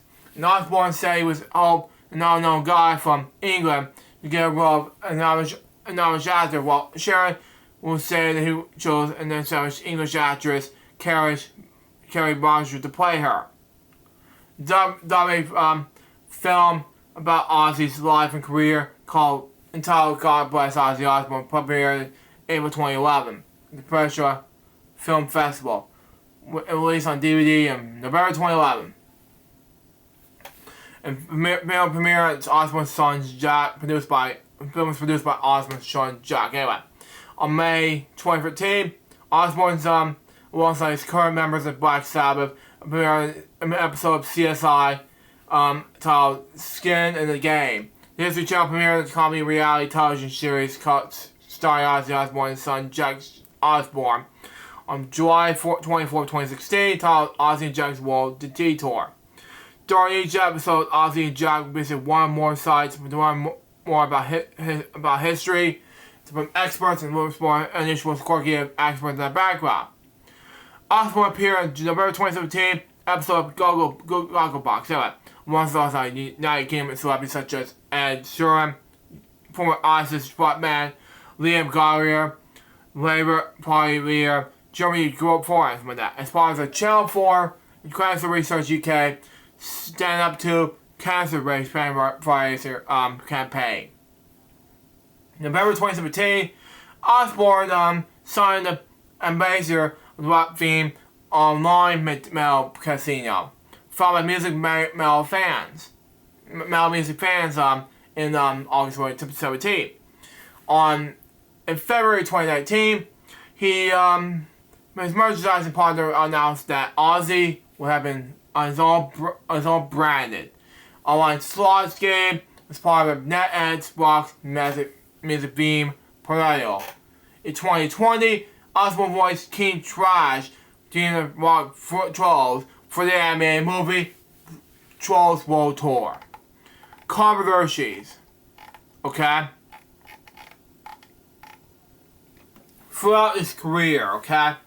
Many religious groups assess Osbourne as being negative influence on teenagers, okay? Stating that his genre of rock music has been used for grocery sadism. Sawyer, CRISPR, and Mordam, something like that. Compare the controversy of use at level against the artist Osher quality.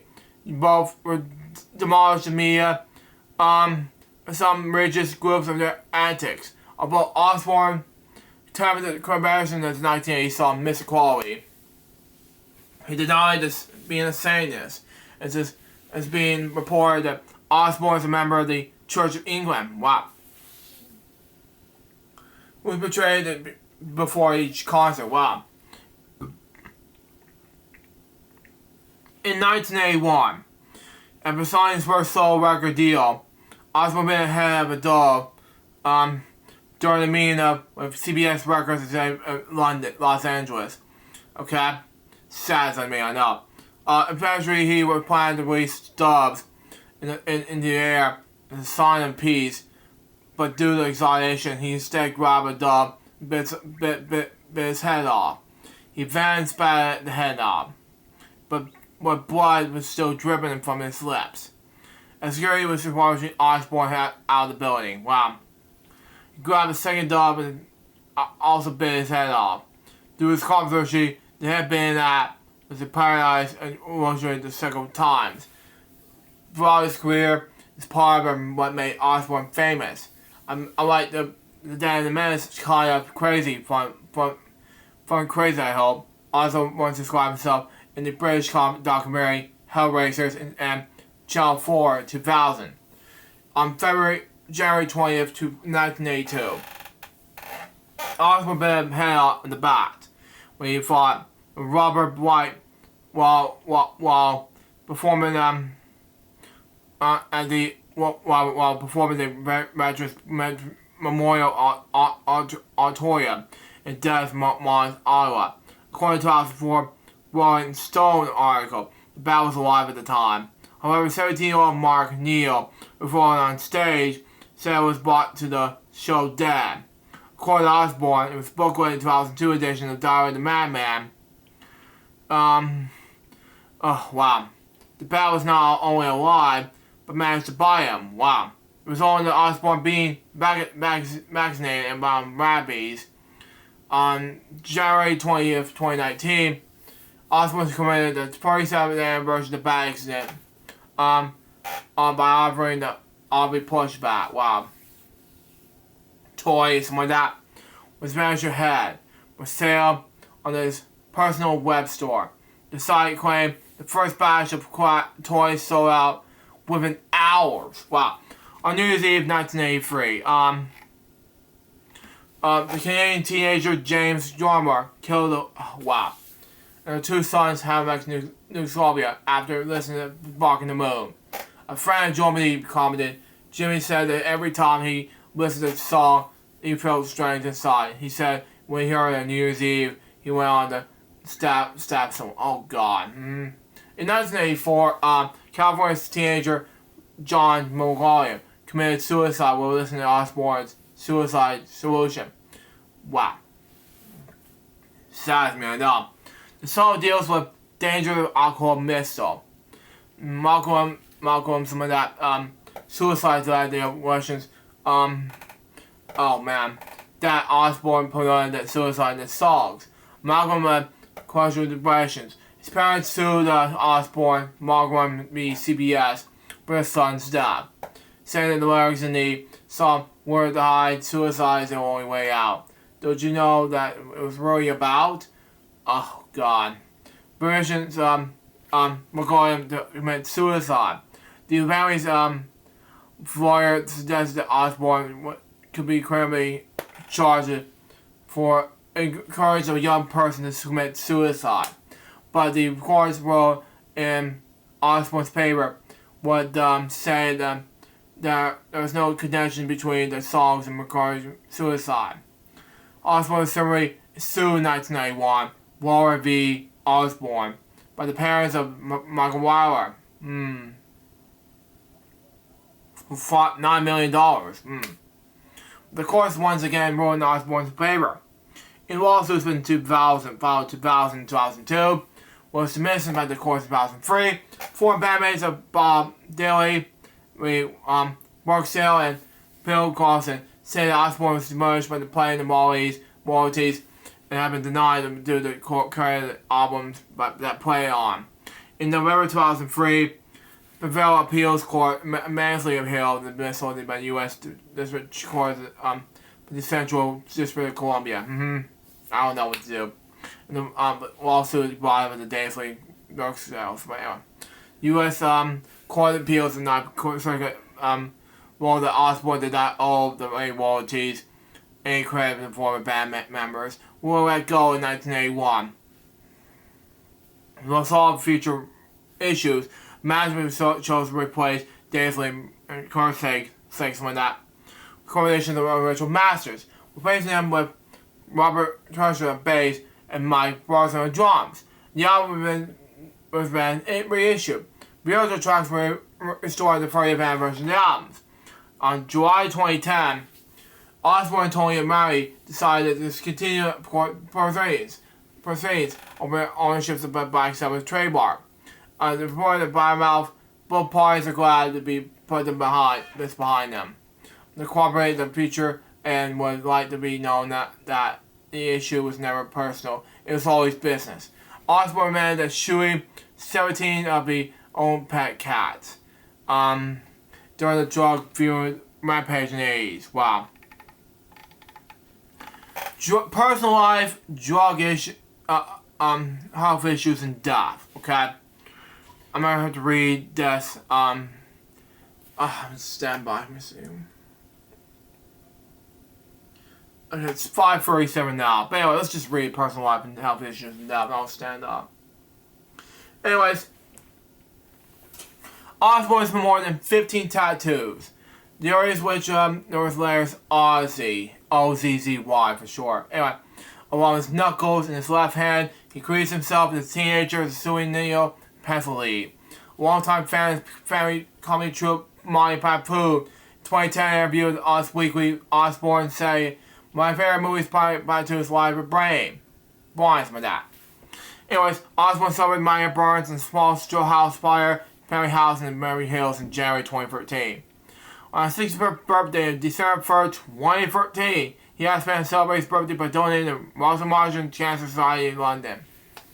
In 2002, Osbourne's wife Sharon was invited by the White House Correspondents Association by dinner with the Fox News Channel correspondent Greta Van Sorensen. Anyway, but that year's event, President George W. Bush anointed Osbourne's presidency by joking.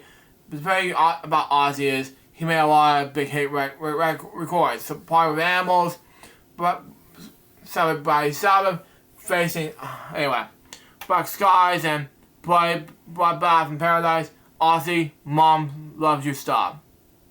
Wow. Religious belief, okay?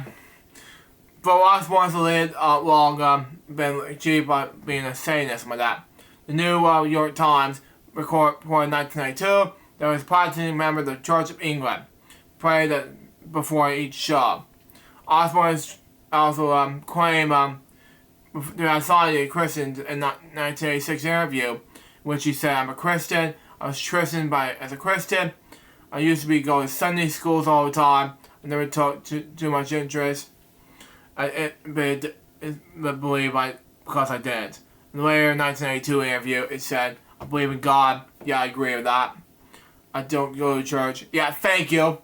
But I don't think you have to go to church to believe in God. Thank you." In 2011, Osbourne wrote to Dr. Ozzy that in his advice to call him in the Times, he was not Jewish, but he was criticized. Political views, okay? In 2009, okay, Osbourne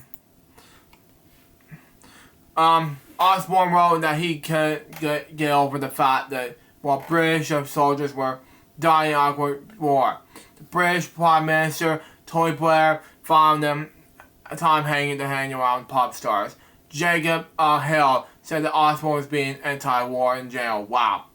But not Pegasus on that. Found that we was able to use the proper means as just wars. Wow.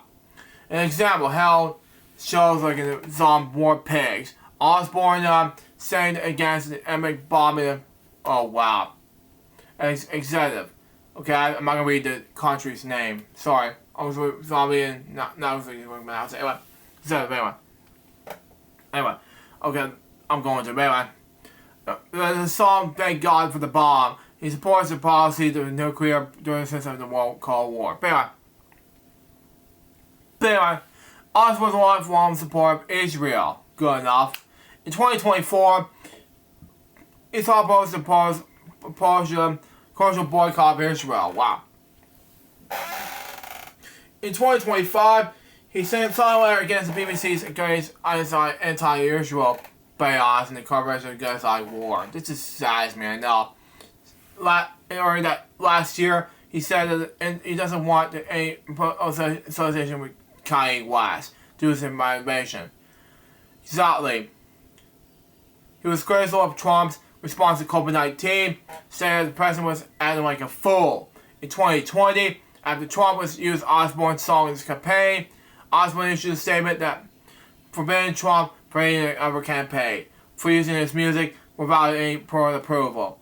For which he added the statement, maybe Trump should approach his musician like friends with Kanye West. His relationship goes like this, okay? He has 6 children, 3 of them in his first marriage and 3 from his marriage with Sharon Osbourne. In 1971, his first married wife, Thelma Raleigh, and his Ron Feet Runner, the Birmingham nightclub where she worked. They were married later that year. And children, Jessica Louise was soon born. Osbourne has also adopted Raleigh's 5-year-old son, Elliot, from a previous relationship. Osbourne later referred to his first marriage as a terrible mistake. He used alcohol and other drugs, coupled his permanent absence while touring with Black Sabbath. He told the toll of his family life, His children later complained that it was not a good father. In 2011, documentary film God Bless Ozzy Osbourne, produced by his son Jack. Osbourne admitted that he could not been ever remember what Louis and Jessica were born at the time. He began dating his manager Sharon Aldred. Guitarist Roy Rose dated him in 1981. The couple would probably get married someday. Despite their concern, bickerings with that, and the fact that Ozzy Osbourne was still married to Thelma at the time. Anyway, Ozzy and Sharon were married on July 4th, 1982. He recognized the Independence Day, United States, which I live in, by the way. I live in the country, United States, by the way. Date was chosen to be, he would never forget his anniversary. The couple had 3 children together. Ami, born September 2nd, 1983. Kelly, born October 27, 1984. And Jack, born November 8th, 1985. After Jack's birth, Osbourne has a vast humanity. Osbourne had many grandchildren. Osbourne wrote a song for his daughter, Emily, which appeared on the B-side of the 7th studio album, Osbourne's 1995. Year was born. But anyway, at the end of the song, she could be heard and singing "I'll always be your angel." Referring to the song chorus lyrics, the song "My Little Man" will also appear on Osbourne's, was written about his son Jack. He and his family divided time between his own homes in Buckinghamshire and Los Angeles. Okay? Drug use, okay? And, yeah. It's a lot of hard work with this drug use. It's a lot of reading to do, but, Stop it. Yeah. Anyways, Osbourne used tobacco, alcohol, and street drugs, and possessions drugs for most of his adulthood life.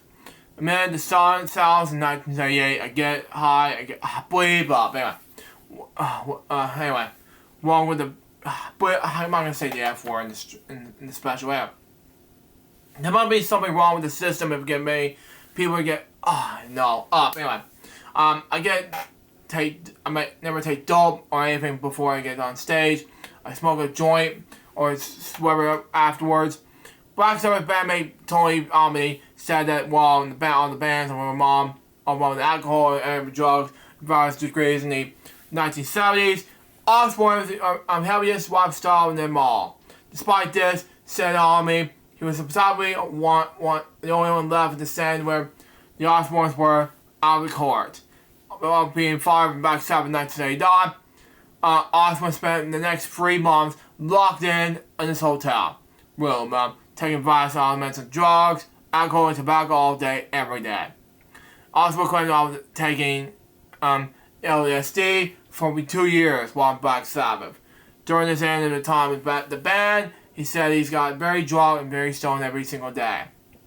He later commented his former wild lifestyle, dressed and be watered in his own cell for 4 years. Wow. He started tobacco, alcohol, street drugs, and prescription drugs. One-time guitarist Zach Wall said that has run Osbourne's lobby in spite of just decades of substance misuse to a very special kind of forgetting that's bigger than King Kong and Godzilla Divine. Seriously, he has nails, man. Wow. Osbourne's first experience with cocaine was early 1971. Saw his hotel in Denver, Colorado. Wow. And the show Black Sabbath has done with Mountain. He stated that Mountain's guitarist Wesley West introduced him to drugs. The West was watching to take credit and introduced Osbourne to cocaine. Wow. Osbourne remembered that the experience was quite clearly. When you took home to acid and you fall in the love of cocaine, you remember what you started. It has happened to you at first look. Bleep. Anyway, I'm not gonna say the F word in the special. Anyway. Osbourne said that, anyway, first upon this trying to do the drug.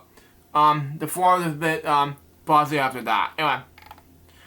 Anyways, Osbourne's, substance, appearance, abuse at the time, caused the persons of this band, Don Irie, who keyboards at Osborne during his early solo career, said that the issues were eventually caused him to leave the band.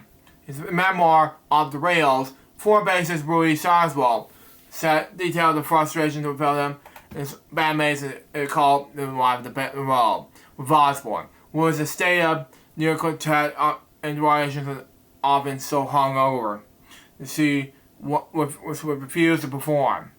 When he was able to perform, his voice was so often so damaged from his smoking, drinking, drug abuse that his performance suffered. Wow. I'm surprised. Many shows were on the American leg on the 1981-1982 Diary of the Madman tour, but they simply canceled. Wow. And the members of the band quickly regained the tire the bristly coupled with ultraviolet mode swings. He had been proven to wear even drunken or high. Osborne claimed that he would often die if Sharon had been not offered to manage him the solo artist. Osborne claimed that, let me just go up some more. Anyway, this autobiography was invited in 1981 to me, but it said that CBS Europe in Germany. Accommodated, he decided that he wasn't in the mood to perform in the script, something like that. The table, and he'd taken then kissing the record executive in the lips. Oh, God. According to his wife, Sharon, he was actually performing the goose step up and down the table, unrated the executive's wine. But it was too drunk to remember. On February 20, 1982, while wearing his featured wife Sharon's dress for a photo shoot near the bow, he was drunkenly arraigned on the above crimes for that, arraigned in honor of those who died in the Battle of Alamo in Texas.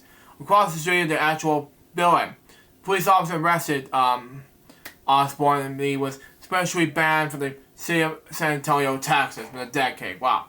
Osborne has been on a long drinking binge, and earlier that same day, was drunkenly fired with his entire band, including Ray Rhodes. Wow. After they arrested him from them, they were not participating in the planned live album of Black Sabbath songs. He was eventually attacked Rhodes and Rosie Sorrow in a hotel bar that morning. And Sharon burst the band to fear that he hoped finally snapped. Wow. Osborne later had no memory of firing his band, and the tour can't continue. But his relationship with Rhodes never really recovered due to Rhodes' death. The plane crashed a month later. In May 1984, Osborne was arrested in Memphis, Tennessee again for publication. The most Russian incident came in 1989, August, when Sharon claimed that Ozzy had tried to strangle her after returning home from Moscow Music Peace Festival in the haze of alcohol and other drugs.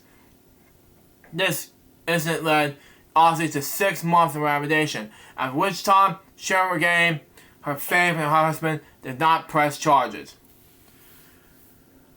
I'll be right back.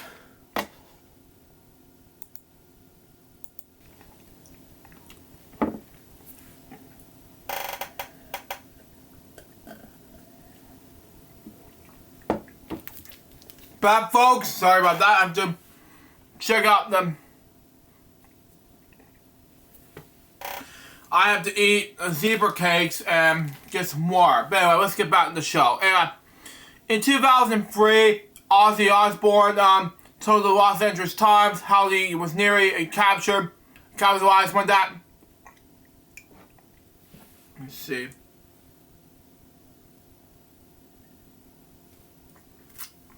Capitalized by medication. Anyway. Anyways, in 2003, Osbourne told the Los Angeles Times how he was nearly incapacitated by the medication prohibition by the Beverly Hills doctor. The doctor was agreed to have prescribed by $13,000 of 32 drugs in 1 year. Wow. However, a 9-year investigations by that by the Medical Board of California, but the Beverly Hills prohibition, but it was endorsed by charges of indulgence prohibitions. Osbourne managed to regain clean and sober for the initial periods in the late 2000s. Wow. In 2010s, during the interview with Howard Stern show, Ozzy said that took 19 attempts to get the driver's license because of his alcohol use, okay? The 10-minute conference in October 2010. Science Noel, a Massachusetts human interruptions company, joined Osbourne on stage, discussed their analysis of Osbourne's no goals from that. Shed light of how the famously living Walker has survived decades in misusing alcohol, tobacco, and other drugs. In April 2013, Osbourne revealed that through Facebook he had been resumed smoking, drinking, doing drugs for the past year and a half. He stated that he was very dark place. He said he was been sober again ever since March, early March. Oh my God. He has been apologizing to Sharon, his family, friends, bandmates, and his fans, and sustained behavior during that period. In February 2021, interview with Sherry, Ozzy and his son Jack, who had been sober for 17 years, over this recovery. Ozzy revealed he has been sober for about 7 years. Health and death, okay? Health issues and death, yeah. Osbourne's diagnosed, anyway, and suggests he had been sober with ADHD badly. Osbourne has experienced tremors for some years late for this continuous drug misuse.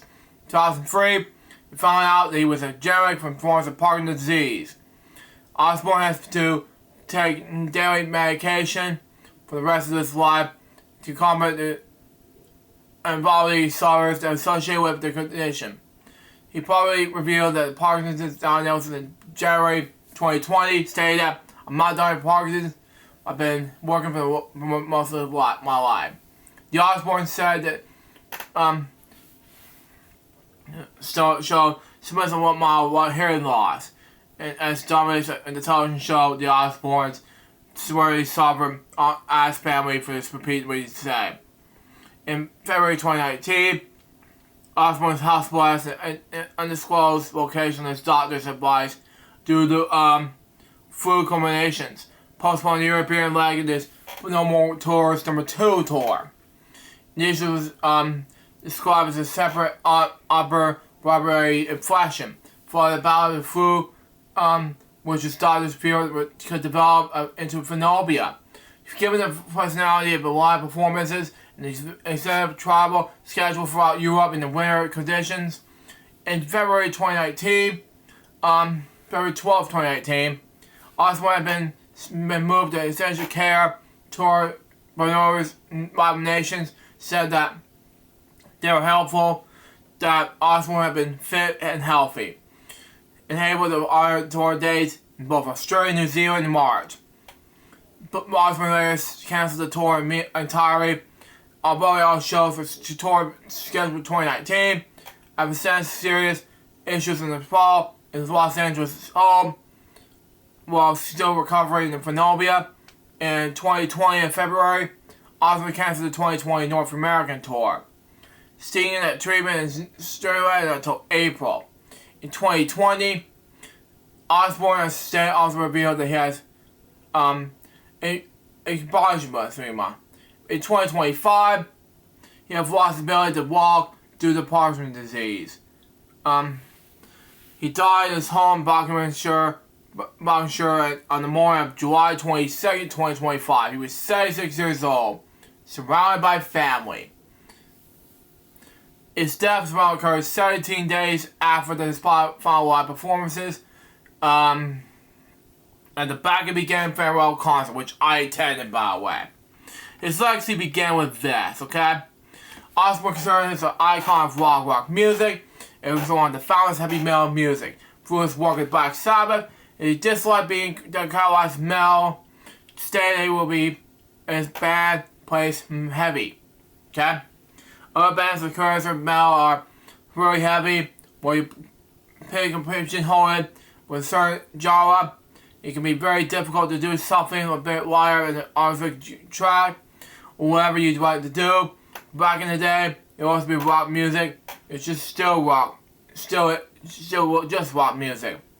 Outside of music, Osbourne's family show, The Osbournes is considered to be a party reality TV programming, with genre era shows post-current celebrity family to life. My next topic has to do with John Palmer. Finally got this. This is like Paul Gold. I did brand this a lot. Anyways, born John Michael Palmer. He was nicknamed Paulie. He was an English rock musician who was a key member of the progressive rock band family. Though he was not an original member, he was regarded to be original of the group's sound. He was playing the vibraphone, flute, piano, xylophones, and original drums. Anyway. He was a band until 1969 until late 1972. He was born on May 26, 1943 in Westchester, England. He played in the group called Hellions, who featured tribal members Jim Crosby and David Madison. Jim Crosby later formed the Deep Valley, which also featured blues speaker Spooky Tooth, some of that, remember? Rupert Grossman, some of that.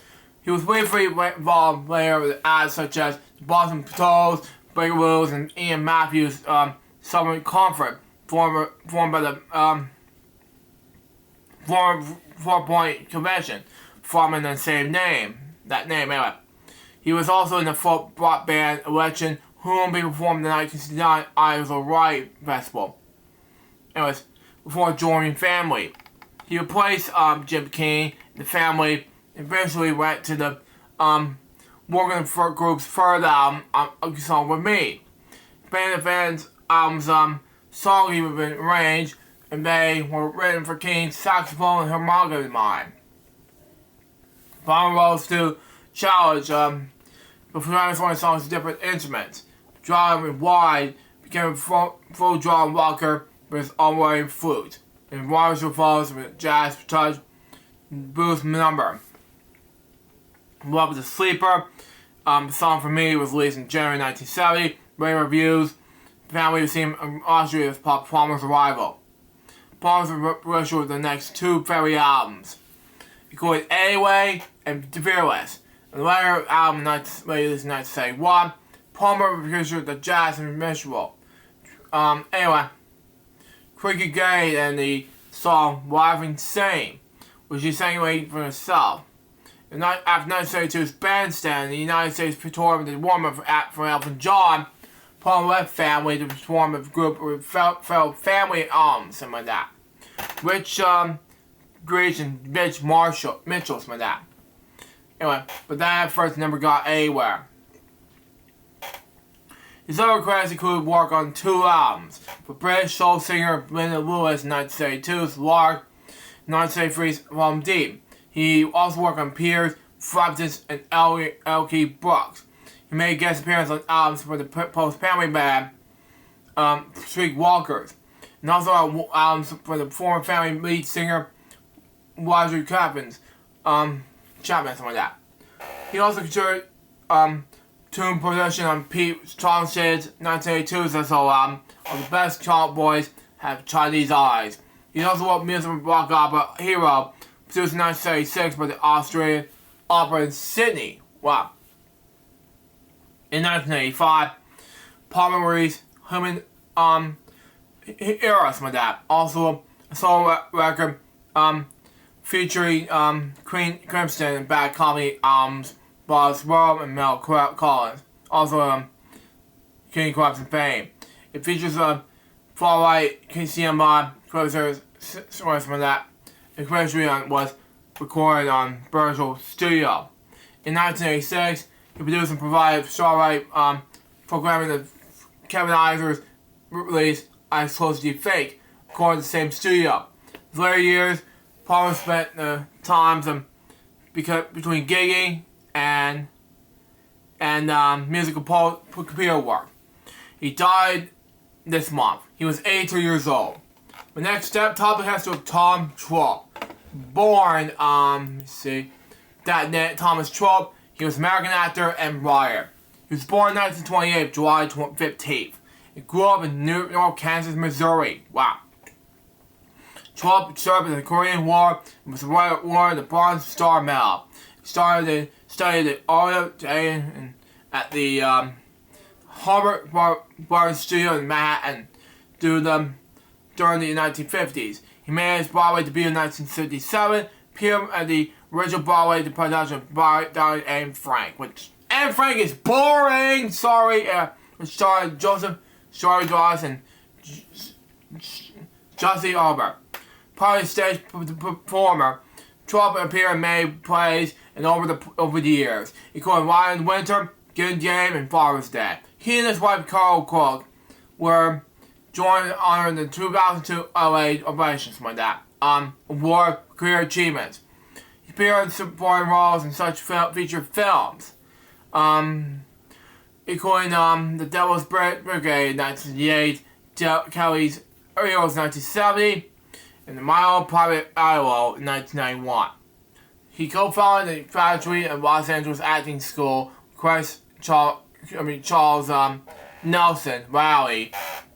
He was married to actress Carol Cook from 1984 to her death in 2023. He died in his home in Beverly Hills on July 20th, 2025. He was 97 years old. My next step topic, I said this too, and I've been disturbed by this next step topic. It has to do with Malcolm Jamal Warner. And born that name, he was an American actor, musician, and poet. He most promotes his role as Theodore Huxtable in the NBC sitcom The Cosby Show from 1984 to 1982, okay? 92, something like that. Anyways, which earned an Emmy nomination for Outstanding Supporting Actor in the Comedy Series in the 48th Primetime Emmy Awards. Okay? He was also known as well as Malcolm McGee on the sitcom Malcolm A from 1996 to 2000. Dr. Alex Reed in the sitcom Read Between the Lines from 2011 and 2015. Julius enrolled in Suits in 2016 2017. I hate Suits as a passion, sorry. And Dr. A.J. Osmond from the medical drama The Residence from 2018 to 2023. 2015, Warren received the Grammy Award for Best Traditional R&B Performance for the song Jesus' Children, alongside Robert Glasper's appearance and Everway. In 25 of July, Warren died. He was 54 years old for drowning for the office online ocean off women's Costa Rica after being caught by a strong current. He was born in New Jersey on August 18th, 1970. He was named after Malcolm X, Malcolm Young, and Malcolm Young being CDC. But anyway, a jazz pianist, Albert Jamal. Wow, okay. Move on. He was raised in Los Angeles from age 5. In the age of 9, he was more interested in show business and led to enroll in acting schools. His career as a child performer later led to him to graduate high school at the Professor Children's School in New York City, New York. His career began at the age of whatever. Anyway, after appearance in television shows such as Matt Huston, Fame, Call to Glory, Warren landed his most successful roles as Theo Huxtable, the only son J. Cliff Huxtable, who was played by Bill Cosby on the NBC sitcom The Cosby Show. From 1984 to 1992, Warren auditioned the role on the final day of the nationwide search, and in 1986, he was nominated for Outstanding Supporting Actor in the Comedy Series in the 48th Primetime Emmy Awards. He co-starred in the episode Fresh Shades of Bel-Air, playing the role of Harry Banks' boyfriend in 1981. He also starred in the short-lived NBC sitcom Here and Now from 1992 to 1993. He also hosted the very promising television show CBS Story Break in 1993 and 1994. In 1995, Year I Was Born, Warren appeared in the homeless Man Touched by an Angel something like that. But anyway, he also portrayed U.S. Marshal Terry Knapsack in the film Drop Zone with Wesley Snipes in 1994. Broadcast in HBO film Taxi Armin and Rory Holloway in HBO film Tarzan, both 95. Wow. Yeah, I was born. But anyway. From 96 to 2000, Warner co-starred with comedian Eddie Griffin from the European sitcom Malcolm and Eddie. Oh my, I'm not gonna say it much, but anyway, he went on to co-star as colleague Rory in Germany in 2002-2004. I'm gonna skip this one part. I'm not gonna say the voice, but that's a stupid idea. But anyway, and appeared in 2004 CBS sitcom Listen Up with Jason Alexander. I mean, don't make a star in Magic School Bus. Boring! Move on. In 2008, he portrayed Corio in the Matthew McConaughey and Kate Osborne film, Fool's Gold. In 2009, he guest starred in an episode TNT series How to Worry. In 2011-2012, he guest starred in 4 episodes in the NBC series Community as Andre, next husband of Shuri Bennett, Nicole Brown. His character simply refers to his costume show past by wearing a costume sweater. Wow. Now he starred with from his dad. Wow. He co-starred with Bat's 2011 scripted comedic television series Read Between the Lines. Anyway. He played with the role of Alex Reed, an English professor married to Carl Reed. Yeah. British psychologist played by former girlfriend star Tracy Ellis Reed. Wow, my dad. A couple has 3 children, Casey and Kean Reynolds. Anyways, move on. Anyways, Carl's children from the previous relationship and Alex Reed, the child together. The show outlined the couple's ups and downs together as a blended family. In 2012, Warren was nominated for Outstanding Actor in the comedy series at NAACP Image Awards for his roles Read Between the Lines. Anyway, in his first season, 2014 to 2015, on TNT Police Department role Major Crimes, Warren portrayed LT Chuck Cooper, member of the LAPD's Special Operations Section. Warren portrayed Al Collins in 2016 crime series American Crime Story production of the People v. O.J. Simpson, based on the events of O.J. Simpson's trial. But Warren portrayed Prime Minister Joyce Wall on the 6th season 2016-2017 of USA Suits. I hate Suits, the pageant, sorry.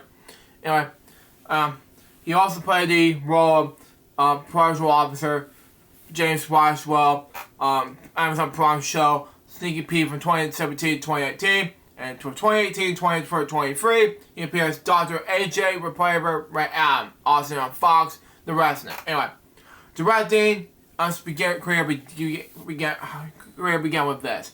During his tenure with Cosby Show, Warren turned to acting and directing.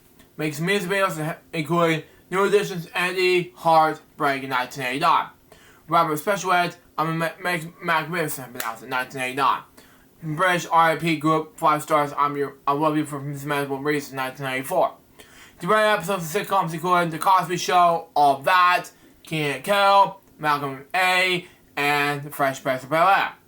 He also directed the teen offering public health video, Time Out, the producer about HIV/AIDS and You in 1992, which featured Arshia Hall and Magic Johnson. As a ways of HIV and AIDS. The best ways to prevent the spread. Okay? Music and poetry, okay?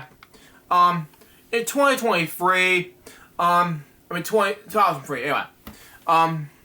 Maury released his debut jazz funk EP, Miles Long mixtape. In 2007, Warren followed up with the second CD entitled Love and Other Social Issues. In 2015, he received Grammy Award for Best Traditional R&B Performance. Okay.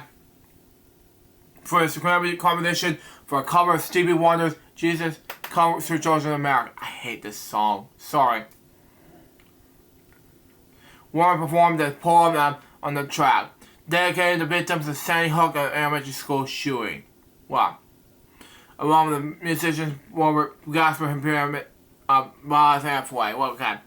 Warren played bass guitar, performing in a band where he recited poetry over the music. Okay. Warren performed the National Park Black Beer Festival 2003 onwards. In addition to hosting the Poetry Jam, Warren's 2022 spoken word poetry High Plain View was nominated for the Grammy Award with spoken word, Best Spoken Word Poetry in the 65th Annual Grammy Awards for first year of the category was included in all awards. Podcast career began with this, okay? In June 2024, Warren's co-host Wessel Bobby Kansas Brigade created Not How Hood and the H for Short podcast discussed the life and experience of Black Americans. His personal life and death, okay? Goes like this. When he was involved in so high profile relationships, he dated actress Michelle Thomas, who portrayed on-screen girlfriend Justine Twelves in The Cosby Show, until her death in 1998. He's later in a relationship with actress Karen White for 7.5 years, with actress Rachel King from 2011 to 2013. Anyway, he was married to in 2015. He was his wife had a daughter in 2016 or 2017. He kept their marriage private. In July 2025, he died at the age of 4. He died while swimming the private casual in Wyoming, Costa Rica. He was 54 years old. According to Costa Rica Red Cross, emergency responders that while dispatch was emergency 2:10 p.m. while reports a war-related incident involving 2 adult men. Authorities stated that soldiers involved Warren and his daughter struggling in the war and entered the ocean in incident. One soldier used a board to bring Warren's daughter to shore, while a volunteer lifeguard assists Warren the other man. Warren was pulled in the water by bystanders and received CPR to 45 minutes before being pronounced dead at the scene. The second man was transported to a nearby clinic cerebral causation. The Red Cross stated that both victims had been removed from water prior to paramedics' arrival. The case were referred to the local police. Both servers survived. On July 21st, 2025, Judge of Racial Injury confirmed Warren has been caught in the strongest current. He was pronounced dead at the scene. The officer caused the death, exmedia by explosion drowning, which followed the commission, but exploded on July 22nd. Knowledgeable makers will pay tribute to Warren, including the following: Bill Cosby, Morris Chestnut, Karen Marshall White, Raymond Small, Ambassador Raven, and of course, Gary Leroy Gray, who ever portrayed were known for the following: Charlie in Clifford the Big Red Dog, and the following: AJ from Very Odd Parents. My next step topic has to do with Jimmy Hunt, born James Warren Hunt. He was an American film actor, best known the child actor who appeared in 45 pictures between 1945 to 1953. He is best known for his roles as David as Management of Mars in 1953. Okay? In the 1986 remake of Management of Mars, he is played by the police chief. Hunt was born in Los Angeles, California, December 4th, 1939. Okay? His memory stopped acting when he became a teenager. Okay? As an adult, he served with the U.S. Army and went to one to work on sales and industry.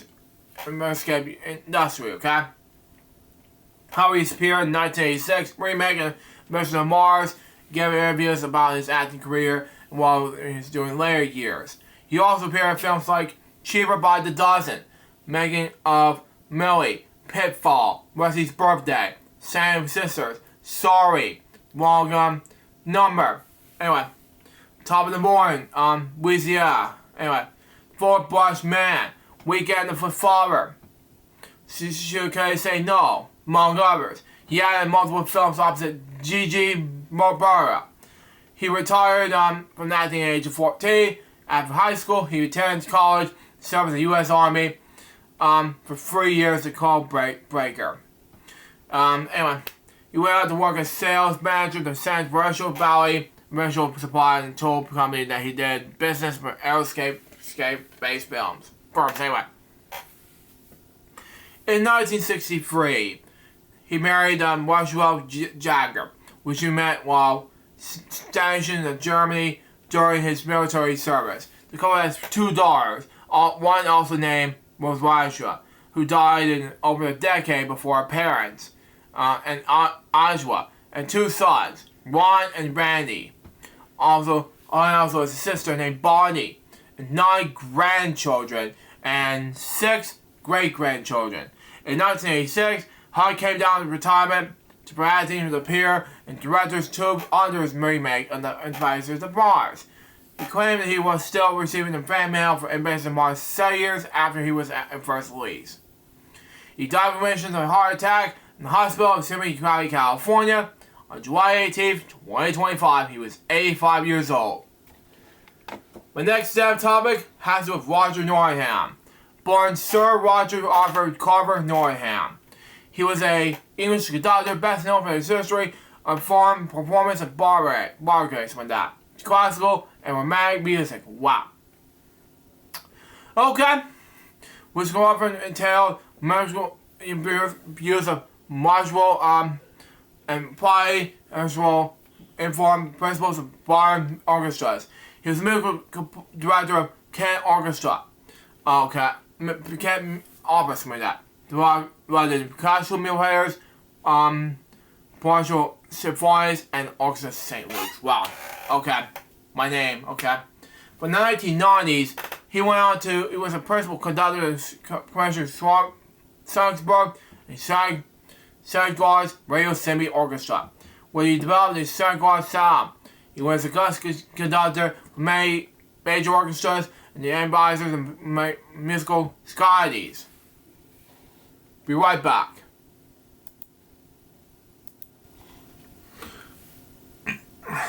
But folks, I am so sorry huge delay.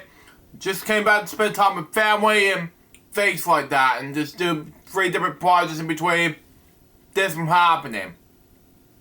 So let's get back to the show right now. So showing so got for us. Anyway, his life and career, he was born on March 16th, 1944 in Oxford, England. Okay?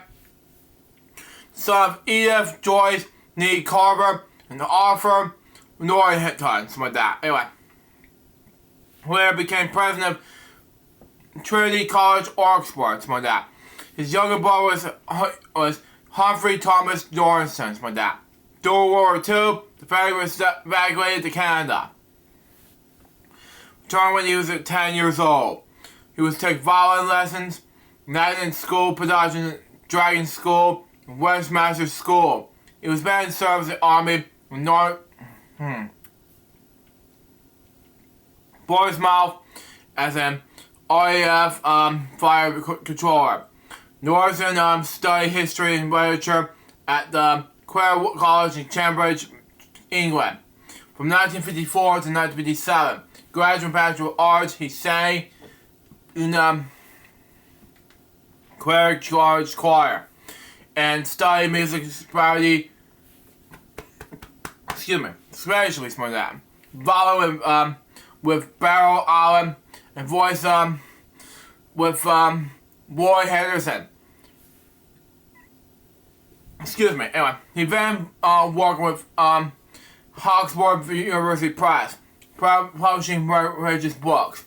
He also played with the as an amateur violins, the orchestra, and the chamber music, and musicians from that.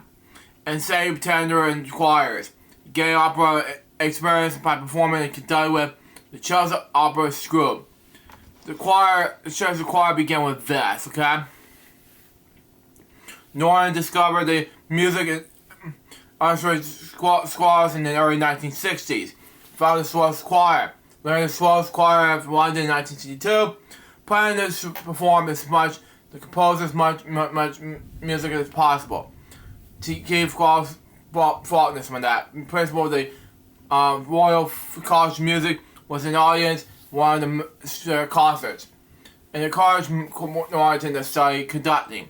Norton resigned as his publishing post and studied conducting the senior iron balls, among others, from 1952 to 1954. The show's choir first concert with the orchestra and period instruments. Handel's marriage in 1972, followed by the virtual ditto Meta Marriage, I pronounce it, sorry. Anyways, conducted in Great Britain and the United States. From 1969 to 1984, Norton was the musical director of Kent Opera. When he conducted over 400 performances and more than 40 productions. In 1938, he founded the London Classical Players. Their recording was Beethoven. I'm so boring, sorry. It was from 1987 to 1980. Type it wrong. Okay. Caused by sensation by using sensation of using period of instruments. What was 1990? Causation of period instruments using period instruments. Anyway, playing second violins opposite but first. Anyway, having a different relations to string players and when brace when that. Fast tempo recording, stupid Beethoven. Anyway, mesmo marketing when that. They explored Rotros, Forrest when that. Jordan remained a musical director until 1997. Anyway, from 1985 to 1989 when that. He was principal to conductor of the Bournemouth Symphonias when that. He was also principal of the president when that of the Oxford Bach Choir for the boy. From 1990 to 1994, he was music director of the Orchestra of St. Luke's in New York City.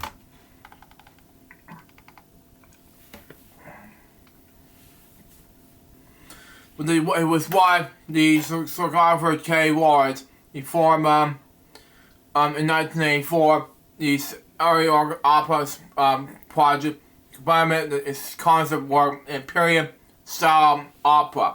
Began in varies the obvious when that the Mago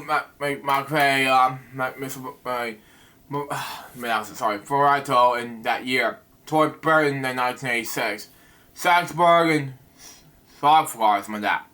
In Europe, Norton was the principal conductor of the Squadra Salzburg in 1997 to 2007. Anyway, principal conductor of the Salzburg Radio Symphony Orchestra from 1998 to 2011. Anyway, in July 2016, he conducted the final concert of the Salzburg Radio Symphony Orchestra in London, the historic Royal Albert Hall, as part of the proms. Before a scheduled merger for the SRWR, this name I cannot pronounce, sorry, Square Orchestra Band Forgan. Other activities: Boston, Paris, Berlin, and Zurich. Norton was an artist advisor to the Boston Handel and Haydn Society from 2006 to 2009. His principal guest conductor of the Orchestre de Chambre de Paris and the Orchestre Chamber Bohème. Anyway, principal conductor of the Zurich Chamber Orchestra from 2011-2016. He appeared regularly in the Berlin Philharmonic, bands on Fort Worth and major orchestras throughout the planet. Historically informed performance, Norton became best known for historically informed performance. Not only performed music, but also the music for the classical and romantic periods. He's also limited for no use of rival and orchestral performance, claiming that orchestras did not use it until the 1930s, which brought him commercial criticism. Stupid Beethoven. He followed Beethoven's stupid Beethoven. Anyway, orchestral bands and marketed this simply straightly, rejecting his comments. Variations on these marketings were miscalculated. Anyway, with spiders that use a vibro, often very fast tempos, as a different placement of the instruments, especially first and second violins, the opposite sides of the volume. He developed the second, especially with sound, especially with the Stuttgart Radio Symphony Orchestra, which was often dubbed by the trade press as Stuttgart Sound. This refers to the subject of the historical infirm music market making and the means of the flexible modern orchestra. Symphony cycles in that Northern interrupted period with the orchestra have received worldwide acclaim. Critics included Armand Voss, the violin of the minor chorus, which drew two tough choirs of the Northern Virtual Free Stream Sound in 2005, as except for the Sorghum chorus with that. The new Sorghum style found that only concept is Storm television. In August 2008, Norman appeared on the reality television show being television series Maestro on BBC Two, leading the judging panel. He conducted the first night of the Palms in 2006 and the last night of the Palms in 2008. Personal life. He was married twice. He married Susan May, but 1984, whom he had two children. The couple divorced in 1982. In 1986, he married Kay Lawrence, dancer and photographer. The couple have one child. In November 2021, Norton announced retirement. Norton lived in Exeter in Devon. He died in his home on July 18, 2025. He was 91 years old. In my last death topic, thank God I have to read this for over 5 hours straight, has to do with Kenneth Washington. Born is that name. He was an American television and film actor, best known for playing Sergeant Richard Baker in the final season of Hogan's Heroes, and Officer Miller in Adam 12. Born in Enfield, Mississippi on October 19, 1946, he grew up in San Francisco, California, and his family relocated there. Later, he decided to pursue acting and moved to Los Angeles, California. His film and television career began with this. In film, Washington is on credit in 1956, The Bird and the Bees. Washington started his television career in 1958 when in the American family drama series Dagari, there on CBS. He has also recorded role in Adam 12 and Officer Miller. He also appeared in Star Trek episode That Which Survives as the ill-fated engineer John B. Watkins. In 1970, Washington was cast in the series regular Hogan Heroes, replacing actor Ivan Dixon with that. He had several guest starring roles throughout the 70s. In 1989, Washington guest starred in A Different World. Personal life and death. He married Alice Marshall. The couple has 3 children. 3 grandchildren, and of course, 4 great-grandchildren. He died on July 18th, 2025. He was 88 years old in his home in Beverly Hills, California. He was the last surviving principal cast member of Hogan's Heroes at the time of his death. Now, let's do the moment of silence flash in regards to not 1, not 2, but 3, 4, 5, 6, 7, 8, 14 death topics right now.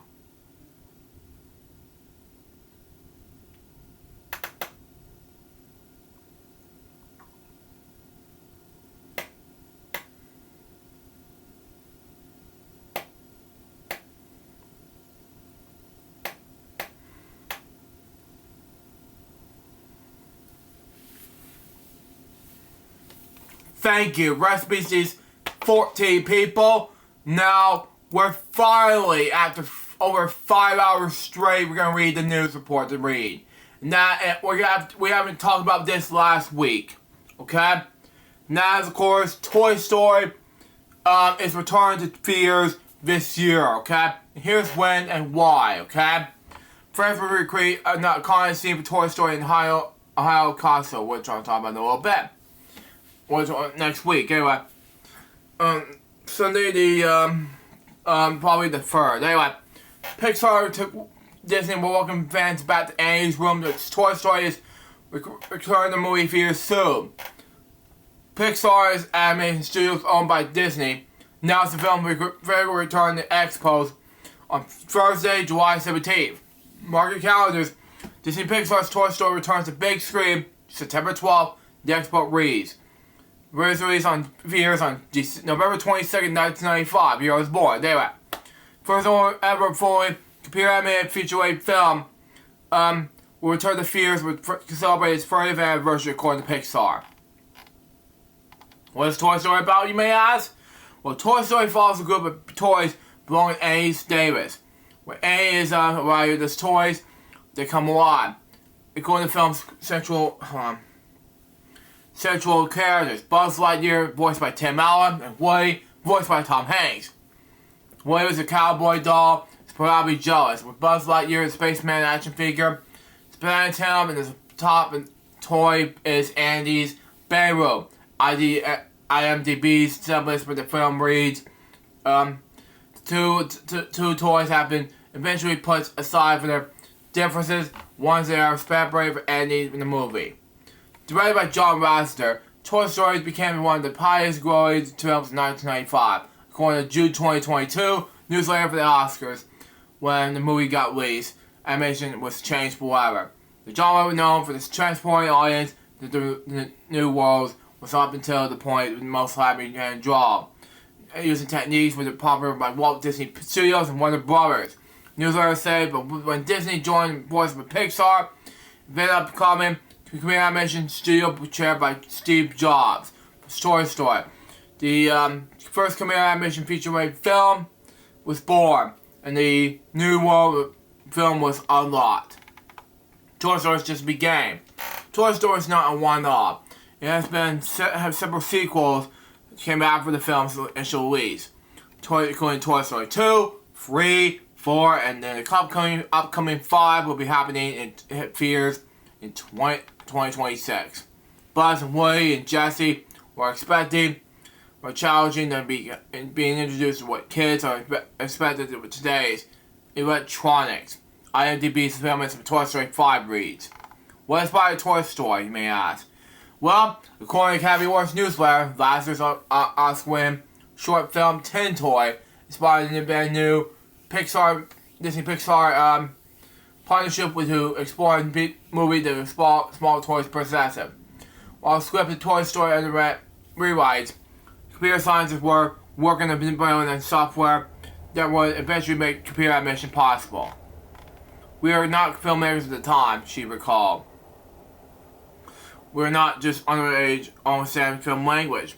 We're simply doing whatever we would like told to get graphics and image on the screen and by programming them as quickly as we could to get the program pictures made. As we were learning along the way. Toy Story paves the way to animated films. Even leading into the Academy Awards tree and Oscar category for Best Animated Film features like that. It also received success in how it led the creation of the Toy Story Land, a female Disney Hollywood Studios in Walt Disney World in Orlando, Florida. It was a movie, it was lit, it was manageable. We have cameras moving around through ties. We have speedy cam, ties and shots, and all that stuff. And it felt like a movie. Like I said, that film, per the newsletter. Something like that. Yet they were cartoony, but they were moving like cartoons, and yet I can touch them. They were plastic. All that was uniqueness. Understanding the limitations of what the medium was all at that time, including the characters and the storytelling. What was the Toy Story trailer, and that was And that was it for that topic. And thank God we have enough time for that episode. So, how long did we tape this for? Over 5 hours, 18 minutes that I taped this for it. So, with that said, that was the Crazy Bunch Web Show, episode number 116. I hope you enjoy it. Stay tuned for the next one, which is going to be 117th episode of Crazy Bunch's Web Show. Coming up next, we got 3 more projects to do on the main channel, and then that's it for that YouTube channel for the night. Now, excuse me, I get that prepared for editing for 2 more projects, or actually 5 more projects. I haven't done editing all day today, and I really need to get some sleep. And after this is over, Crazy Bunch Web Show tomorrow on my main show. I'm not gonna do it today because I wasn't gonna do it today, but oh well, I tried. Because after this, I am done.